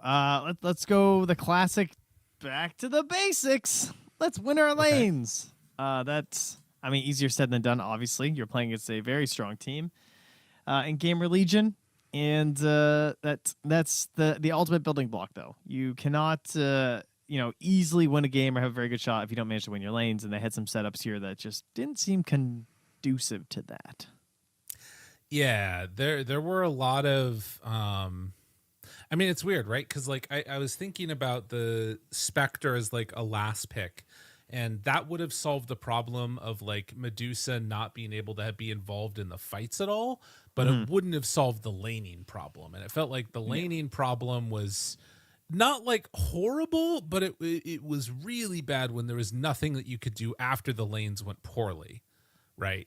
So that to me is kind of one of the issues that I'm seeing, is that there needs to be like, maybe you take the L a little bit on the lanes, but then you like sort of double down on great team fight later on in the draft, something like that. I was trying to think, like, when did they look best in game number 1? Definitely, you're not thinking about game 2. So no, it's like, when did they look the best in that game? Yeah. And for me, it was once they had gotten a few items up and they had their disables online, and they kind of like, the game got to a point where there was sort of like a 5v5 clash, or both teams were looking for these 5v5 fights. That's where they kept winning. Whenever GamerLegion split the map and made them play like a more macro-focused game, this idea of just like catching this wave here to this wave here, forcing vision down here, so now we know that these heroes are alone, and then engaging. That was like very, tier 1 Dota style stuff that GamerLegion is well versed in. Then they got absolutely annihilated during any of that. But if it was just a straight up, fight, they played really well. They had their moments. So how can you bring that into this game 3 would be my question for them. Okay, I like that idea. I think that like these heroes that sort of there's like the type of hero like a bounty hunter, right, who benefits from skirmishy type of Dota, but he doesn't necessarily like create skirmishy Dota. And that's where I feel like the Nature's Prophet trying to get that for themselves could be a way to do it as well, is to try and like be able to play a little bit more fast tempo. There's a lot of those types of guys that could kind of work. Kez. I don't mind Kez. I think the Kez is not the biggest issue. It's just so hard to draft against, though. It's just annoying. Yeah. Like, it's just a constant question during the draft that is frustrating to me. I would rather see them get rid of the Bane. The Bane, to me, is a bigger issue than the Kez. And I think if you get rid of the Kez, you still have the Bane. I think they'd first phase the Bane if they don't have Kez. Yeah. Maybe I'm wrong with that, but... Well, the good news is they have not chosen the same setup this time. Okay. 4 anchors are going to have first pick this time. And we're going to have GamerLegion on the Radiant side. Good to know. So, maybe they're going to be the Kez players this time for old D&M, perhaps. Also, keep in mind, they might be a little tired at this point, We almost had 3 games in our first series. They were close, but they managed to pull it back in game 2 to get the 2-0 win over the Bug. Now they're heading into their 5th game, almost back-to-back. I mean, they had an hour-long break, but that's like one Dota game break. These guys are grinders. They're young. They could play 20 games. They're just getting warmed up. I mean, I usually peak around my 5th game, I feel like.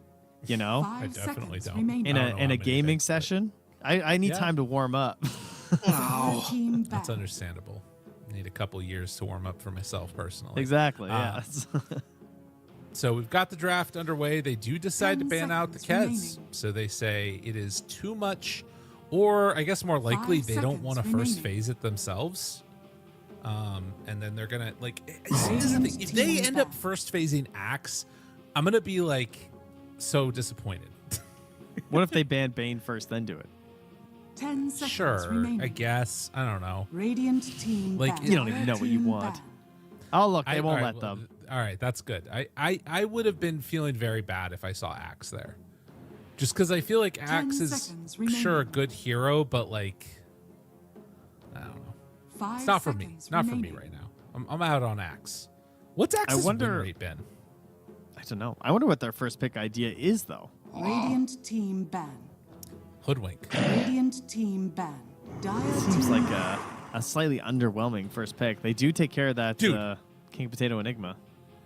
Axe has a 20% win rate in these qualifiers. I knew there was a reason I felt bad about it. It keeps losing. But GamerLegion haven't picked it once, have they? I 10 don't know if they seconds have or not. remaining. I'm going to look in some of these other regions real quickly, too. All right. If Axe you go has to a our 53% good win friend rate. remaining. at Spectral, I believe there Yeah. is a combined one. Okay, Radiant I don't team care pick. enough to do that right now. But Okay. ooh, that was left in though. That is interesting. That's a good start.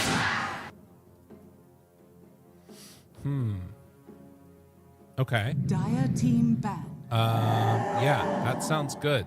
Oh, but that's why. Right.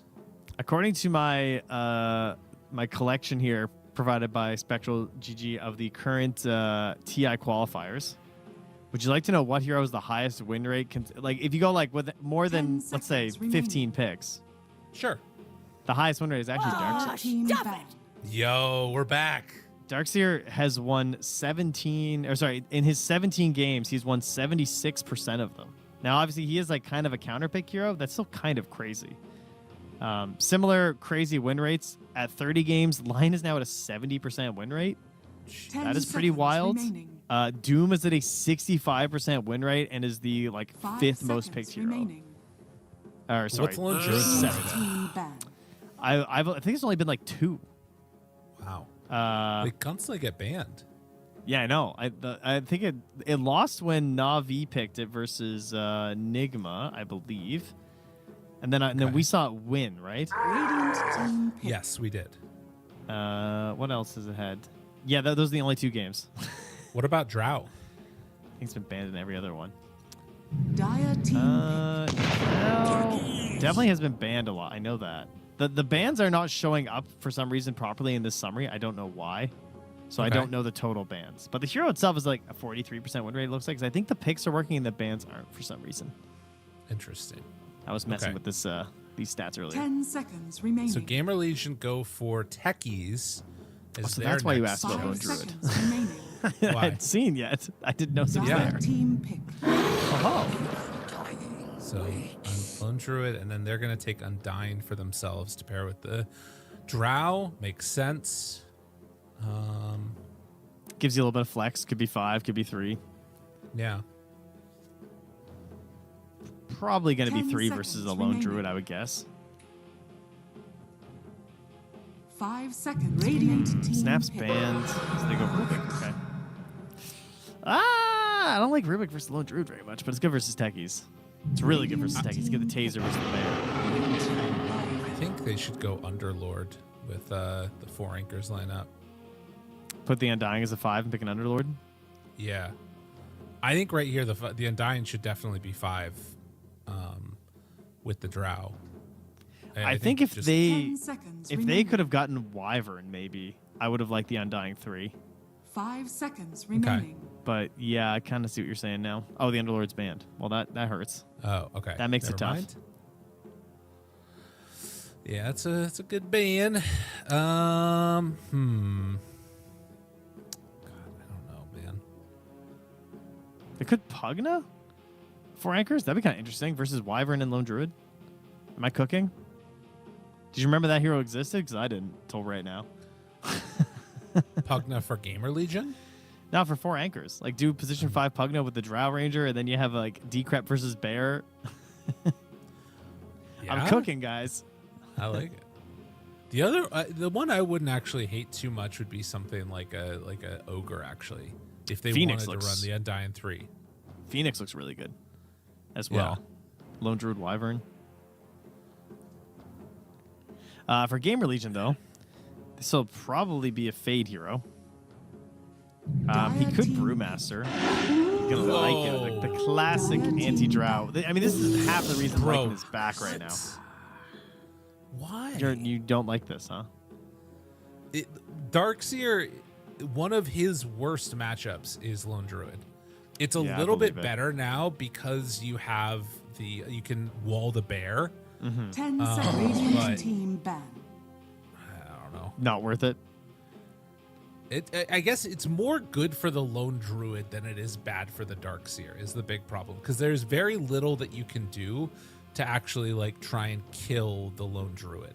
Right, That's the because real he is problem. just an insane amount of HP in the laning stage. 10 You're not seconds bullying remaining. the bear. Right.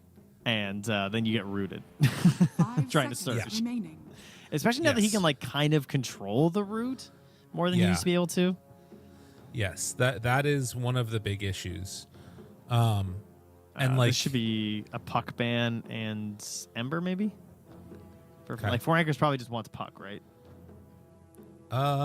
Sure. Seems right. I mean, you have an Undying and a Rubik and a Darkseer. I think you need some pretty Yeah. hard lockdown mid.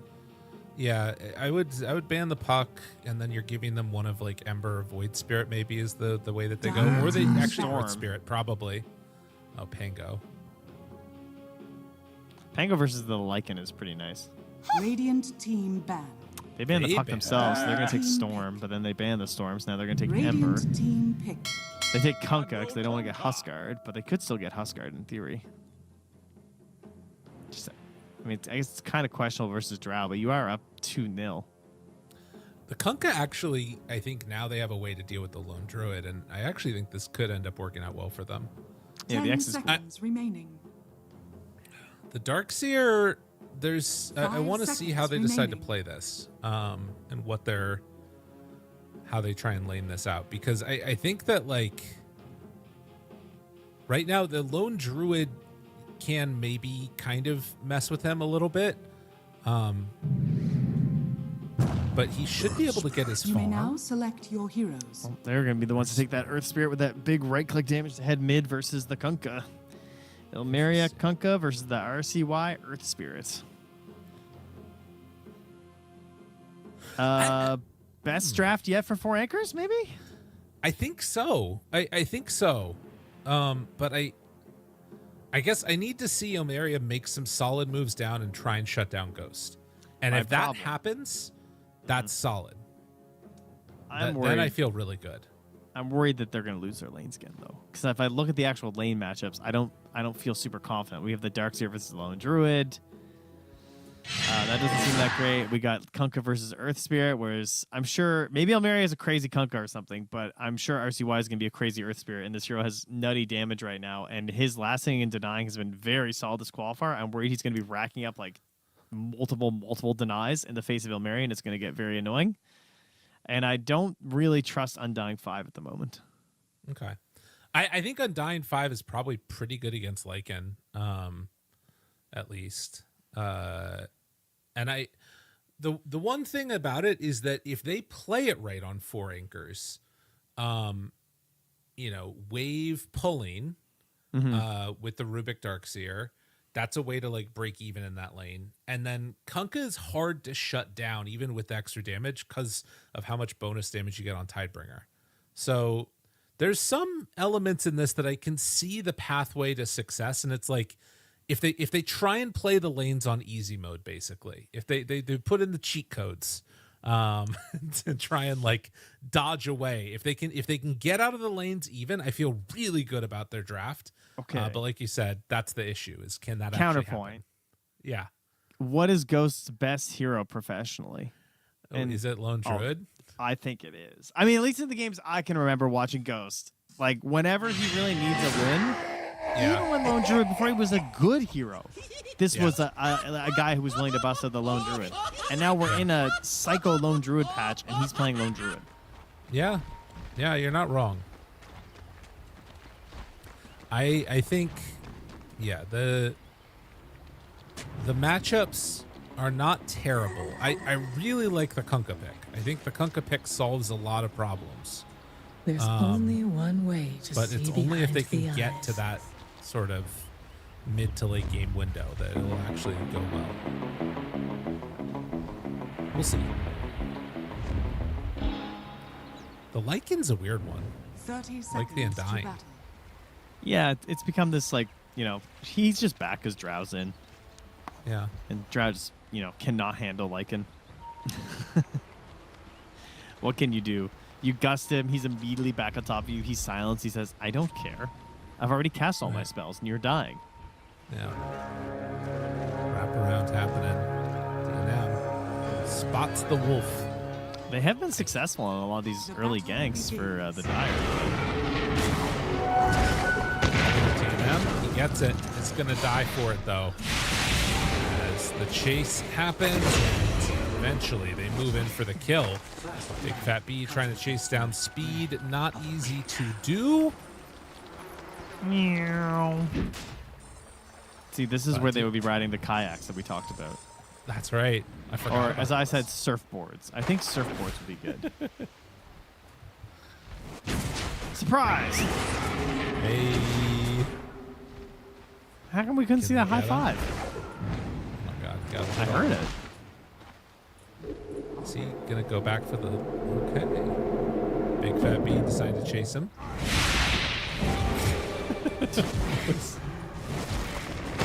Oh, my God. Oh, my God. Dude, if he dies here. Whoo, doggy. Not even close.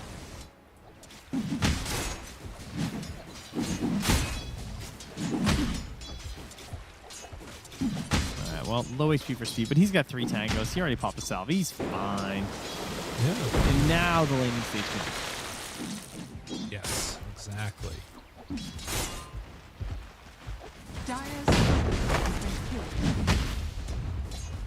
Pink Potato going to grab the wave. Oh. That doesn't feel good. That does not feel good. That is not what you want to see. Not the end of the world. He can double that one up. DNM in the meantime has taken a whole host of damage. Yambura now turns around and is gonna... He can't even chase him to the wolves. Get some damage in. He does have a tombstone, but decides not to go for it. That's the good voice line. Unfortunately, he did just lose his courier. Has been killed. Too busy voice lining. Yeah. That's how it goes. Oh my God, he's running to steal a rune. He stole Ilmeria's rune. He's like, you weren't going to get it anyway. Jeez. Okay. Toxic offlaner. I'll be honest, this offlane has gone quite bad. Yeah, Darkseer expert weighing in. Yeah, it's a little not rough. ideal. No. It's not the end of the world, but it's close to it. Like, He dodged the club. Like, if Armageddon's on, like, Tuesday, we're at, like, Sunday night. We're right, getting there. Well, that's good. Fat B. TP away. And then the kill. King Potato forced to walk all the way back home. Yeah, that's not great. Well, how's that mid lane going? Not great either. 6 denies. Yeah, that's about what we expected, kind of. Ghost takes down the Rubik. You can just solo laning down here and just getting run down with the Orb of Corrosion. Yeah. Blood grenade as well, then rooted, just gone. Yeah, this is the other problem. Yeah, this is... Okay. All right, Trent. It's not looking so good for the old squad here. I think it's about to get a lot worse. They're pressuring in as the Drow undying. It's kind of interesting. I see this very often. A Drow like under a tier 1 tower. Yeah. Their last hits aren't really showing it though. And Techies is just like pulling the undying away. There's some weird stuff going on. That's definitely... I'm not exactly sure what all is happening, but it does not feel great for the Anchor squad. Radiant's bottom tower is under attack. Well, wave pull.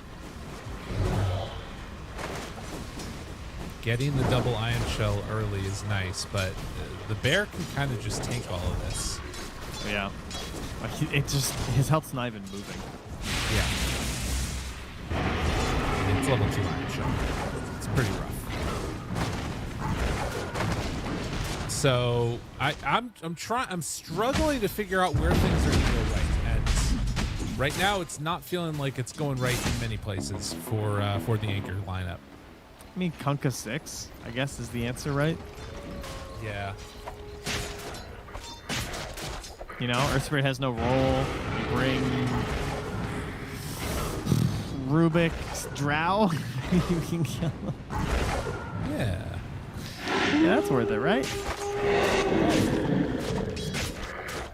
I mean, yeah, I think that actually does have to sort of be the answer. He needs to be careful right now because the magnetize will fall. Oh my god, he missed. Oh no. Oh no. Tombstone down. Doesn't have a roll. Do they have any way to make this work? Can they lift him back? Oh, man. Oh, jeez. It's unfortunate because he was so close to getting level 6. They deny the Tombstone. That's something. Yeah. They also kill his courier that had his boots on it. Poor Kunkka. Left wanting. Yeah, he sure is. All that HP and still dying as well. Urn empty. It's good news. As GamerLegion are aggressively getting in here a little early for the 7-minute wisdom. Trying to the King's Halo is pretty low. He's got a salve going though. He's also close to 5. So if they try and go too early and he levels up off of this, there can be a turnaround potential. A classic aggrandized turnaround. They're on him. No surge though. The potato has been eaten. Sliced and diced. Yanbura going for the Radiant Wisdom Shrine. It needs something. Summoning. Here. Oh no. Get back, Fade. Wolfman. Get back. Oh, he's getting time. Tombstone. TP. That's just more gold given away. I ain't leaving. DNM. DNM, no! TP's out. Okay, gets away. Amber has to give that one up. He's going to walk. Has been killed. Meanwhile, poor old King Potato. This is the other problem. I forgot about this. They also picked Darkseer into techies. Techies dispels on reactive. Woo! So you can just detonate it early. Yeah. Yep. It's bad. Well, Trent, it's looking pretty good for GamerLegion. They're getting a lot of stuff done in this one.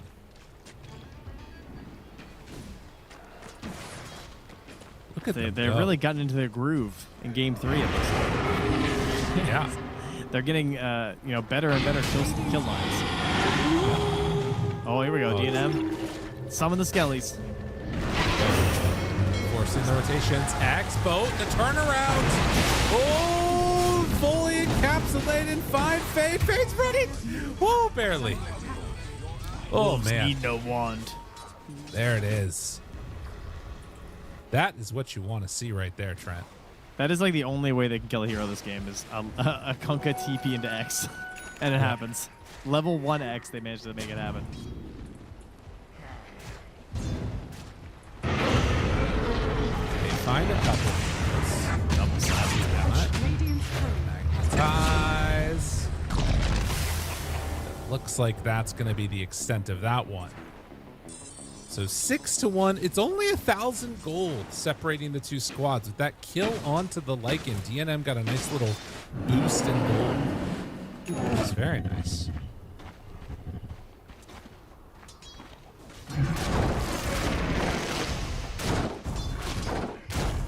Thoughts? Well, If that happens again, that would be great for them. If they, 20 seconds and that boat's back up, if Lycan decides to get aggressive in the one spot he can't, that would be really good for them.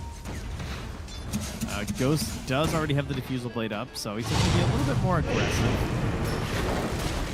If you want an aggro item before he goes straight into the farming items, good choice, I think, this game. Yeah. I think they can manage it. Yeah,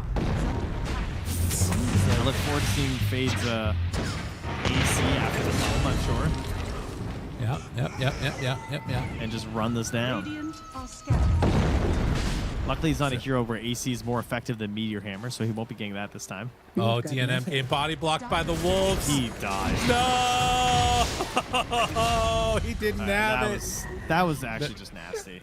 No points in Gust. Man. Like, It I know hurts. it's stompy, guys. Yeah. I'm seeing it happen. Just recognize the teams that GamerLegion have taken maps off. Yeah. They are a different level. Like, plays like that are showing you know what I mean? Yeah. You guys all get watched. You guys are all plumbers to 4 anchors. You guys all get watched by this team, to be clear. Like, don't sit here in your chairs thinking you're good. Because these guys would probably, like, 18-0 you and your friends. Just keep that in mind. Look at him go. Look at him go. Tell him, Trent. Tell him. Let him know. They're killing that bear. Oh, God. RCY's coming in.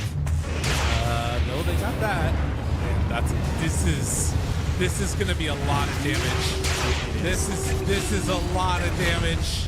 Oh, man. It's the amount of damage that Earth Spirit did in this one is nutty. Yeah, it's one of those.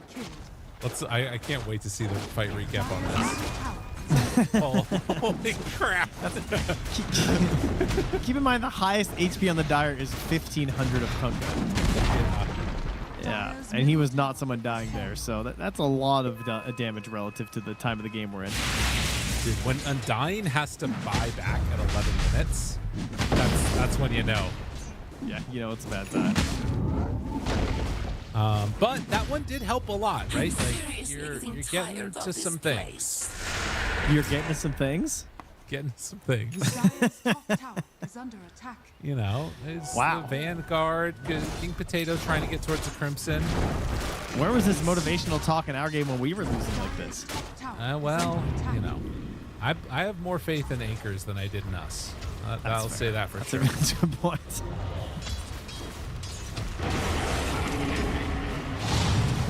Diffusal. Wow. I didn't shell the bear. I thought he did for a second there. RCY on the hunt with Big One. Looks like DNM is going to be their prey. Oh, dude, the frog even stunned him, dude. Come on. Big. The creeps are in on it. Big frog hitting him with the arm of the deep. True. I hate when a slew of tentacles hits me. Ah, it's like every time I go outside. Oh, slew of tentacles. They already used the Winner's Curse, so they can move in and find that kill, which is nice for them. They should be tipping more in these situations. Like, Kunkka is supposed to be the one that kind of like keeps them somewhat alive. X pops ulti. All right, now it's time to run. Now we got it. Oh, the boat is down. The rum buff, save a life. The magnetize is gonna hurt on this one. Oh, he didn't reapply. He's out of stones. They've been fighting too much. Okay, it doesn't matter. He's too active. Wall down. Okay, they got Big Num. Fade, can they catch him too? Trying to get vision. Surge. RCY takes down Big Fat B. Hold on, he's almost got it. He's not a vision. Yeah, he's got X, the everything spell. Hey, going. Iron Shell, good hits. Winter's Curse. King Come on, potato. Come on. Get him. Get him. Oh, yeah. Oh my god. Oh my god. Oh my god, his ankles. Oh god, the shield root. Oh no. Speed, it's your boy, Speed. Oh, it's your boy, Speed. Oh no. Oh, that was gnarly. Oh no, it's your boy, Speed. Oh my god.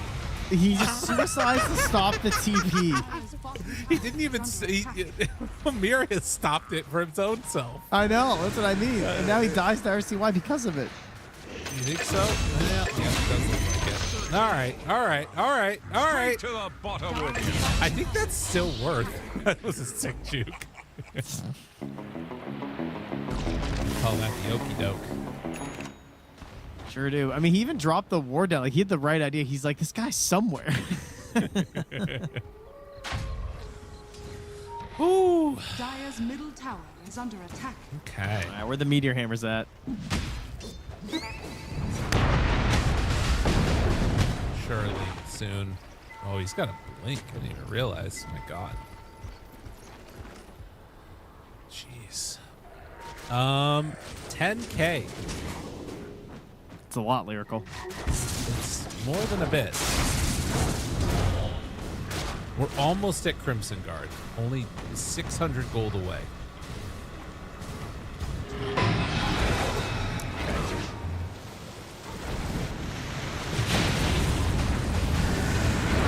Kick out to Big Fat B. Carton. Good lift. Still dead. What can you do? He's pressing all the buttons. And he's down. He's back though. King Potato forced to run away. Big Num finds him. Surge immediately disables it. For anybody that doesn't know, that Techies I think is my new hardest counter support outside of Oracle to Darkseer. If you know how to play it, it's brutal. Fade. Tried to TP, doesn't have anywhere to go. Pops the Howl. He does have a dragon though. Oh no. Oh no. RCY's back again. And Fade is going to die, but Myriad's gonna go down too. Rolling, got him. Good. Another one dead. Big Fat B gets the kickback under the tower. Take that. Oh, does Speed die? Well, they jump in, triple bomb. Boy, he's not dying. Bang. Kick him back in, RCY. Yeah, just getting ping pong back between the two kickers. Bam. God, Mike. They did take the bottom tier 2 tower in the meantime. GamerLegion still eyes on the prize. Continual pressure on. Virtually zero tower damage taken by GamerLegion this game. Yeah, I mean, they're inside their base at 17 minutes. This is some healthy tier 1s. Yeah. They also have Helm of the Overlord now, so they can siege with that. But they have the answer now. The Crimson Guard trend. There it is. And an Orchid nearly done on Kunkka as well. Okay. And surely, that's where it turns around. I mean, you know, the Darkseer keeps everybody alive with the Crimson, and the right. What about the techies with Guardian Boots, though? That's pretty scary. Big Fat B run. Wolves going King Potato. Big Fat B, get out of here. Gust, right clicks. Oh, they got him. Speed goes down. Hey, what's up, guys? It's your boy Speed here. There it is. It's your Speed here. The Wolves just see him at every point. Now they kick DNM back out. RCY on track. As the fight goes on the other side, they won't be able to take down Big Num. Fade now runs in the Potato. The Potato Man, unfortunately, only 2 points in the vacuum. Does make that a little bit tough for him. Tombstone up on the high ground. Ghost. Can they kill? Yeah, X him out of there. You don't want that guy right there. Now RCY kicks him out again. Oh, jeez. Mr. Potato, please. He's lost his crown, Lyrical. He's not the top spud anymore. No. We all get agitated sometimes. What are you doing? DNA. Why'd you do that? We all know that wasn't going to do anything. Why are you bullying the stats? drow? Ilmeria down again and will eventually hit the deck. GamerLegion. What a bunch of gamers. What a legion of gamers, Trent. They certainly are. They have created a solid wall that is shutting down all competition here. We wondered, would they go fully undefeated? Not sure in game one. Yeah. It was looking like, oh, wow, they might actually drop one here. But no, this is looking like an undefeated qualifier for the boot camping crew, of which you can only ever see the top half of their heads. Yes. Enough silly games. They roll back in. They find Ilmeria. It just doesn't seem fair. It's hard to tell, but I think RCY is laughing. Ghost, Yeah. not so much. He's pretty stone cold. From the nose down, I think there was a chuckle a moment ago. Every time it's off cooldown, he can jump in and kick. He's just waiting for his moment. He's just playing bat rivalries. He's just going fishing. I will say this. There is a world where Rubik precasts telekinesis and they get the lift on him. Can they kill him? I mean, he just got Back pre-orchided. And he rolled. On the 3 with the boat. It's on the bear. The bear is taking some damage. It is not enough damage. Update. Not enough damage confirmed. Okay, thank you, sir. They will kill. Can't take down. Now, Ilmeria tries to kill Ghost. But Kunkka, yeah, is going to be the one that does. It said the bear is back the very next day. The bear is back to the same. Oh, Drow TV's in. Big Fat B. Big Fat not dead. Clap. Ilmeria. Oh my god, another reactive taser. Please. Speed. Tasty, Goes bro. down. The Crimson. The Crimson. The Crimson. He's living. The wolves. Goes. The wolves are in. Hey, this is going to be a dieback on the Spirit Wolf. Or the Bear, sorry. Is that a dieback? Is that what we're calling that? If it dies twice, it died, and then it dies. Yeah, a dieback. Okay, all right. Because it doesn't, dieback's funny because it rhymes with buyback, but the bear doesn't actually buy back. Wow. Die something. I don't know. Okay. They hold. They hold, Trent. They hold once more. And now, out of spite, they're going to go rogue. Oh, well, meanwhile, yeah, just get it a little bit. Hold the vacuum. Oh, shucks. A loud mouth Phooey. betrays a lack of skill. That's Loud mouth betrays a lack of skill. What does it say? That, you know what? That's really accurate for us if you think about it. Yeah. A loud mouth betrays a lack of skill. Crap to the casters. How dare you? Yeah. Typical DNM. 35-9, 21,000 gold lead. Yeah, total is 52,040 if you guys were wondering. Okay. That's, and you guys can work out the goal of 4 anchors for a fun little problem. Give you something to do in the chat. Were you a fan of math growing up? Yeah, relatively. I liked math. My kids love math. It's awesome. Math is good. Honestly, video games I feel like taught me a lot of math. Oh yeah. They did teach me how to say the word iron wrong though. I now try and say iron, but like I said iron until I was like 30. What is that? Because I was just reading. Oh, they got him. They got the lift up though. The lift. DNM unfortunately is still in a world of hurt. He gets entombed. And then the vacuum wall pushback. Maybe a chance, an opportunity, a dream of a happier life, Trent. They get the connection on the Drow. Drow in Just trouble. let him go home. Inside the fountain dead. But maybe ET also going to go down. Yes, Big Fat B with a big fat kill. Love to see that one. Now, X, Torrent. Listen, if there's going to be something to be done, it's got to happen right here with this Kunkka. They need Ilmeria Okay, Lyrical. to lift these anchors. Some say they need a miracle. I say they need Ilmeria. That's so Because good. Miracle's retired. Damn. Spoiler. Well, I mean, unless they make it to TI, then obviously they'll come back when there's a Top barracks has fallen. tragic accident. I will say, like, while I have the chance here, I do think that if Nigma make it to TI, they should bring Miracle in the booth just for the vibes. Yeah. The crowd would go crazy. Oh, I'm sure. Yeah, like, come on, you got to do it. There's only one way to see behind the What And if percentage- GamerLegion makes it to TI, I think they should take Jack 谁还不是个宝宝了？ for the vibes. Oh wait, Yeah, sorry, for we're the- going for good vibes. My bad. Damn, dude. Well, I mean, watching Jack play pubs is good vibes. Yeah. Because it reminds you Well, how lucky you are to not be in this not pub a- at that moment. Not if, like, you're trying to get him to order you a sandwich or something like that. Oh, that's true. That's when it's a little. I mean, you can talk to Avery about that. Dyer's Look at bottom this. Look at this. Look at this. Look at this. Look at this up top. Top. They're going. What am I Look at looking them. Oh. Look at them. Look at them. Oh, They're trying to remember the catch him. wraparound by the well? Oh, That's a yeah. classic. That's a Oh, classic. yeah. You're winning, so they should do that one. Ooh. That was. I see why. It's a good thing he picked Earth Spirit because he's got practice. XT. Yeah, He gave him the XT. That is a bold move. Give it's him a bold XD.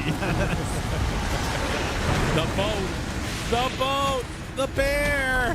Lag. They are I see why. going to kill the bear. Hey, that's a dieback on the. Oh no, it's not yet. But it might be soon. Back on the 2. No wall follow up. Big old blast in the crush. And now catching on to DNM. He turns him into a remnant hit rare. Lyrical turns southern. Yeah, it is. And now he's looking for another one. DNM says bye. Oh, Okay, that was the kinda tumbler's sick. toy. The tumbler's toy. Now remember, if you have a ring and you drop it in the enemy well, you win the game. Yeah, just don't look Those are at. thug rules. Yeah, just don't look at the fountain. Right. You know, or your base. it's fine. Any of that. It's okay. GG. Good luck, TI is the call at the end. As GamerLegion are going to be moving on to the international. GG, thanks, says Ghost. All caps, all excited. They have done it. Woo! Where's An the undefeated cheers? march through the qualifiers. The cheers come Ah. later. Don't worry. Okay. The party's later, you know. All right, guys. 3-0. Whoa. You can breathe now. That was close. I know they were going to make it. Damn. Yeah. That's a lot of wins. As you can see, 10 minutes into the game, Ghost was Yeah. killing them under their tier 3s with a lone druid. And statistically, that's a bad thing to happen to you. Gonna have a bad Back time. to you, Lyrical. Yeah, I think, again, there was the question of, like, is this the best draft that we had seen from Anchors? And I honestly still think that the answer is yes, if they could get out of the laning stage, okay. This fight was brutal, man. There was so much damage done. It was 4 heroes magnetized, just, like, dying. Yeah, one and this actually- is how they feed a wolf at the zoo, right? They just throw a bunch of, like, you know, fresh meat at it. All, Right. you know, served up on a platter, and so Fade just had the time of his life there. Yeah, that's crazy. It was a lot done. And again, here at the end, Ilmeria goes down speed with the tip, of course, after baiting out the cancel TP. He said, my life for your life? And they say, yeah, sure, we'll take that trade. Yeah, of course. All right, well, I mean, moving this qualifier, I saw a lot of good things for GamerLegion heading into TI. I think they have a good grasp on what the current meta is, because they definitely played the closest to the other regions, I would say, across their groups. They brought most of the same similar ideas that you see in a lot of the other top-tier teams. I think that their movement was clearly a level ahead of anyone else in this qualifier, consistently. So, I think those are the kind of things that, like, yeah, I know that they're not getting the hardest competition here. They'll tell you the same thing. But it's clear that they are on another level. And heading to TI, they should not be taken lightly just because they're coming from this region. I think also having a couple of different tricks up your sleeve is very important, right? Like having this lone druid in the backpack, having Fade's hero pool, that like offlane undying. You know, there's a lot of weird little things that they can run together, and like RCY with the Kez, the Earth Spirit, like he's shown a lot in this too. So it's not just that they're playing like good solid Dota, but I also feel like there is like an identity and a lot of skill expression that's going on from this squad. So excited to see what they're able to do representing North America at TI this year. Look out, GamerLegion. There's also like I think Speed's growth as well is pretty evident in terms of his hero pool as well. Like they never once went to like the Chen or something. Like he's playing this Winter Wyvern, he's playing this Bane. Very, very good stuff from him. Can we just real quickly also give a shout out to Four Anchors? I think that they did look really good and grew a lot throughout the qualifiers. So it looked bad at the end here, but this is a team I hope like elements of them, if they stay together and try and like keep playing together or something like that, I would love to see them grow more. Yeah, 100%. Yeah, shout out to them as well. I mean, long day, obviously, playing through the 2 series, but a pleasure to have them. And our boy Fade gets on the board for an MVP here. A Grandmaster Lycan showing his skills on the hero. Didn't get a chance to do the Agnums, unfortunately, in this one. They were just winning a little bit too fast, sadly. It happens to the best of us.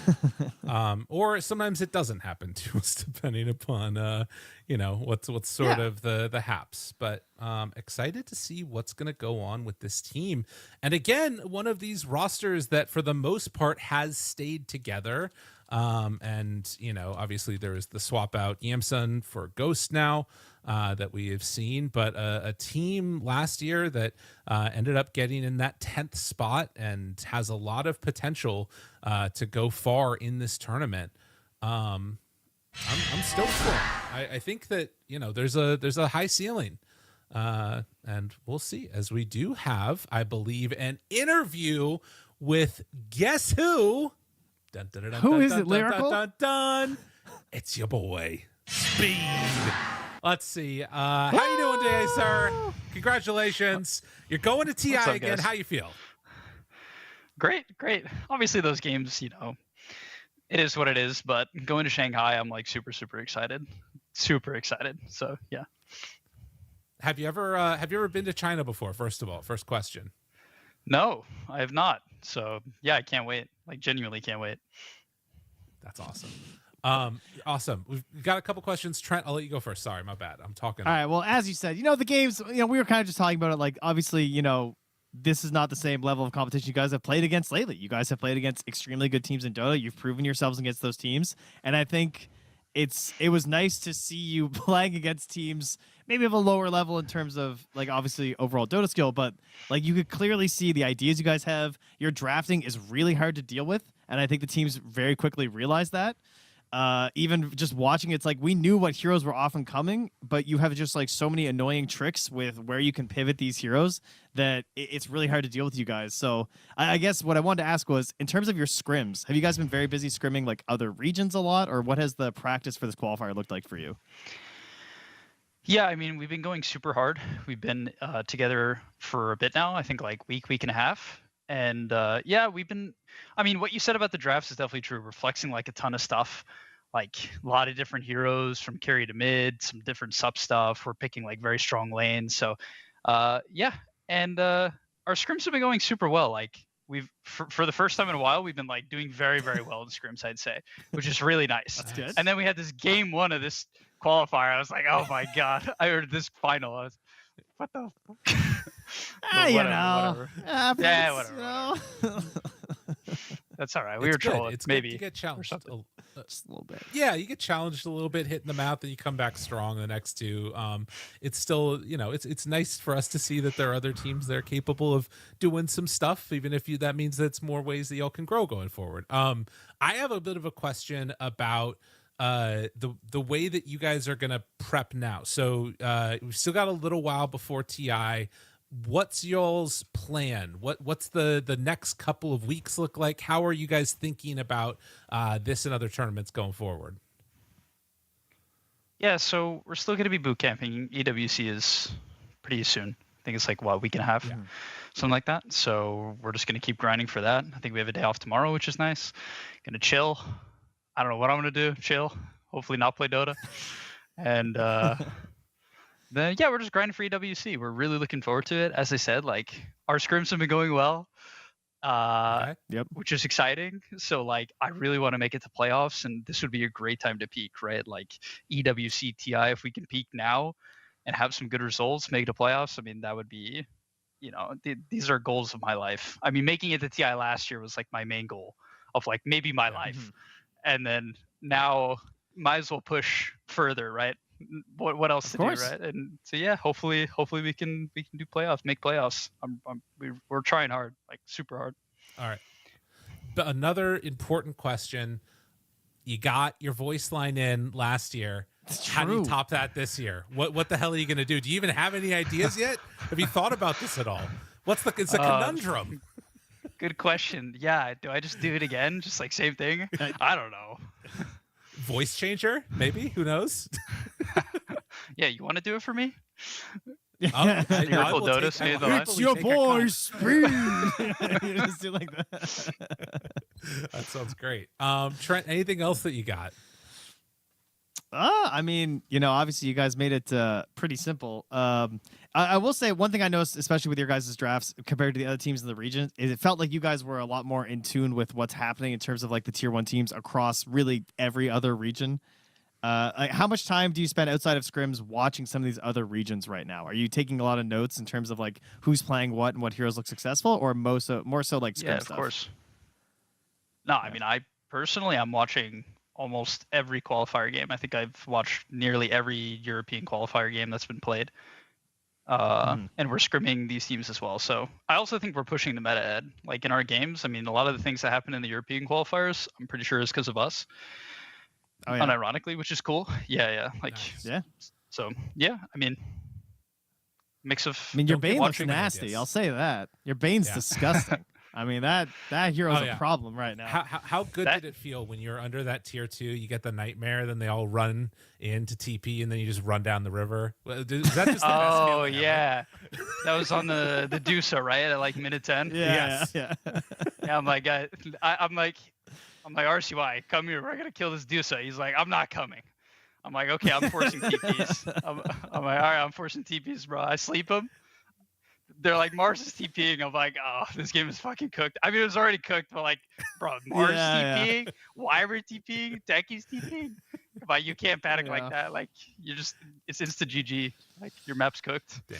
So it sure was. Yep. Awesome. All right. Well, thank you so much, Speed. Any final shout outs you want to give to the fans, to the North American region as a whole? The floor is yours. Yeah, I mean, I think the main thing I'd like to say is I hope we make you guys proud at EWC and TI. These qualifiers are definitely, unfortunately, I don't want to call it a joke, but unfortunately not nearly as competitive as they should be, or I would hope for them to be. But I don't think that, I hope that doesn't I hope we can play well in EWC and TI and show that NA is still going, because we're going hard and we want to make it to the playoffs of these events, maybe even better. So yeah, please support us. Hopefully inspire some competition for you here, while you're at it. Yeah, maybe. That would be good. Yeah. Hey, I don't mind the free slots. I'm not going to cap, but but still, yeah, a little bit of competition wouldn't be bad for sure. All right. Well, thank you so much again. Have yourself a wonderful day, and congratulations and best of luck going forward. Good job, Speed. Good job, GamerLegion. Woo! Yeah. There wasn't a crowd, so we had to be the ones to cheer there. It's important, I think. Yeah. Awesome. Well, I think that is just about going to do it, Trent. I believe we might have like one more look at the bracket or something else as we're closing this out. Honestly, people probably remember exactly what it was. I think they know. They're going, what? You think we're chat a bunch of goldfish, bro? It's all 2-0, 3-0. There it is. Yeah, that's true. All right, that's the bracket. Listen, if you are out there right now, if you're in North America, go into a game, go queue, get 5 players, make a team, okay? I want to see you in the TI qualifiers next year. I want to see you in the TI qualifiers next year. So get into NA region. We got to make it happen. Let's do it. Where's your Canadian team, Trent? Speak for yourself. Where are They're you? all retired, bro. They're all old. Get Envy on the phone. Artur? Maybe we don't do that. Go. Oh my God. All right. Well, that's gonna do it for us. Trent, any final words? Maybe some sellout. Come follow us on Twitch. Oh yeah, thanks y'all. Lyrical's on twitch.tv/lyrical.dota. I'm twitch.tv/Trent. We do quite a bit of streaming of prepping for these casts and whatnot, and Lyrical is just a D-Gen late night grinder. I'm the day show. That's true. So we got you right. both covered. No matter what time you need someone to entertain you on your computer, we can be there for you. That's right. And also shout out, of course, to our production here, PGL, holding it down, making things super easy for us while it is late night for them. The middle of the night for them. So shout out to Raku, shout out to everybody else who's behind the scenes, making things easy. Thank you to our observers, Eason and Scarf. And we're done there, Lyrical. That's good. See you all next time. Go watch the European qualifiers, and we will see you for the next event. Adios.